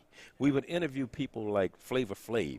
I mean, we would have these types of situations. It wasn't just the sports aspect of it. It was the whole social side of the black community. Charles, we want to get a question in for Charlie Neal. Yeah, I wanted to ask, first and foremost, thank you for everything that you've done with regards to broadcasting. Thank you. But is there one game that just is seared in your memory? It was a 6 overtime game. It was Florida A&M and Hampton University. Joe Taylor was coaching Hampton. That's right. Billy Joe was coaching down at Florida A&M. It was the Circle City Classic in Indianapolis, Indiana. 58-56 or something, I think, was the final score. But it was a first six overtime game. They changed the rules after that on the way you do overtimes in football. You got to go for 2 and all of that now. But back then you didn't. You just kept going and going and going. And I think we were there half the night. I was talking to Eddie Kelly, the supervisor of officials for the conference yesterday, and I was telling him how I would come into the games with the SWAC officials. And the first thing I'd say is, even though it's a 1 o'clock game, Hey, listen, keep the flags in your pocket. My flight leaves at 6 in the morning. Oh, man. Charlie Neal joining us here. Look, it is. Get out of here. Yeah. It is. It's so great to talk to you, man. We really appreciate you. And just thanks for being the trailblazer that's given us the opportunity. Well, you guys are doing a great job also. And I'm happy to be here. And one of the things I know we're looking, even though we're separate entities, there's no reason why we can't come together and work together as an organization. Whether it's game day or HBCU Go, we are one. Absolutely. That's a point. That is such a great point. It takes – because we are smaller companies. When you look at, all right, how does HBCU football compete with FBS? How does it get to that level? It takes a partnership with the fans, with the sponsors, with the broadcasters. Because, look, we don't have the billions like some of these other people do. Right. It has to be a strategic partnership to elevate, and it is possible. Yes, it is, and I'm just so happy that we're developing that partnership. And it's just not on paper, but it's here. And we're here, and we're here together, and that's saying something. Charlie, thank you so much for joining us, brother. All right, my man. Absolutely. Thank you. Thank you very much. All right, we got to take a break. When we come back, we'll try to wrap things up. Got 2 more coaches to go, and Jay Walker on the way. Back after this here from Birmingham, Alabama. I'm going to say strong maybes. Strong maybes.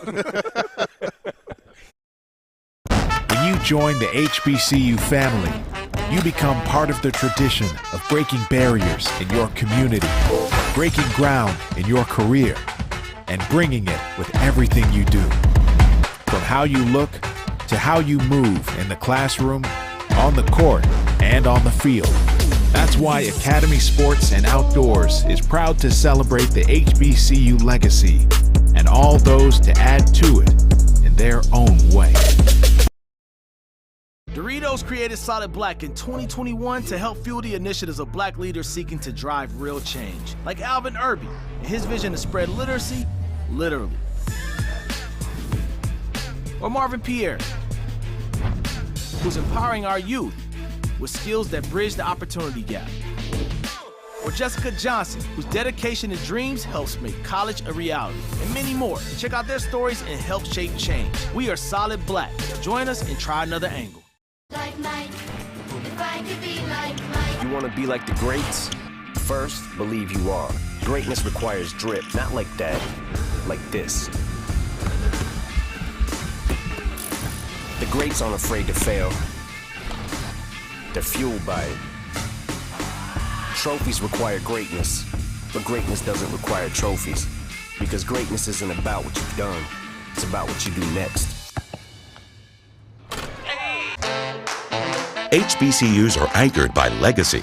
They nurture the talent and determination of their students and prepare them for a bright future. The Home Depot's Retool Your School program has and still believes in the excellence of HBCUs. Committed not just in speech, but through the revitalization and upgrades of the campuses these students call home. Building, planting, tilling the dream, all hearts and countless volunteers on the ground. Retool Your School. We're powered by purpose. Some college players give it their all. But when I say player, I don't mean the ones with the ball. I mean the ones that play drums, the brass, the woodwinds. These players bring excitement to the stadium. Because for them, halftime isn't a break. It's game time. Pepsi is a proud supporter of HBCU students. Pepsi and HBCUs, that's what I like. Building champions for life didn't just happen overnight. Since 1920, the Southwestern Athletic Conference, SWAC, has been in the forefront in leadership and excellence in all our athletic programs. There are very few major sports halls of fame that a SWAC athlete is not a member. Hall of Fame coaches who were stewards and mentors to these elite athletes. Our tradition, our distinction, our legacy. We are the SWAC, building champions for life.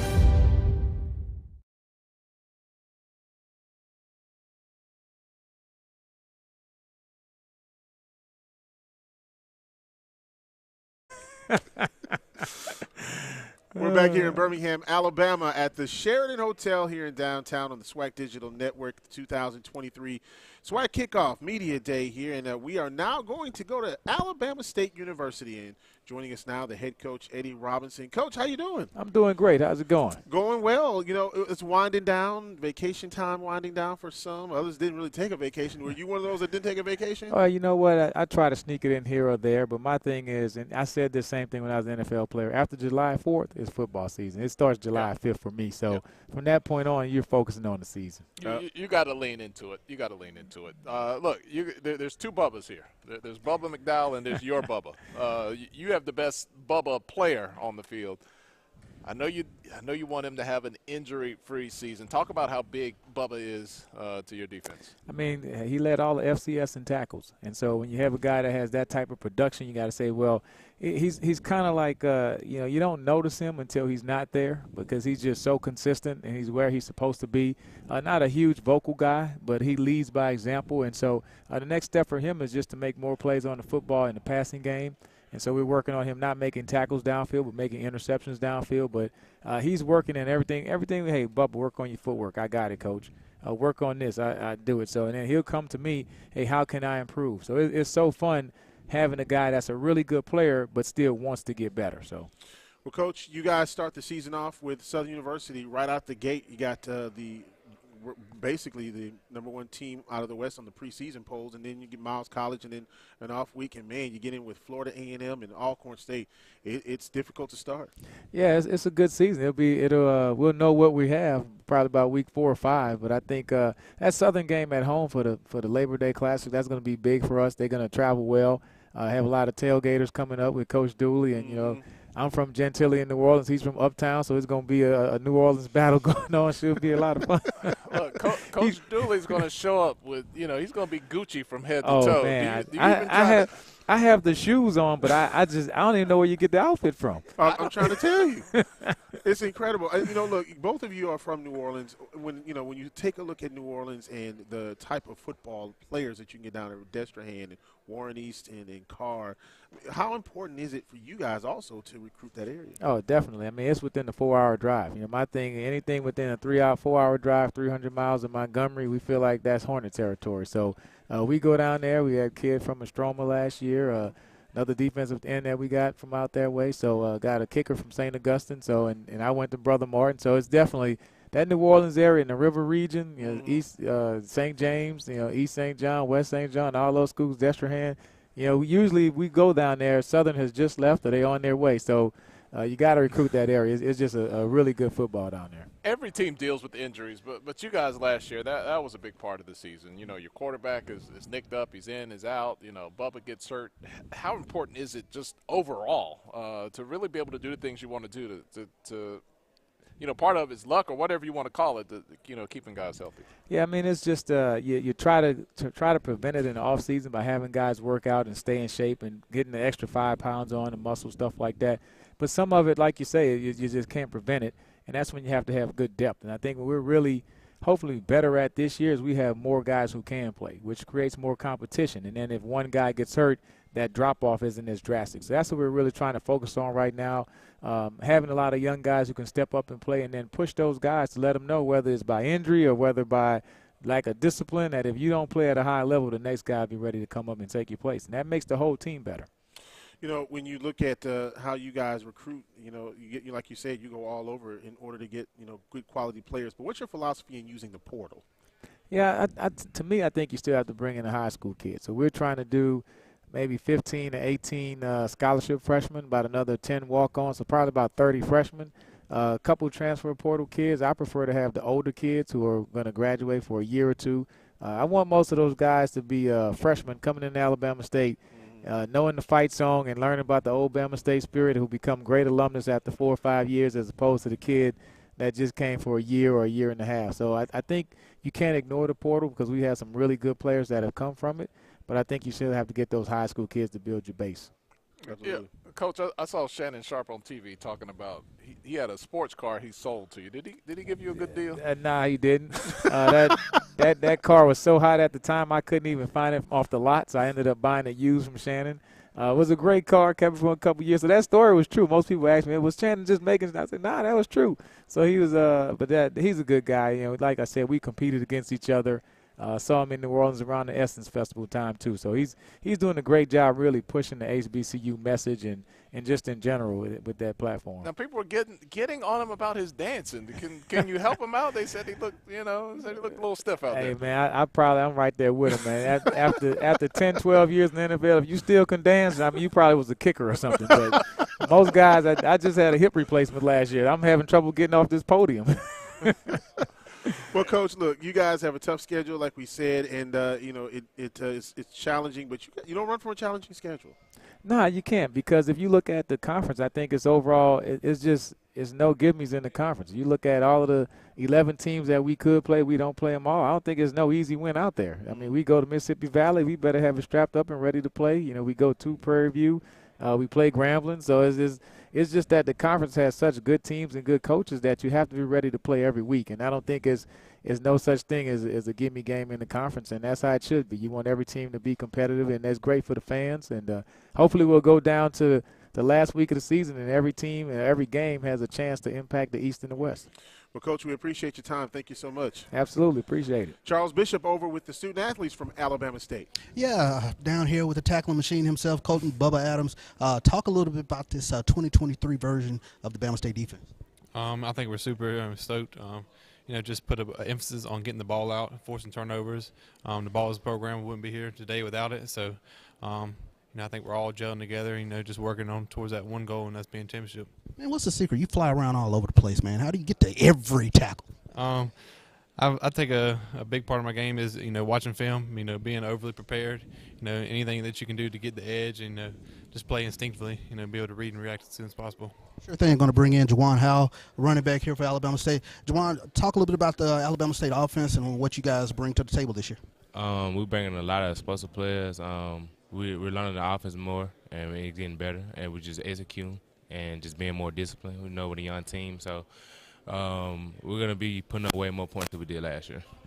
In terms of trying to put more points up to try to bump yourself into that upper echelon, what's it going to take, especially from the running back room? Just being physical and knowing your assignment and playing each play, every play, not overthinking the situation and just doing what the coaches tell us to do. No doubt. It's the Alabama State Hornets. They're ready to go for the year. All right, thanks a lot, Charles. We'll take a break. One more coach to go. That is Connell Maynard from Alabama A&M You want us to University. tell Connell anything? You know what? Tell Connor that once again he had to go after Alabama State. It seems like every time I go, he's coming up right behind me. I love that because, they always in front of us. It's Alabama A&M and Alabama State on all of the conference calls. So the fact that I got to go first once again, I love that. Be sure to tell him that, too. We will definitely tell him. We'll take this time out live here in Birmingham at SWAC Media Day at the Sheraton Hotel here on the SWAC Digital Network.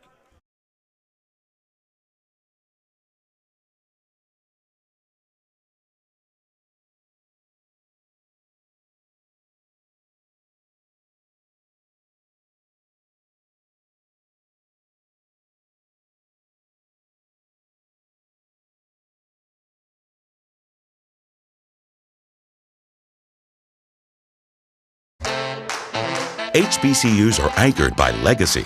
They nurture the talent and determination of their students and prepare them for a bright future. The Home Depot's Retool Your School program has and still believes in the excellence of HBCUs, committed not just in speech, but through the revitalization and upgrades of the campuses these students call home.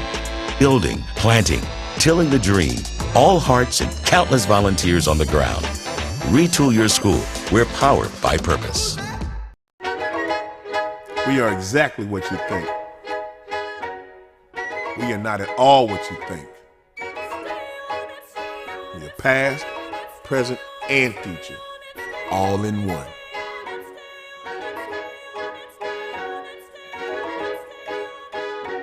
Because the best way to honor our history is to make history. General Motors, honored to sponsor the Southwestern Athletic Conference. You want to be like the greats? First, believe you are. Greatness requires drip, not like that, like this. The greats aren't afraid to fail. They're fueled by it. Trophies require greatness, but greatness doesn't require trophies. Because greatness isn't about what you've done, it's about what you do next. Building champions for life didn't just happen overnight. Since 1920, the Southwestern Athletic Conference, SWAC, has been in the forefront in leadership and excellence in all our athletic programs. There are very few major sports halls of fame that a SWAC athlete is not a member. Hall of Fame coaches who were stewards and mentors to these elite athletes. Our tradition, our distinction, our legacy. We are the SWAC, building champions for life. When you join the HBCU family, you become part of the tradition of breaking barriers in your community, breaking ground in your career, and bringing it with everything you do. From how you look to how you move in the classroom, on the court, and on the field. That's why Academy Sports and Outdoors is proud to celebrate the HBCU legacy and all those to add to it in their own way.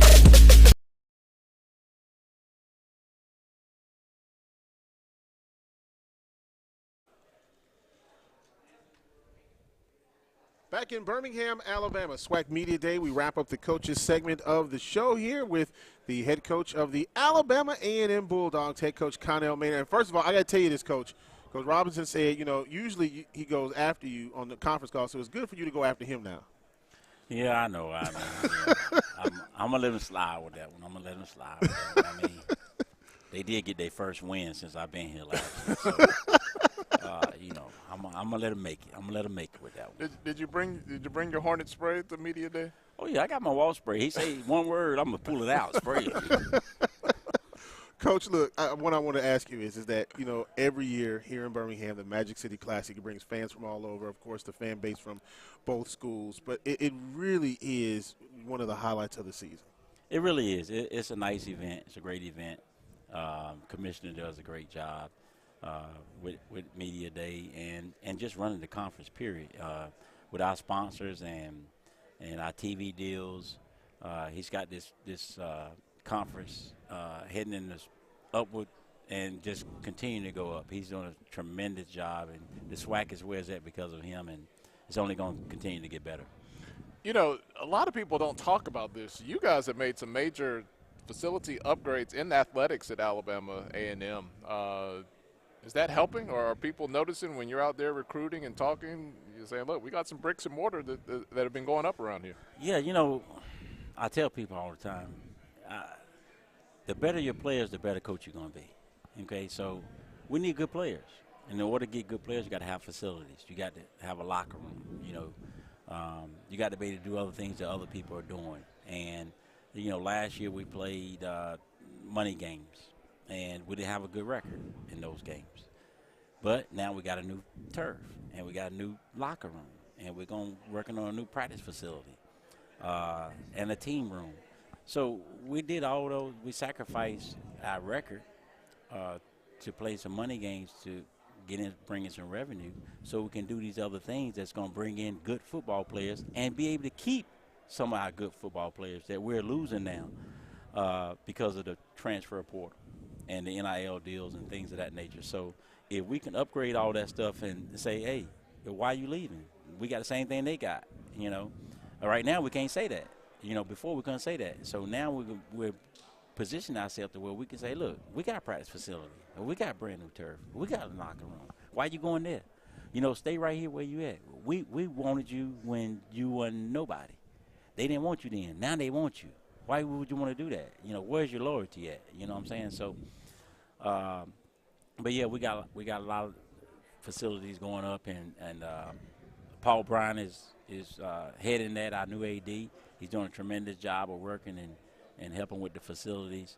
And then our president, Daniel K. Williams, is doing a great job too, not only in our STEM program and the rest of the school, but in athletics. So it starts at the top, and when you get those two on board, and then everybody else is on board. And so A&M is growing. We got plenty of land, and now with new facilities, we want to be second to none. We want to be second to nobody in FCS football with our facilities and where we run our program and our university. So that's where we're headed. Coach, you know, look at your schedule, and of course you got Tuskegee on there. You haven't played them in a while. It has to feel good getting a neighboring school like Tuskegee where there's a lot of history between you two. It is, and that's the big talk. I mean, they talk about that game now probably more than the Classic. You know, Tuskegee, when they come and this and that, and Coach, I didn't go to A&M, but my son went to A&M, and I just want you to do one thing. Beat Tuskegee.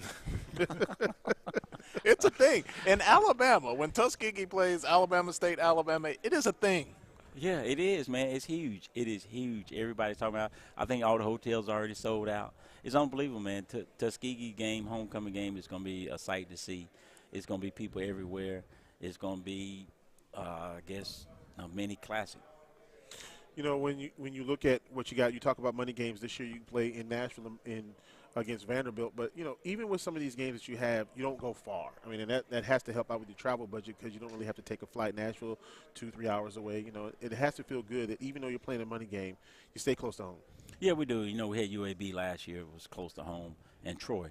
So, you know, we want to try to keep them as close as possible. But when you play those games, a lot of times the money you get from that will take care of the travel too. But the closer it is, the more money you get to bring back home. So, you know, just playing right up the street is good. We just want to be competitive in those games and get out there healthy and keep our horses healthy for the conference run. You played two quarterbacks last year. You had Langford and Casey, and you kind of went with who had the hot hand. What are you anticipating for this year out of the QB room? I really don't want to play two quarterbacks. I want to play one. So I need somebody that understands that the quarterback position has to make everybody else better.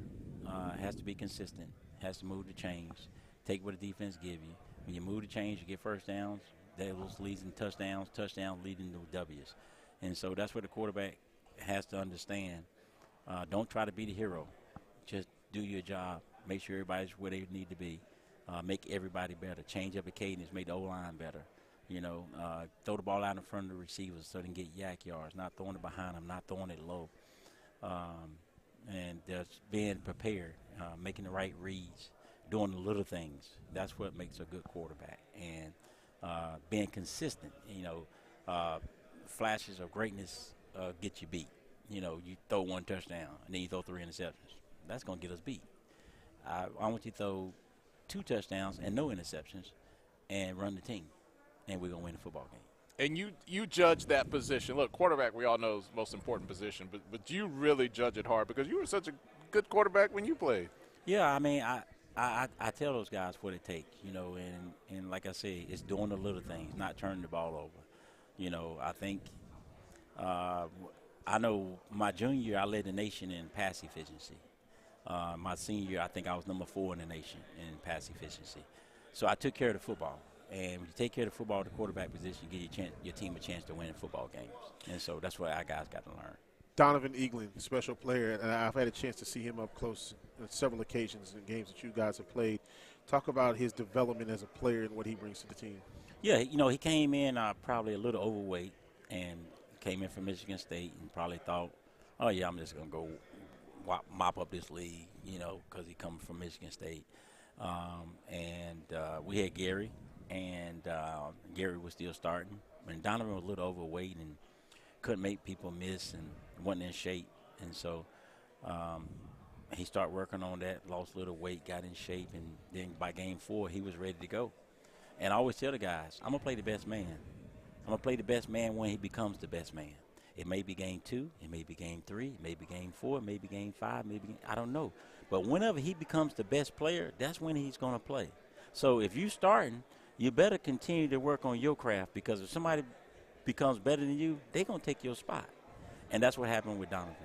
I think one thing that is absolutely 100 about you, you do not play favorites. You play the best man. Oh, yeah. Oh, no, I don't play favorites. I had plenty of – I tell my people all the time, well, I don't care if your daddy played for me or whatever. I'm not going to play you because your daddy played with me, or I know your daddy, or your daddy know me. I'm going to play the best man, and y'all are going to decide that by who makes plays, who play consistent. That's who's going to play. It's not rocket science. I'm not playing you because I like you. I'm to tell you the players I like the best, the players that make plays. That's my favorite players. You know, Coach, one of the things that I know you tell your players about is not only what you do on the field, it's what they do off the field as well.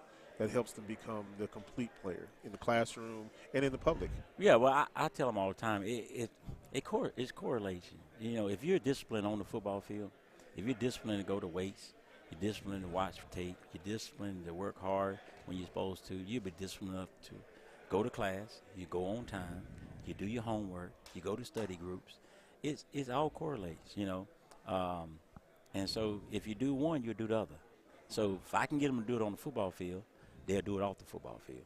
Absolutely. But if I let them skip in football, then they're going to skip in that. You know, so it correlates. And when you do the little things and you discipline, that's when the championships come in. That's when you start winning football games, you know. So I tell people this all the time. You, me, and everybody that can hear my voice. In your lifetime, you're going to suffer one or two things, the pain of discipline or the pain of disappointment from regret. You could be disciplined to go to class, go to study, read the chapters afterwards, go to study groups, and then on Friday, test time, you prepared, you're going to pass. That's discipline. Or you could not go to class every day, sit in the back, have your headsets on, don't pay attention, never read over your chapters, don't do no homework, don't go to no study groups. Now on Friday come, you're not going to be prepared, you're going to flunk, you're going to be disappointed, you're going to regret it because you're going to make F's, you're going to flunk out, you're going to be back home. Same thing in football. If you go to weights, you bust your butt, get a burn, you study your tape and know your opponents, you go to practice and go hard individual so you get better as an individual, we get better as a football team. On Saturday, you're going to be prepared, you're going to execute, we're going to win the football game. That's discipline. But if you don't do those things, those same very things, then you're not going to be prepared, you're not going to be very good, you're going to be disappointed, you're going to regret it. That's life. And those are the lessons that we teach them. We show them in football how it affects not in football, and it's life lessons that football teach that I try to teach these guys every day. And so discipline is one of them. One or two things you're going to suffer. So you might as well go ahead and suffer the discipline and do it the hard way because it's going to pay off. If not, you're just going to be disappointed, you're going to regret it. Charles, got any questions for Coach Maynard? Yeah, I'm going to shift gears a little lighter note. I wanted to ask. Yeah, because discipline, you need to shift gears. Exactly. Coach, tell us about your time on, as a movie star on the set of Any Given Sunday. Oh, man, it was great, man. Hung out with Jamie and LL and Bill Bellamy. We shot basketball sometime, and we went to the movies. You know, I always tell them when we went to the movies, we had to go around the back. And so we went around the side, and when we went through the hallway, we could look out front and see everybody paying. And so it was a whole bunch of people out there, and they saw LL and Jamie. They started yelling, ah, Jamie, LL. And so I looked over there. I was like, hey, no autographs, no autographs. But it was great, man. It was great hanging out with those guys. Al Pacino come out on the set and with a sports jacket on, and he just want to toss some balls. He stands about from me to him, and we'll toss some balls. We did that probably 2 or 3 times, and Oliver Stone and Dennis Quaid and Cameron Diaz, Jim Brown, Ricky Waters, T.O., all those guys was on that set. And it was just great, man. It was great meeting all those guys, and they was all down to earth, and it was a great experience. And if, in case people have not heard the story, it's been well told. But you were Jamie Foxx under the helmet. You were making all the plays in the movie. all the throws, all those tight spirals, right here. It was your boy. It was your boy. Over the top, getting the helmet knocked off. All that was me. So. And glad to see he's doing well. I know he had kind of a medical situation, but looks like he put out a video this week. Looks like he's improving and back on the mend. Right. And me and Bill Bellamy, you know, he was in Huntsville last year at the Comedy Zone, and I called him. He left me backstage pads. I took a couple of my coaches, and then afterwards we took some pictures and stuff. So we still cool, and even when he go to Charlotte. So it's lifetime friendships, man. Absolutely. Need to take some notes from Al Pacino. He's what, 85, still making babies out here. Yeah. Some vitamin he's taking, man. Yeah, I'm done. Well, Coach, we can't thank you enough, man. Good luck on this season, and best of luck. All right, thank you. Thanks for having me. All right. Coach Connell Maynard. He said we saved the best for last. That's what he said. Y'all already know. They know. All right, we're going to take a break. When we come back, we'll put a wrap on things here in Birmingham at the 2023 kickoff for Media Day. Back after this.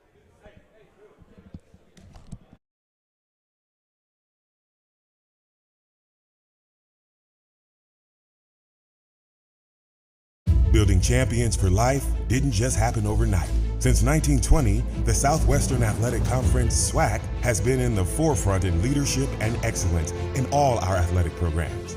There are very few major sports halls of fame that a SWAC athlete is not a member. Hall of Fame coaches who were stewards and mentors to these elite athletes. Our tradition, our distinction, our legacy. We are the SWAC, building champions for life.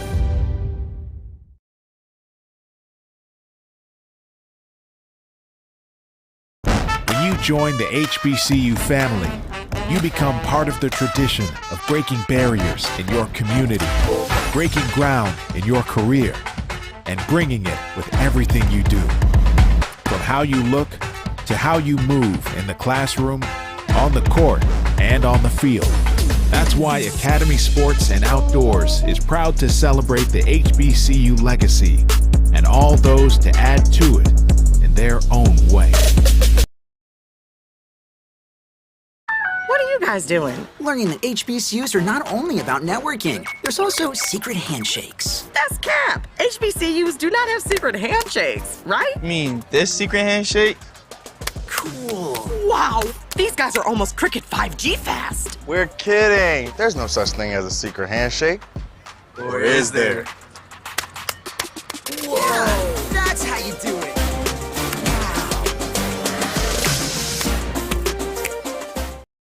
Some college players give it their all. But when I say player, I don't mean the ones with the ball. I mean the ones that play drums, the brass, the woodwinds. These players bring excitement to the stadium. Because for them, halftime isn't a break. It's game time. Pepsi is a proud supporter of HBCU students. Pepsi and HBCUs. That's what I like. Huge play coming up. Talking about dropping the ball. I got the score.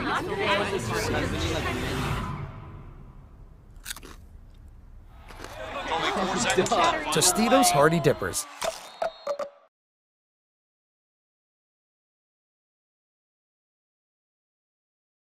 Doritos created Solid Black in 2021 to help fuel the initiatives of black leaders seeking to drive real change, like Alvin Irby and his vision to spread literacy, literally.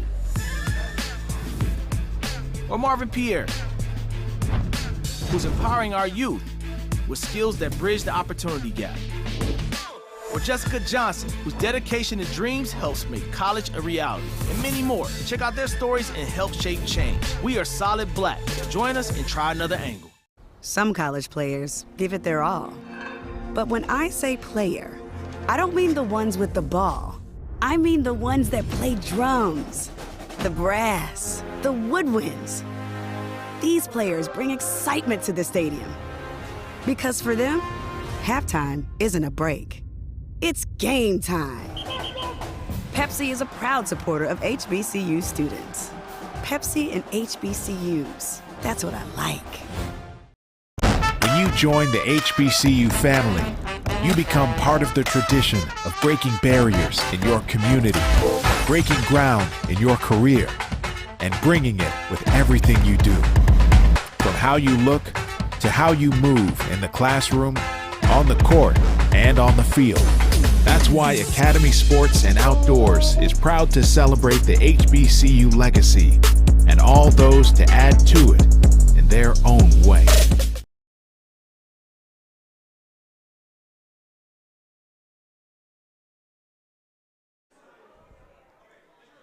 Back here in Birmingham at the Sheridan Hotel downtown with the SWAC Media Day.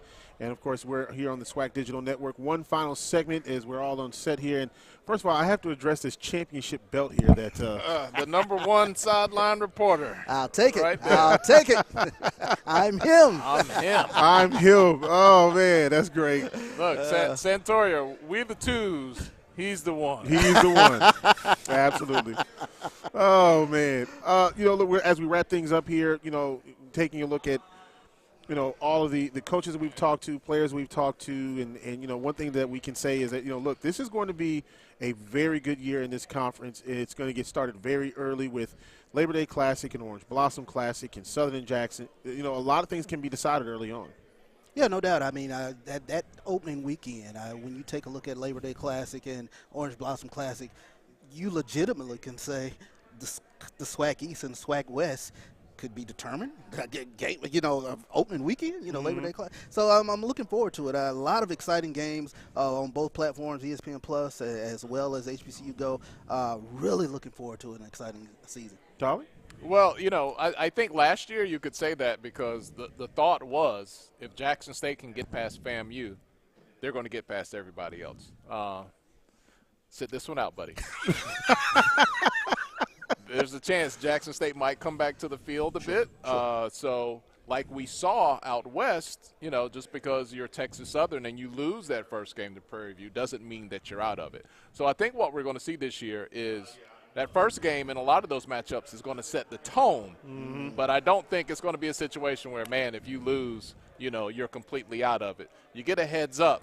But then you got the next, 10 or so weeks to catch up. And I think some of the teams that, you look at just on the schedule, and although FAMU is predicted to win the East, Southern to win the West, some of the teams that I think that you could see that can make a push, Texas Southern, one of those teams, obviously with what they have and their quarterback with Andrew Body. On the other side, Alabama A&M. Man, they are just incredible coming back this year. Alabama State is going to be good. And so there is not an easy game for anybody this year. A lot of parity in the league. That's one thing that I took away from today. There's, like you mentioned, I think Jackson State has come back to the pack just a little bit, and then and everybody is reaching up for the brass ring, if you will. So looking forward to what a dark horse team like Alabama A&M or even Prairie View can do. Yep. And don't play spades with Fred McNair. No. He's not going to be honest about his books. He's going to have more in the kitty than he's going to let on. So they're a bit of a wild card this year. They got a lot of fresh faces in that quarterback room. And one thing that Coach McNair has always done, and I don't want to say he's pitted, but he's always had two good quarterbacks. It could go either way. Right. He develops and he lets those guys figure it out on the field. And everybody's excited about Tyler Macon. There was a lot of buzz around his name. Yeah. Well, that'll do it for our coverage here this week, and for the SWAC Media Day here in Birmingham, Alabama. And, before we go, I do want to ask this question. All of the games that you've seen this year, is there a game that any of you are looking forward to the most? I'm really looking for – I'm putting my chips on the table right now. I'm looking at the games that mean a lot to Texas Southern. I really think that they are a team that can take that leap this year. So I'm going to be watching, there's 2 or 3 matchups there. Those big matchups in the West, Prairie View, Southern, Alcorn State with Texas Southern. Because if they don't win, then all my predictions are crap. And I'm going to look like I have no idea what I'm talking about. So that's my team I'm focusing in on. There are 2 that I'm looking forward to. I think Prairie View going on the road to Alcorn. I think that's going to be a huge one. And then – interestingly enough, this could be a SWAC championship preview. Prairie View going to Florida A&M for their homecoming. That's Prairie View is sort of my dark horse going into this season. I think Southern Jackson is going to be a big game. You start looking at early on, you're going to see just how good Southern can be. Especially Jackson, they'll have to play Florida A&M and Bethune-Cookman and Florida, South Carolina State first. So I think that game is going to be a big one. But I think that the other game is, and this is just from a historical standpoint, there's a lot of eyes on Bayou Classic this year because of the 50th anniversary. And I think that the benchmark when you have classics, the Turkey Day Classic, when you have the Gold Coast Classic, whatever the classics you are, a benchmark is always 50. When you get to 50, it's really big. Now the other game that I think is really going to be interesting is A&M and Tuskegee. They haven't played in a long time. Yeah. A lot of people looking forward to that. It's homecoming for Alabama A&M, so I think there's a lot of excitement around that game as well. Look, if you're not familiar with that Tuskegee fan base, they are something special. Oh yeah, travel, yes they do. And down in Alabama, man, though, when they play they want to prove something when they play Alabama State. And with my own eyes, in recent memory, I've seen them go to Alabama State and knock them off. So don't think, that's a little SIAC school. They don't have – no, they bring the heat. Yes, they do. Well, that'll do it for us here in Birmingham, Alabama, and we certainly thank you so much for joining us, for the entire crew, James Crenshaw and the entire production room, Andrew and everybody with the SWAC. We thank you so much, Commissioner. Thank you guys so much for all that you do as well. It really was great this 3 hours. Shout out to all our fans at HBCU Game Day. We did a big simulcast. Looks like about 3,800 people stopped by to listen in, so thank you guys so much for all your support. Absolutely. We're just weeks away from the start of the 2023 season. Come along for the ride. It will be a great one. So for everybody here associated with the SWAC Digital Network and HBCU Game Day, thank you so much for joining us. We will see you next time. And always remember, one nation, one people. Peace.